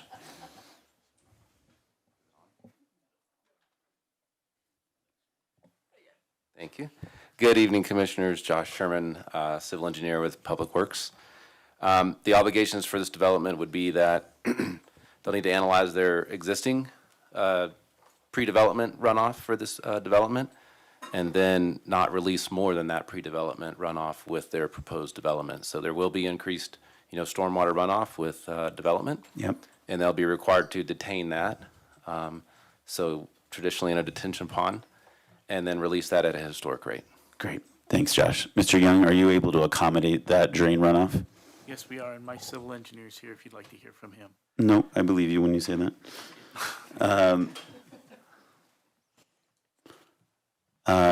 Jennifer, do we have any other examples of, or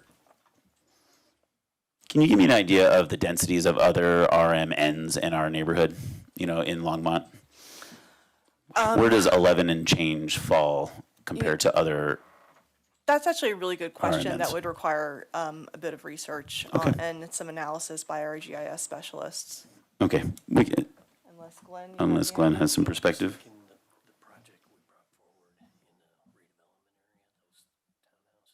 Yeah, so it's not RMN, but I can tell you the preliminary plat that you looked at back in December for the townhouse development in the Twin Peaks area. Yeah, sure off. That was about 14-ish. Nelson, That was like 14, between 14 and 15. Okay, a little bit more dense than Yeah, so it's about Mr. 14 and Young's. 15, yeah. Okay. And that was in an area that permits higher density. Okay. There seems to be reference to the RMNs needing to be near arterial or collector streets. Did I say that right?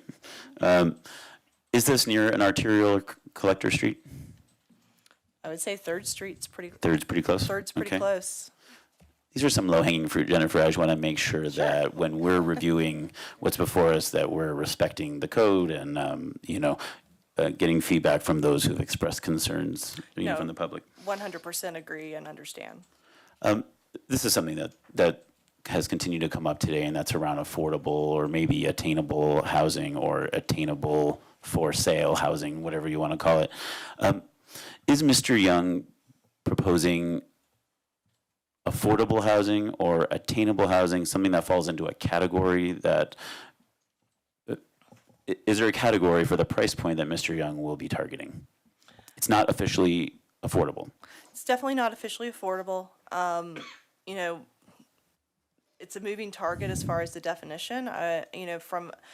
From our inclusionary housing standpoint, he would be required to either have 12% deed restricted units or pay a fee in lieu per square footage, essentially, to the city. However, in terms of price points, I am going to let him talk about that. Yeah, I think, Mr. Young, you called it attainable for sale. What does that mean to you? Some people are saying, there's nothing attainable in Longmont. There's just no way $500,000 is attainable. So help me understand why this would be considered attainable. So what we try to do is we try to design the product to be affordable, what we call affordable by design. And that's fundamentally keeping the units smaller. So smaller units are more easy to afford. I can't tell you where, so when we say attainable for sale, and we're looking at trying to hit people that can afford like 120% of the AMI, that they can buy into about a $500,000 home. Now, if interest rates go down, they can buy a $550,000 or a $575,000 home. It's our goal to try to sell through the product as quickly as we can, to make a product that's going to be accepted to the community, by the community, that's going to be needed and desired, that's going to fit that niche. I'm looking at units, 1,200 square feet, 1,400 square feet, 1,700 square feet is at the high side. So I think there'd be a variety of different price points in the community. Thank you, Mr. Young. Do you have an idea of what the average sale price for a home in Longmont is right now and how these would compare? No, but I got a guy who does. Okay, I'll take Dan? him.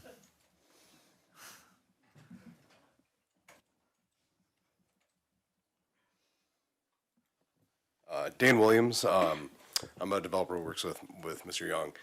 Thank you again for staying late and letting us field these questions. I believe off the top of my head, and I have to check, the prices have fluctuated given market conditions in the past couple of years, as I think most people are aware that it was historic highs prior to certain economic conditions, including hiking of interest rates. I believe in the Bond Farm neighborhood specifically, the average home price was around 600 to 680,000, and I've got a chart on my computer, and I could provide this as a supplement if you need, and provide as much market analysis as you need. But specifically with respect to the Bond Farm neighborhood, around that 600, 680 range. Okay, thanks. Yeah, if before we adjourn, you can come up with a citywide number, that'd be cool too. Yeah, I'll try and do some on the Jennifer has that.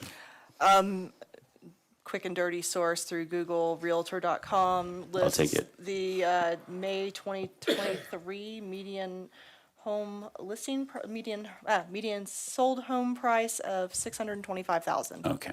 Mr. Young, will these units sell for less than that? Yes. Okay, thanks. Jennifer, there was a question about the quality of the intersections. Dare I say there was references to accidents and maybe a death. Can you tell me how the intersections are rated when they're rated A, B, and C and worse sometimes? I'm going to bring our traffic engineers up to discuss that in more technical detail. Awesome. It can be high level, but it's something that I suspect not everyone in the room is proficient with. I have my traffic guy here. I'd like to defer to the city's traffic engineer if he or she's here. And then I can defer to yours, Mark, if there's any questions.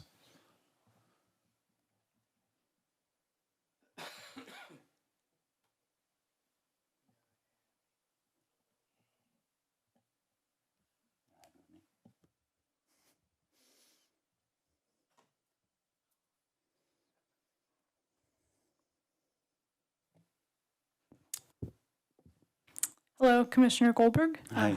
Caroline Michael, civil engineer with the City of Longmont. Are you asking about, if you want to ask a technical question about like calculations done for the traffic impact study, I'd probably defer to the applicant on that. But if you're asking in reference to like high crash intersections, fatality, which there was, I mean, that's a fact. August 2022, there was a pedestrian struck and killed by a motor vehicle at 3rd Avenue and Pratt Street. There are also several intersections in the larger neighborhood area that are high crash intersections. And Spruce Avenue itself has crash issues. I mean, I can't stand here and tell you that's not true. It is true. It would be dishonest to say otherwise. Yeah, Carolyn, let me back up. I think my question is really about how do we, I think in our packet it said that these intersections in the neighborhood were like rated B, and then maybe after Mr. Young's development, it would be a C. Can you just tell me high level, how are those ratings determined? It's so, I kind of alluded to it earlier, it's usually ranking a level of like delay, like how long are you waiting to turn or, well, turn mostly. But yeah, so if it's just a scale. Got it. So if almost no delay, level of service A, you get down B, C, D, E, and F. Yeah, we have an F or two in our town, I know. Yeah. Are accidents or incidents impacted in that number, or is it strictly a matter of time to turn? In terms of level of service, it's strictly a matter of time. Okay, thanks. That was my only question. Appreciate your help. Jennifer, there was repeated concerns raised about the quality of the roads around this proposed property.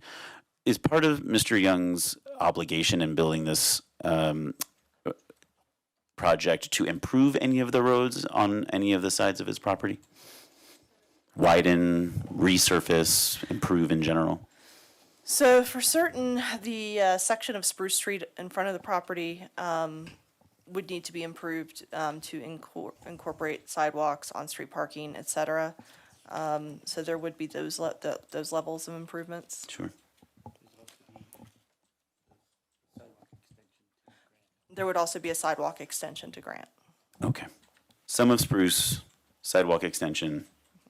We're not solving Sherman's challenges. There's seems to be some concerns about Sherman specifically kept coming up. Okay. Jennifer, those were my number 1 questions. Now I'm on number 2 questions. These are just a little bit deeper. Does the developer have any obligation to respect the wishes or concerns that come out of these charrettes? I would say it depends. Ultimately, the charrettes are a voluntary process Sure. at this point. Sure. And,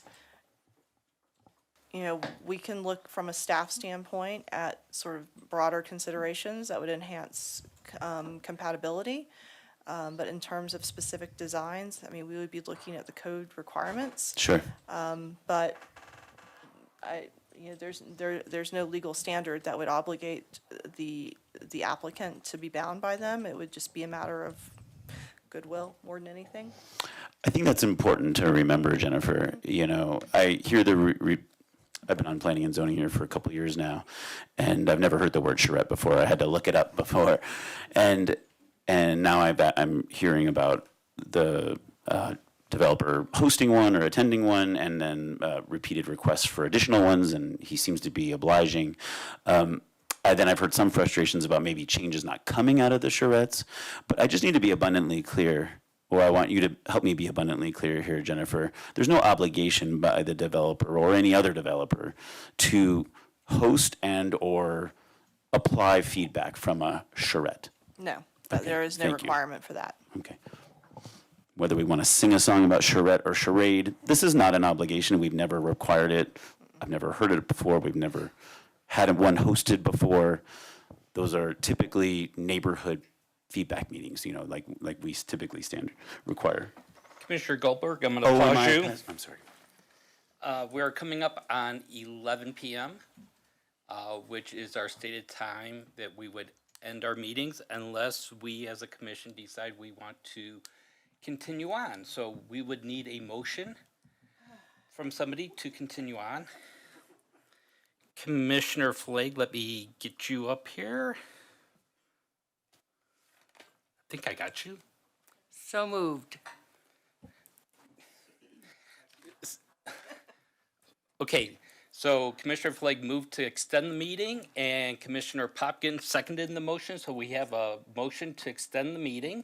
So I guess we're ready for a vote. Commissioner Height? Regrettably. Commissioner Teta? I know I'm just supposed to vote, but I'm concerned that even going over, we won't have enough time tonight. I'm going to say no. Commissioner Goldberg? Yes. Chairman Poland? Yes. Commissioner Flake? I will be an optimist that will get done, yes. Commissioner Lukacs? Yes. Commissioner Popkin? Chairman, that passes 6-1. Okay, thank you very much. And Commissioner Goldberg, let me get you back on so you can continue your questioning. Thank you. That said, I want to be respectful of my peers. If anyone wants to jump in, I have a few more to go. Is that yes? No? Okay. Okay. I think Judd, I just wanted to get done. Okay. Jennifer, in our reviewing, and your team's reviewing, and then in turn in our reviewing on our commission, do we put a disproportionate emphasis on the developer or the applicant's wants and needs? That's an interesting question. I've phrased it as our job as staff is to really balance the interests, and how that's how we define that is up for a debate.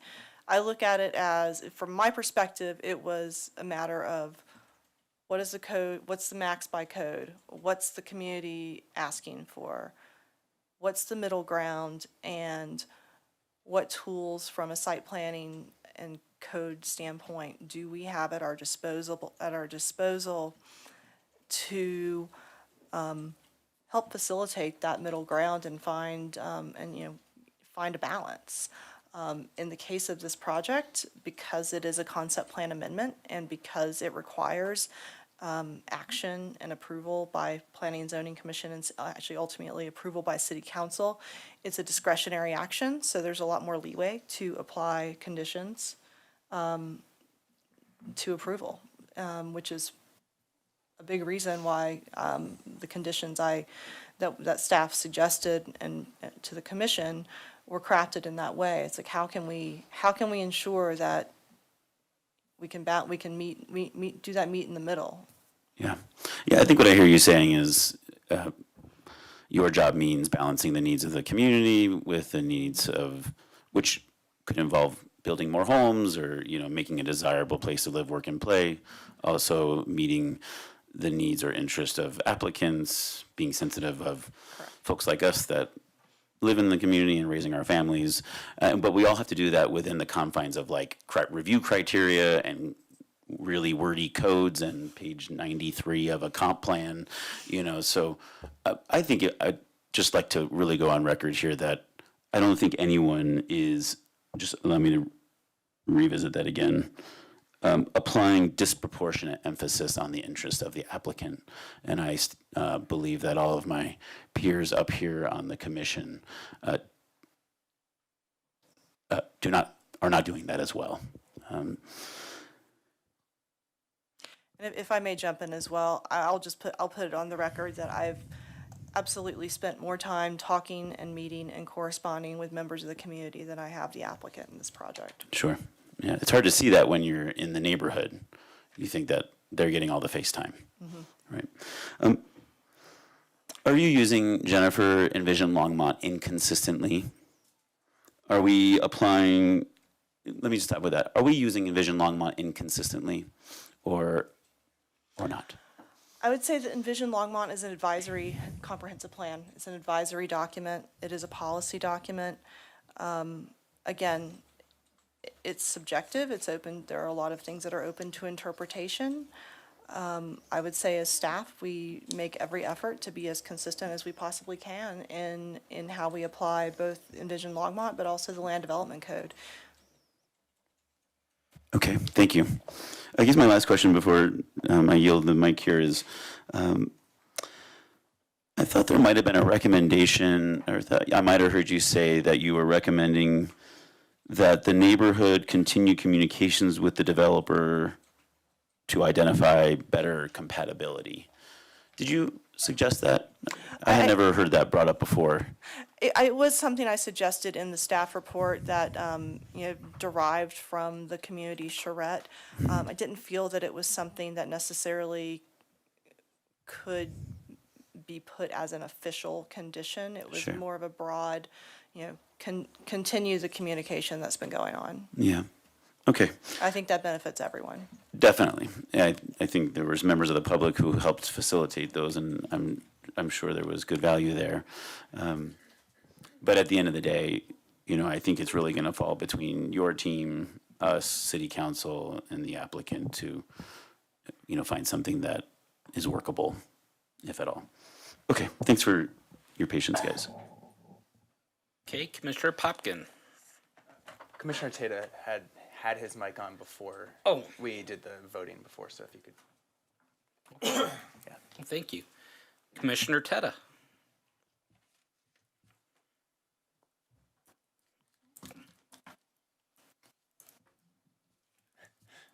Thanks, Chair Pullen. Like Commissioner Height, I feel like the massing doesn't feel appropriate, feels big, and doesn't mix well. But I feel constrained by the zoning, which we approved. And I think we all feel like infill and new housing is something we'd like to have. Some people brought up tonight that maybe the RMN zoning is wrong. And Mike Quick, in fact, posed the choice to us as being either between changing the zoning or approving the project. I think my question maybe is for Glenn. Changing the zoning, is that crazy? Certainly, the city can initiate a rezoning of somebody's property. There is a process for that. I mean, the main thing we would look at, is it consistent with policy of Envision? Is it a spot zone? And we've talked about that in the past. So we'd look for some adjacent zoning district, and, you know, I'm assuming you would say single family. You'd pull the single family down to this site, but I guess saying anymore, there is a process where the city can initiate a rezoning of the property. That's how we got RMN, basically. This would be a little bit more in detail because it's not a legislative matter of changing the whole map. We're changing a specific property, so it would be a quasi-judicial initiation by the city rezoning the property. Spot rezone. I wouldn't use the word spot unless you wanted to throw commercial on it. Then I would say that is a spot zone. Okay, thanks, Glenn. Commissioner Popkin. Thank you, Chair. First of all, I just want to recognize we just extended the time of this meeting. I think this is like the equivalent of a Taylor Swift concert for us, so thank you to everyone who has been here already and offered comments or just listened, because truly, as you've already seen, comments, questions, frustrations that were raised earlier have already been followed up on and sought to clarify. Can't say all of them have been, but many have been, because we very much appreciate that feedback, both written in the communication in our packets as well as for those of you who are here. So thank you all for sticking it out so far. Really do appreciate that. I have a question I kind of ask any applicant that I just wanted to consistently ask you, which is to Mark here. How does this proposal promote a more sustainable and resilient Longmont, as is the central vision of Envision Longmont on page 15? So I don't know what page 15 says, but I think I can speak off the cuff and say, first of all, there's more housing needed. And that's certainly one of the things that Envision Longmont calls for. Vision Longmont also, I think, is a guide for growth. It's not a guide for a stagnant process. You wouldn't need a Envision plan if you weren't planning on growing. So I think that it provides a good guide for us. And I thought, quite frankly, when I read through the Envision Longmont, that my plan fell into it really, really well. You know, if I was wrong about that, I must have misread something. But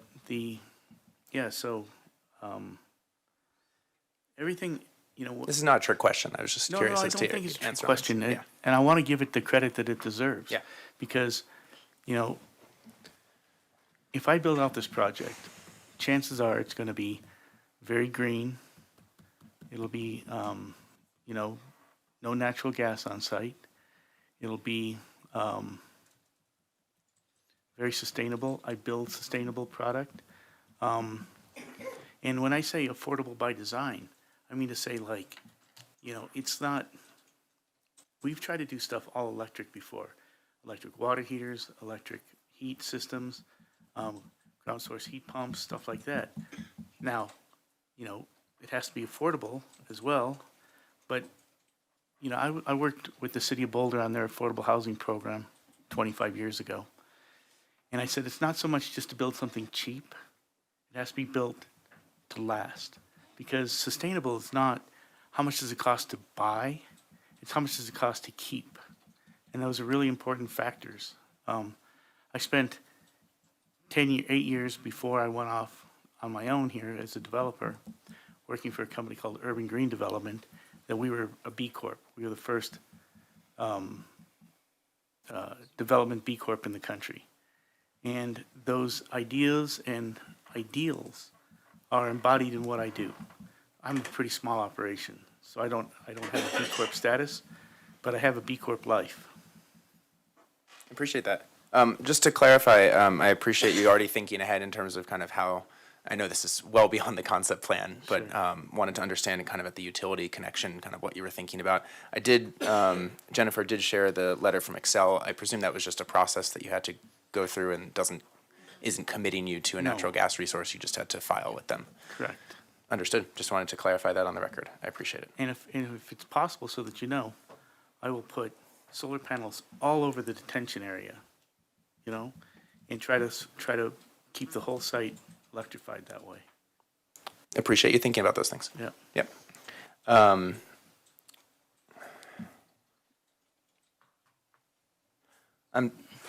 To my fellow commissioners, I'm really torn on this.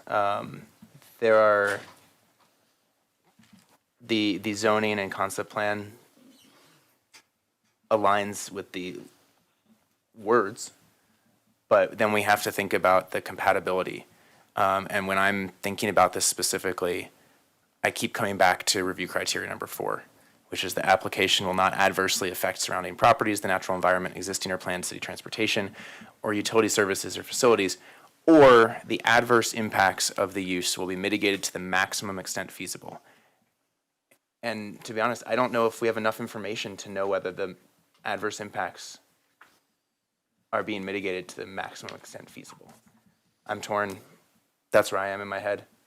I will yield. Commissioner Flagg? Thanks, Chair. Oh, Did I block it off?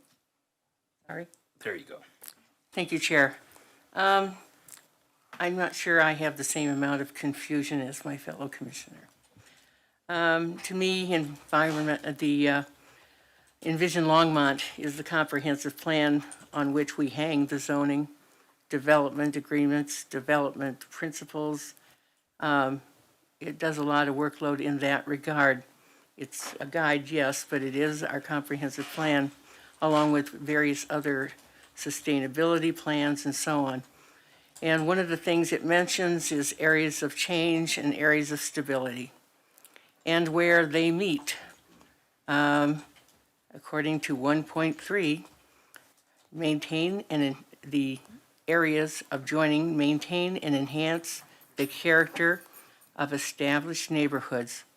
That's what new development in an area of change adjacent to an area of stability is supposed to do.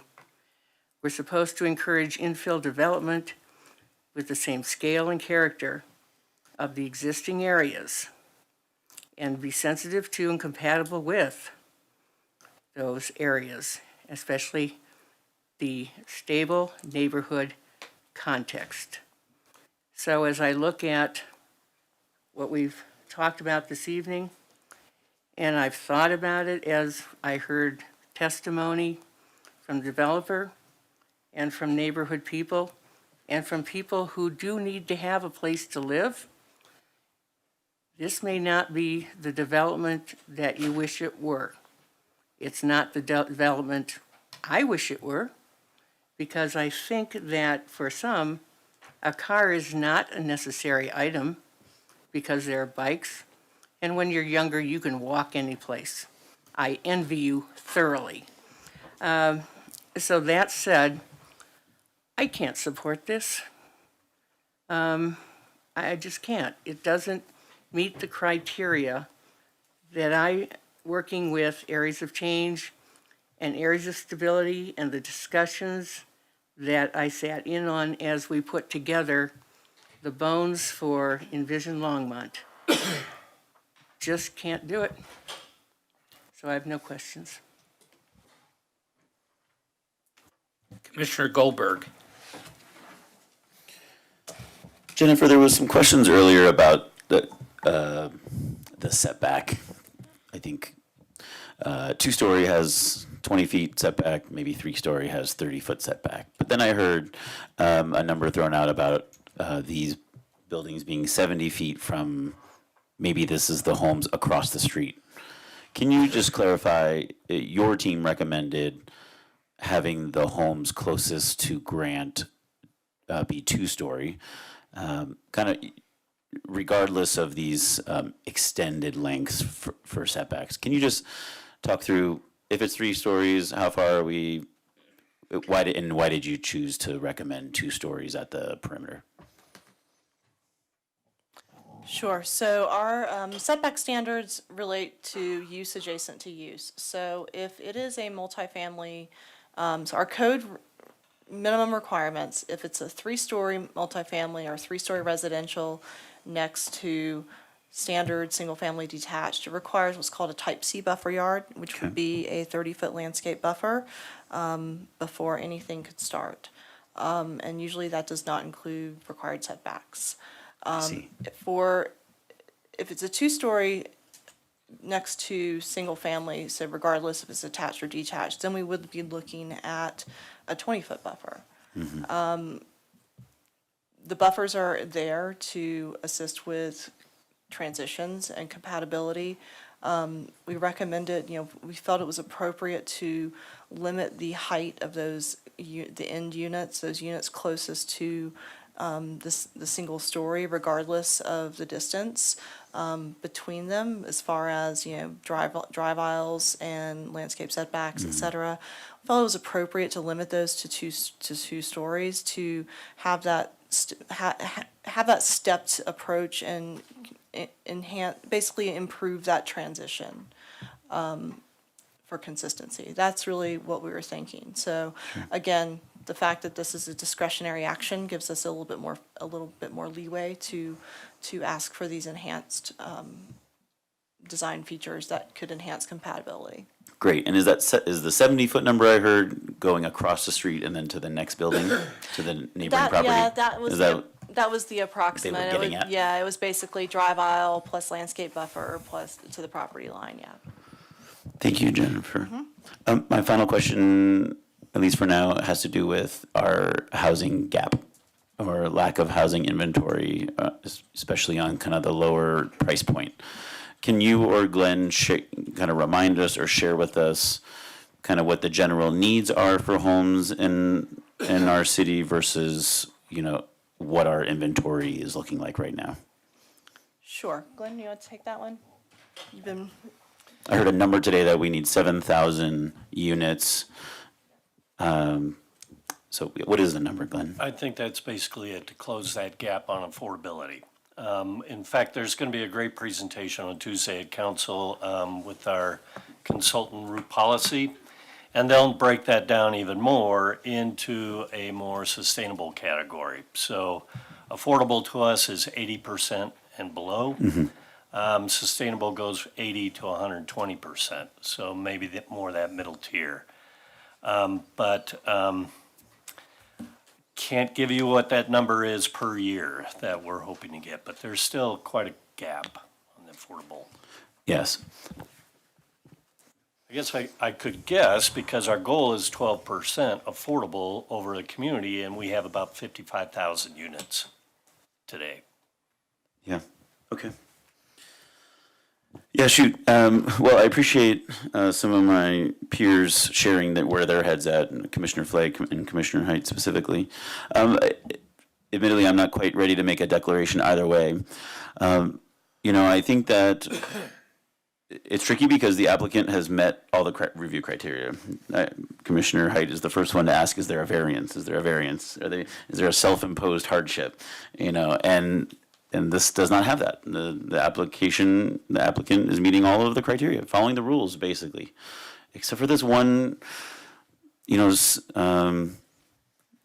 except for this one component about compatibility. Traffic studies, I know the community is concerned about, but we've heard from our traffic engineers that that's not going to be an issue, or that it's within reason. And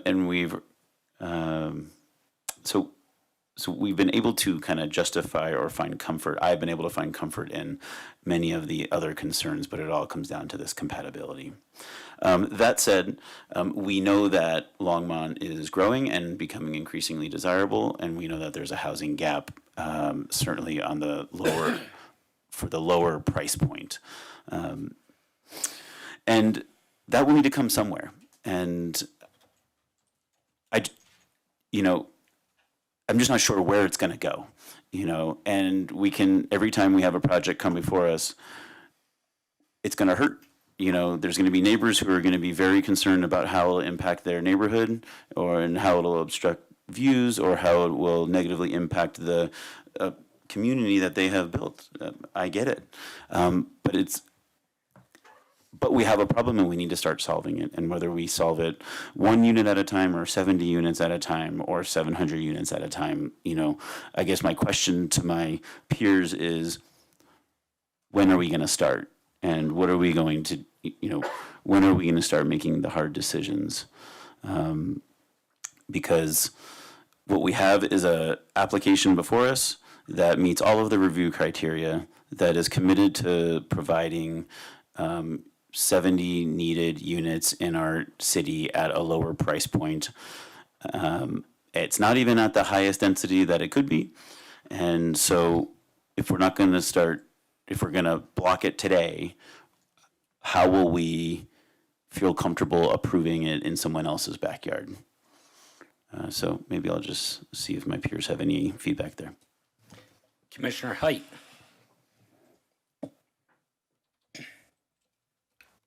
I'll get you in just a second. Back to the beginning. So thank you everyone for being here. Thank you, applicant. I think you have a great project. I actually really think you do. You are providing infill where it is needed. I apologize to the younger generation because what we have backed ourselves into is a legal standard that isn't being met here. Compatibility. We heard about traffic, we've heard about a million other different things that I think the applicant has met. There are traffic problems in your neighborhood, but this project is not gonna, it's not related to this project. 1502-055-3 requires that the application proposes a development compatible with the surrounding properties in terms of land use, site, and building layout and access. I think what the density proposed by the developer and represented by his evidence, his massing study, is not compatible with the neighborhood. The neighborhood will change, and maybe the project becomes more compatible then. I agree with him when he says it needs to be forward-looking. I agree with you when it needs to be, that we should be forward-looking. Unfortunately, I can't look that far forward. So I'm going to propose adoption of PCR 4C, PCR 20234C, which basically provides that the applicant provided an application, well, now I've lost it. Sorry. It's a complete application. Proper notice was given. Unfortunately, the application does not conform with the applicable requirements of section 1502-055, 1502-060A3 for the following reasons. One, again, the density proposed by the developer and represented in the massing study that is his evidence does not meet the compatibility requirement of section 1502-055-3. That's my motion. Go ahead. Commissioner's motion, I just wondered if the chair had a preference, if there was another motion that was in a similar spirit but not adopting Nope. PZRC. Motion comes first. Okay. We have a motion on the floor. Do we have a second? Commissioner Flagg? I second. Okay, we have a motion and we have a second. Is there any other discussion? Yes. Commissioner Popkin. Thank you, Chair. I respect my fellow commissioner's motion there and don't disagree with the spirit. I am questioning whether that's the optimal process here. And the option I was going to toss out was a motion to table until a few of the elements that we have been discussing as a commission are resolved. And as a fairly new commissioner here, I'm not sure kind of what's the optimal process for proceeding here. I think there are some elements that make sense for this. There are some elements that we have identified that aren't aligning, but there's a lot of work that's gone into this, and there are many community members who are willing to work to kind of resolve this. And so I'm wondering if that could be part of this motion to table, if that would be welcome. Commissioner Height.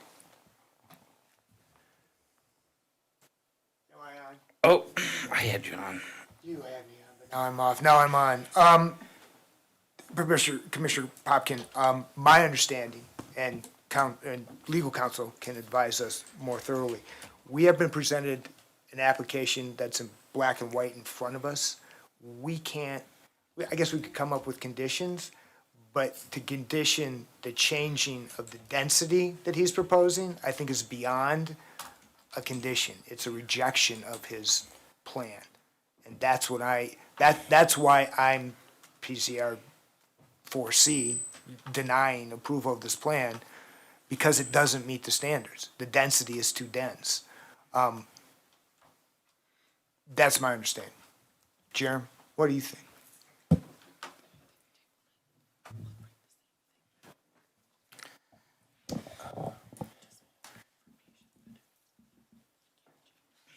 One moment. Let me add one more thing too. Oh. I wouldn't know what density to propose. All I know is that this density is too thick. Would you be open to just me reading what I was thinking about putting on the table? Just, and then I will absolutely let us carry on. The motion to table would have included at least these three things. The first, that the applicant host at least one design charrette in coordination with members of the Bond Farm community. A detailed multimodal transportation plan is completed, and that the concept plan is compatible with the surrounding properties in terms of site and building layout, site and building design, and access in an area of change adjacent to an area of stability. It doesn't let us set, we're not setting the density from that. It's letting the neighborhood continue to work with the developer to see if they can come to an arrangement that we would deem compatible. That was the thought process. You've heard it. I don't think I need to defend it any further. So I will be quiet. And Jeremy, I think this is interesting because I do know, I think there was the left-hand beer garden that we did go ahead and we did table so that they could go back, rework some things, and then come back to us without us denying it. Because if we deny it, correct me if I'm wrong, it's 6 months? 1 year. So the table, I believe, this is my interpretation, is it would give the applicant a chance to go back and see if there's a way that they could work something that may be more amenable to us for density. And maybe that's partly maybe going down from 3 stories to 2 stories, maybe a little less houses, but something that makes it look more compatible. As you said, I don't know what that is. It's kind of like I would know it when I see it. Commissioner Height. And I don't recall whether that was tabling or a withdrawal of the application. I wasn't there then, so I can't speak to that. No, it's, It tabled because we did it like 2 months later. did we table it? We tabled it. Or did it come back? Well, obviously came back. Commissioner Height. What are you saying? Oh, sorry. Commissioner Goldberg. Okay, thanks. Thank you. It's getting Yes, I think I was going to ask Jeremy / Glenn and Jennifer, what are our options here? If we proceed with Commissioner Height's denial, then the applicant can't do anything for a year. Is that right? Ultimately, city council is the ultimate decision-making Right, body if our on this. recommendation Yeah. is to deny. Yeah, ultimately, city council is the decision maker. If city council denies the application, then they cannot come back for a year. No. Yep, so this is not the final say. This is a recommendation to city Okay. council. Okay, so that's one option. Option 2 is to, I've heard table and withdrawal. Can you guys tell me what that is? In terms of tabling, we would need a date certain. We can't just table it indefinitely based on my understanding of the code. We'd have to set a date certain for when the applicant would come back to finish this item. In terms of withdrawal, I would defer to either Glenn or Jennifer. I think that's the applicant's decision to withdraw it. He sees the writing on the wall and he can opt in the middle of the discussion to withdraw his application. Right. And I that don't know wouldn't have why. any like long-term impact. That wouldn't limit him for a year, or that wouldn't like No, rule I- him out for 6 months. I think with left hand, it was conditional use, which you were the final decision maker. So it might have made sense for them to withdraw and then make changes, come back to you, to avoid that 1 year of shut out of the process, basically. What's the role of city council if we were to table? City council wouldn't get a recommendation to consider then. If we tabled it, once the recommendation Until goes- we set a date that it would come back to us and then to them. You would have to make a recommendation. Today, we have to make. No. No, we just- At some point before it goes to council. Sure, sure. Thank you, yes. And then city council, Mr. Chairman, could reject the recommendation, could remand it back to the commission for additional public hearing or additional things to consider, or approve the recommendation at that point. Oh, go back over, so the city council could send it back to us to give the applicant a time to redo, is what you're saying? Potentially? In theory, it normally is getting more additional comments on public hearing, addressing different issues. There would be another public hearing before city council when it goes to their decision. But in theory, city council could send it back to commission for additional thoughts and considerations from the citizen board. Okay. And when this goes in front of city council, and let's say we do pass our recommendation to deny it, the applicant in that time period could change his position on density so that when he presents to city council? He could. He could. I'm just trying to get the lay of the land here because this is kind of like new territory for us. It's possible because there'd be additional public hearing, and city council could consider anything they want at that point and completely reject the planning and zoning decision. Okay, I'm just taking a couple people's mics off so we get things cleaned up a little bit here. Commissioner Tedda.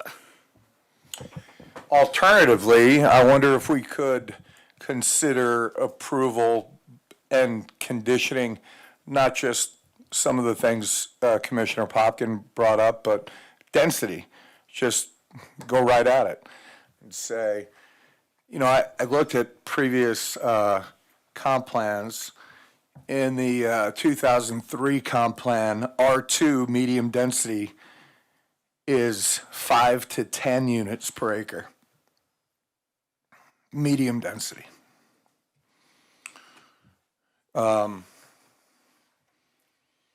If that is everyone's biggest objection, density, maybe we could just ratchet down the density and condition it that way. I know this is just discussion, not a motion. Commissioner Popkin, I believe. Oh, Commissioner Flake, sorry. Thank you. Thank you, Chair. Actually, I don't feel comfortable dictating density. What I cited was the massing and the compatibility. That may not be addressed by lowering the density. My point being that density can be done very well, and it can be done really, really poorly.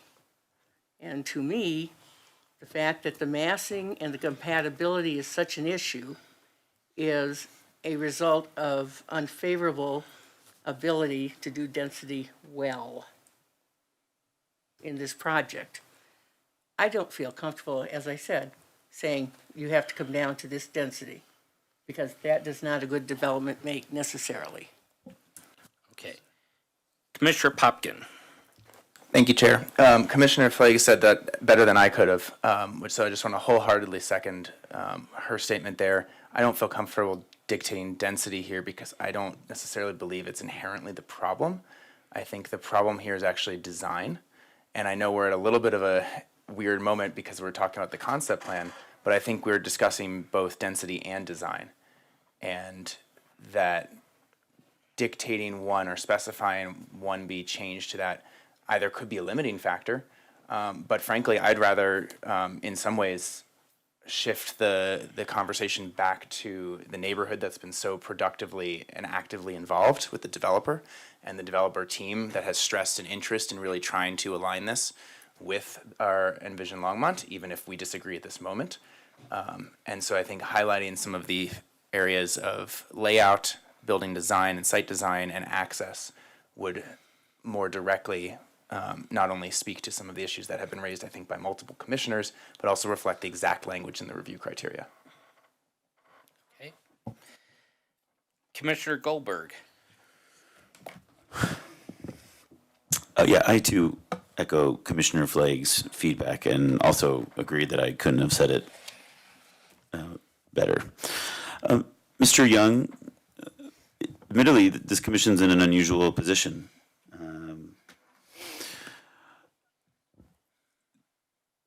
I can see the writing on the wall. I don't know if you can. And it's not boding very well. If I did the math from my peers, it's not looking that hot. I guess my question to you is, is there a world where you can go back and we don't want to tell you how to design it. We're not telling you exactly what's wrong with it, except that it just ain't compatible. Is there a world where you could go back and come back with something that's more compatible, that we would feel more confident approving? Or is this your go and you're ready to take it up to council and it is what it is? I would prefer to go to council with this board's support. And I would like to have the opportunity to go back and think about this a little bit. If it was my druthers, I would rather be tabled to a date certain, 2 months from now, 3 months from now, something like that, so that we would have an opportunity to revisit this. That would be my preference. If you can't table it,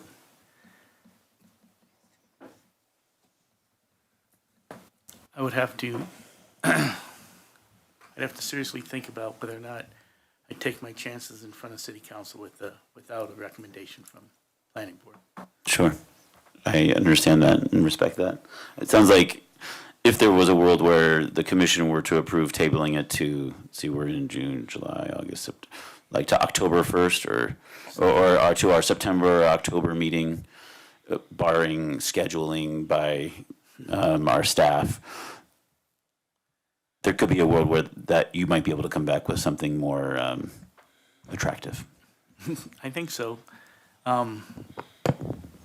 I understand you guys don't want to dictate density, and listening to the other commissioners, it seems as if they might think it's more of a design issue than a density issue. We have already done fairly extensive research on design. When we first were bringing this to you, we thought we had to supply a site plan and everything. So we're substantially further along than what's reflected in this plan. I thought this was simply establishing the code, recognizing the zone that it was in.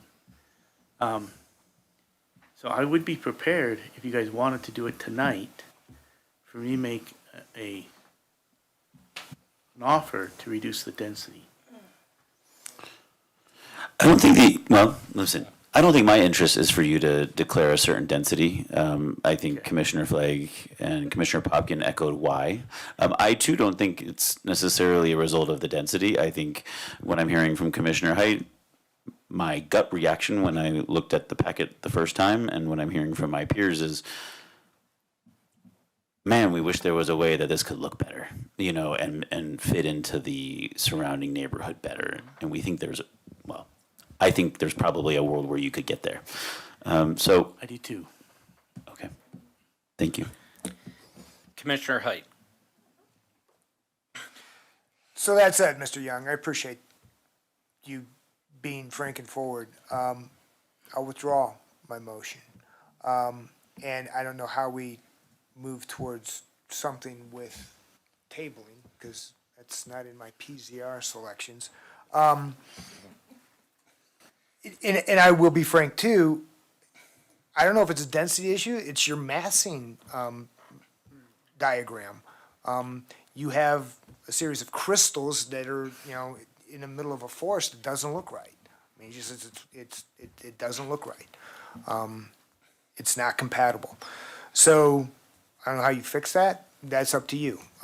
What the density is versus the design, up to you. It just doesn't seem compatible to me. So, is it PZRB that allows me to add conditions? I can't find anything now. Which would be, but that's a conditional approval. So No. it's no PZR at all. It's just We table 6A until a date certain, and we set the date. Yeah, is 3 months enough? September good? That'd be fine. Okay, so the third Thursday in September.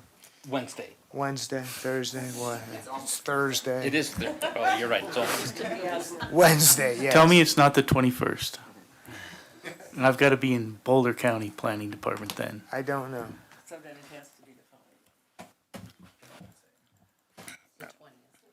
Okay, It's the perfect. day Yeah, might as before. well do both at the same Go time. back to virtually. I heard we're meeting next week. That's a little quick. So, Chairman, would you care to make that proposal? To table? I will in a minute. I just want to hear, we have two people who are waiting with green lights. So Commissioner Popkin is next.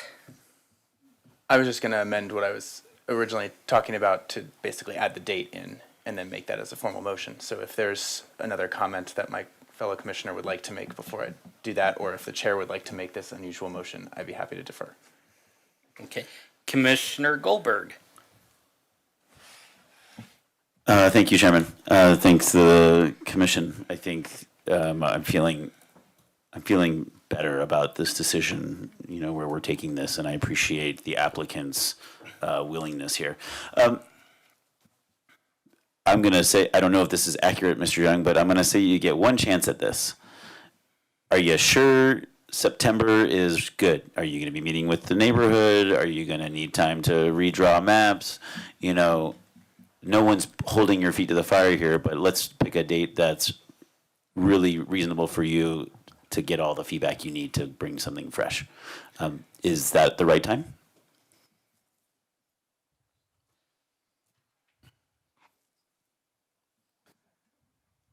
I can't speak for the availability of the neighborhood. Sure. I can speak for the availability of me. Yes. With consideration for so what I've heard tonight, I think, is going to make it a simpler thing for me to do. Okay. So I have a better sense of what the board considers compatible, right? I came in and offered one definition, and you've adopted another one. I understand that, and I appreciate that that's the way it's being seen. So I do have the opportunity to redesign the project with that sense of compatibility in mind. I think that, it's, and as I mentioned before, we've already done an awful lot of the work towards, the site plan application. I think what I need to do, we got to pick a date, right? Pick a month. Pick a month. Let's say October instead of September. That's what I think. And then maybe Jeremy, thank you, Mr. Young. And then maybe Commissioner Popkin and the chairman have it already written, but can you just clarify specifically the protocol for postponing to a date certain? Yes, Commissioner Goldberg, I think it would just be a motion to table the item to a specific date. In terms of procedure at that point, Jane brought up an excellent point. If the applicant comes forward with a new concept plan, I do believe we have to have a new public hearing on that modifications to the concept plan. Okay. So it wouldn't just be a vote on the concept plan, we'd have to reopen the formal process of public hearing and all of that. Okay. And is that something that can occur for a meeting in October? I'm looking at the staff, not the applicant. It can happen in September. Okay, It just cool. has to happen in a public hearing. Okay, great. And then lastly, Jeremy, when we postpone to a date certain, do we apply conditions or to the applicant, or is the motion simply we're postponing this decision to October? It would simply be a motion to continue to a date certain. No conditions can be We can't imposed. apply any conditions or, oh, but only if you come back with this or that. It's Correct. strictly, we're going to see you in October. Correct. Okay, thanks. Could I ask, will we be narrowing the scope of this? We won't be talking about traffic anymore. We won't be talking about drainage, things like that. We'll just be focused on the density and the scope, the scale. I think well,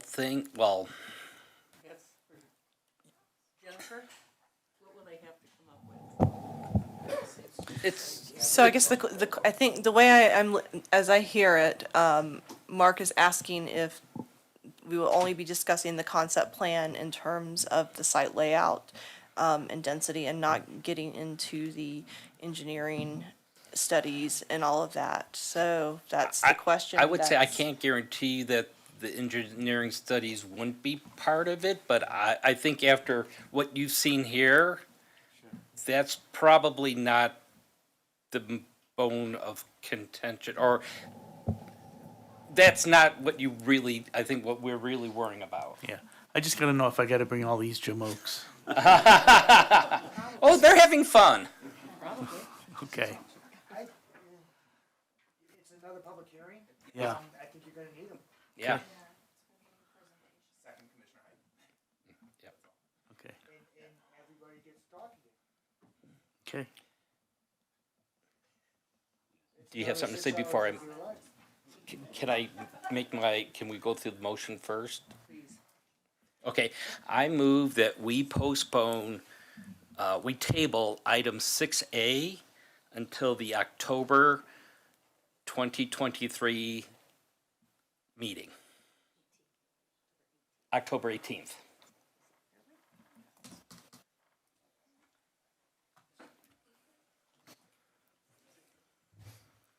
Commissioner Height. We'll second that. Okay, we got a second and a motion. Let's go ahead and vote, and then we can, oh, do you have a comment to? Yeah, sure, Commissioner Lukash. Thank you, Chair.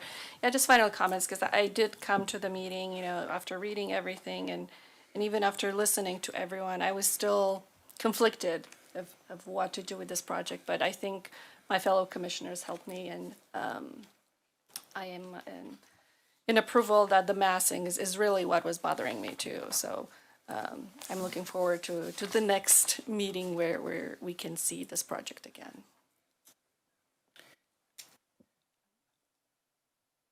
And and I think as we've talked here, it's I don't know if it's us setting or the density as much as the massing, especially the massing along the two borders, I think really is, to me, that's the biggest issue. That's the biggest conflict. Okay, I think we're ready for the vote.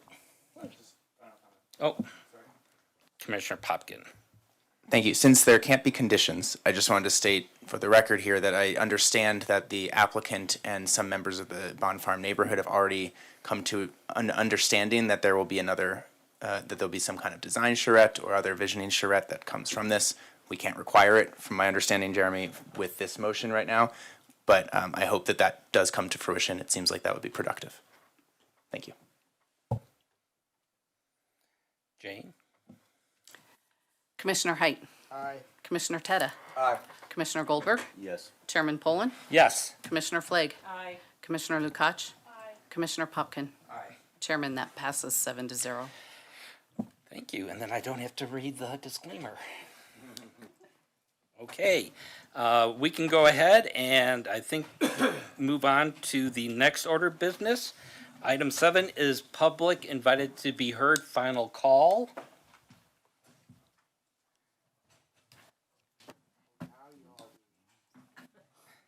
Oh, we have somebody who would like to come up.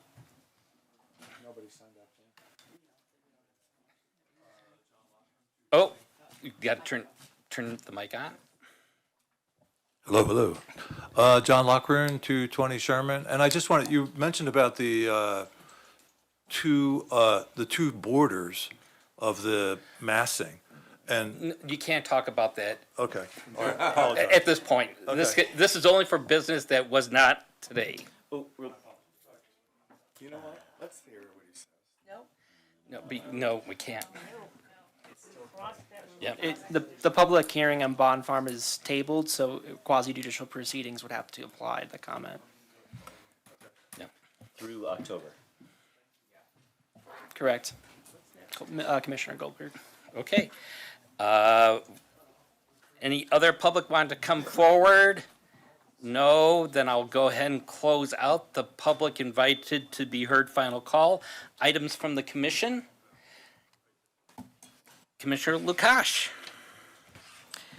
Thank you, Chair. At the last meeting, we discussed the land acknowledgement. At least we had a presentation, and I know some of my fellow commissioners were not present, and I promise I will not take you more than 30 seconds.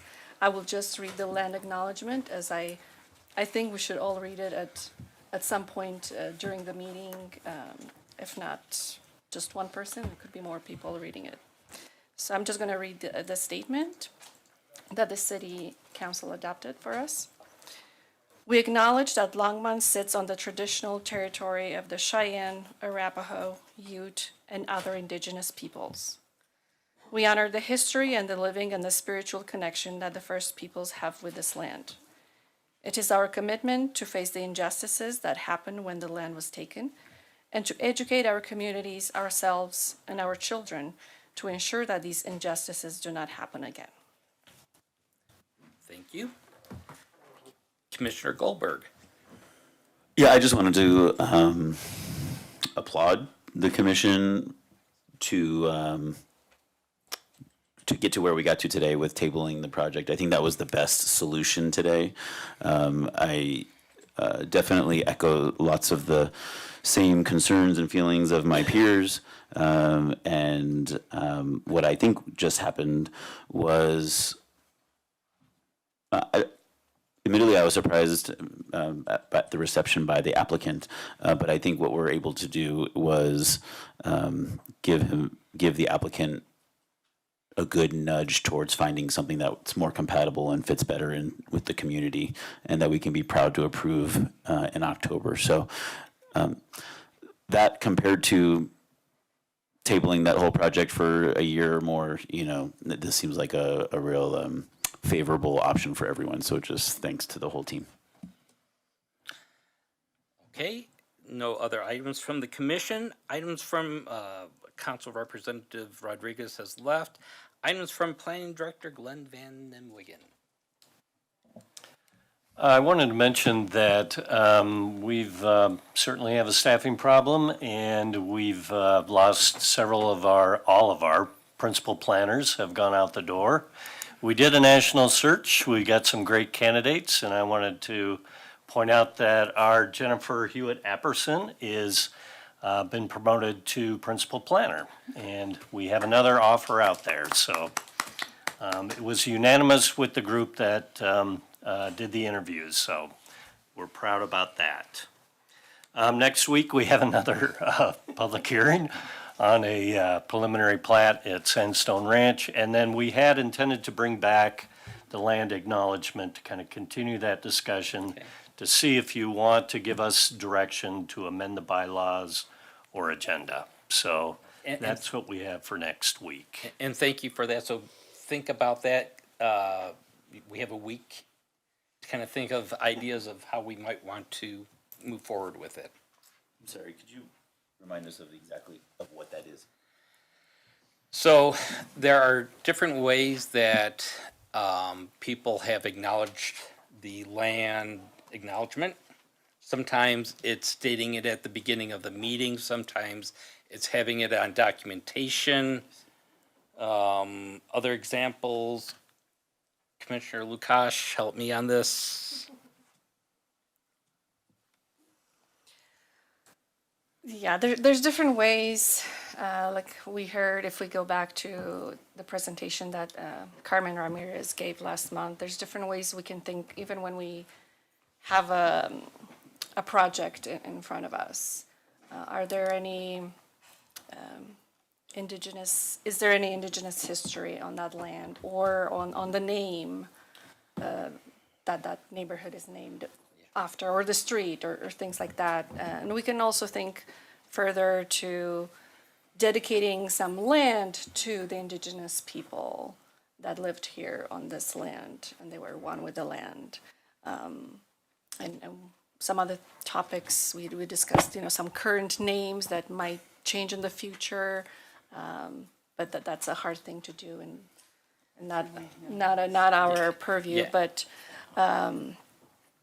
just to think of when we are hearing people, in public comment, some seats are left open. Maybe those are some indigenous people that are not here with us anymore because we took over and we created this city that we all love, but now we can all live together. And how do we honor that ancestry and those people that are not here with us anymore? And next week may not be all encompassing, and this can always be done, bylaws can always be changed. So I'm looking if next week we can talk about, and if anybody has something to put forward, next week. And I think there was a homework from Carmen to think about our why, and why would we want to add this land acknowledgement to our bylaws, to read it at the beginning of the meeting like some other boards are doing. So think about that. And she sent some really good resources. There's a movie that they did with the tribe in Northern Arapaho, and I recommend watching it. Okay, anything else, Glenn? The only thing I wanted to mention again is council is going to be discussing housing coming up on Tuesday. So if you're looking for some interesting presentation, that would be a good one. Okay, thank you. Then I guess with nothing else, we are in adjournment.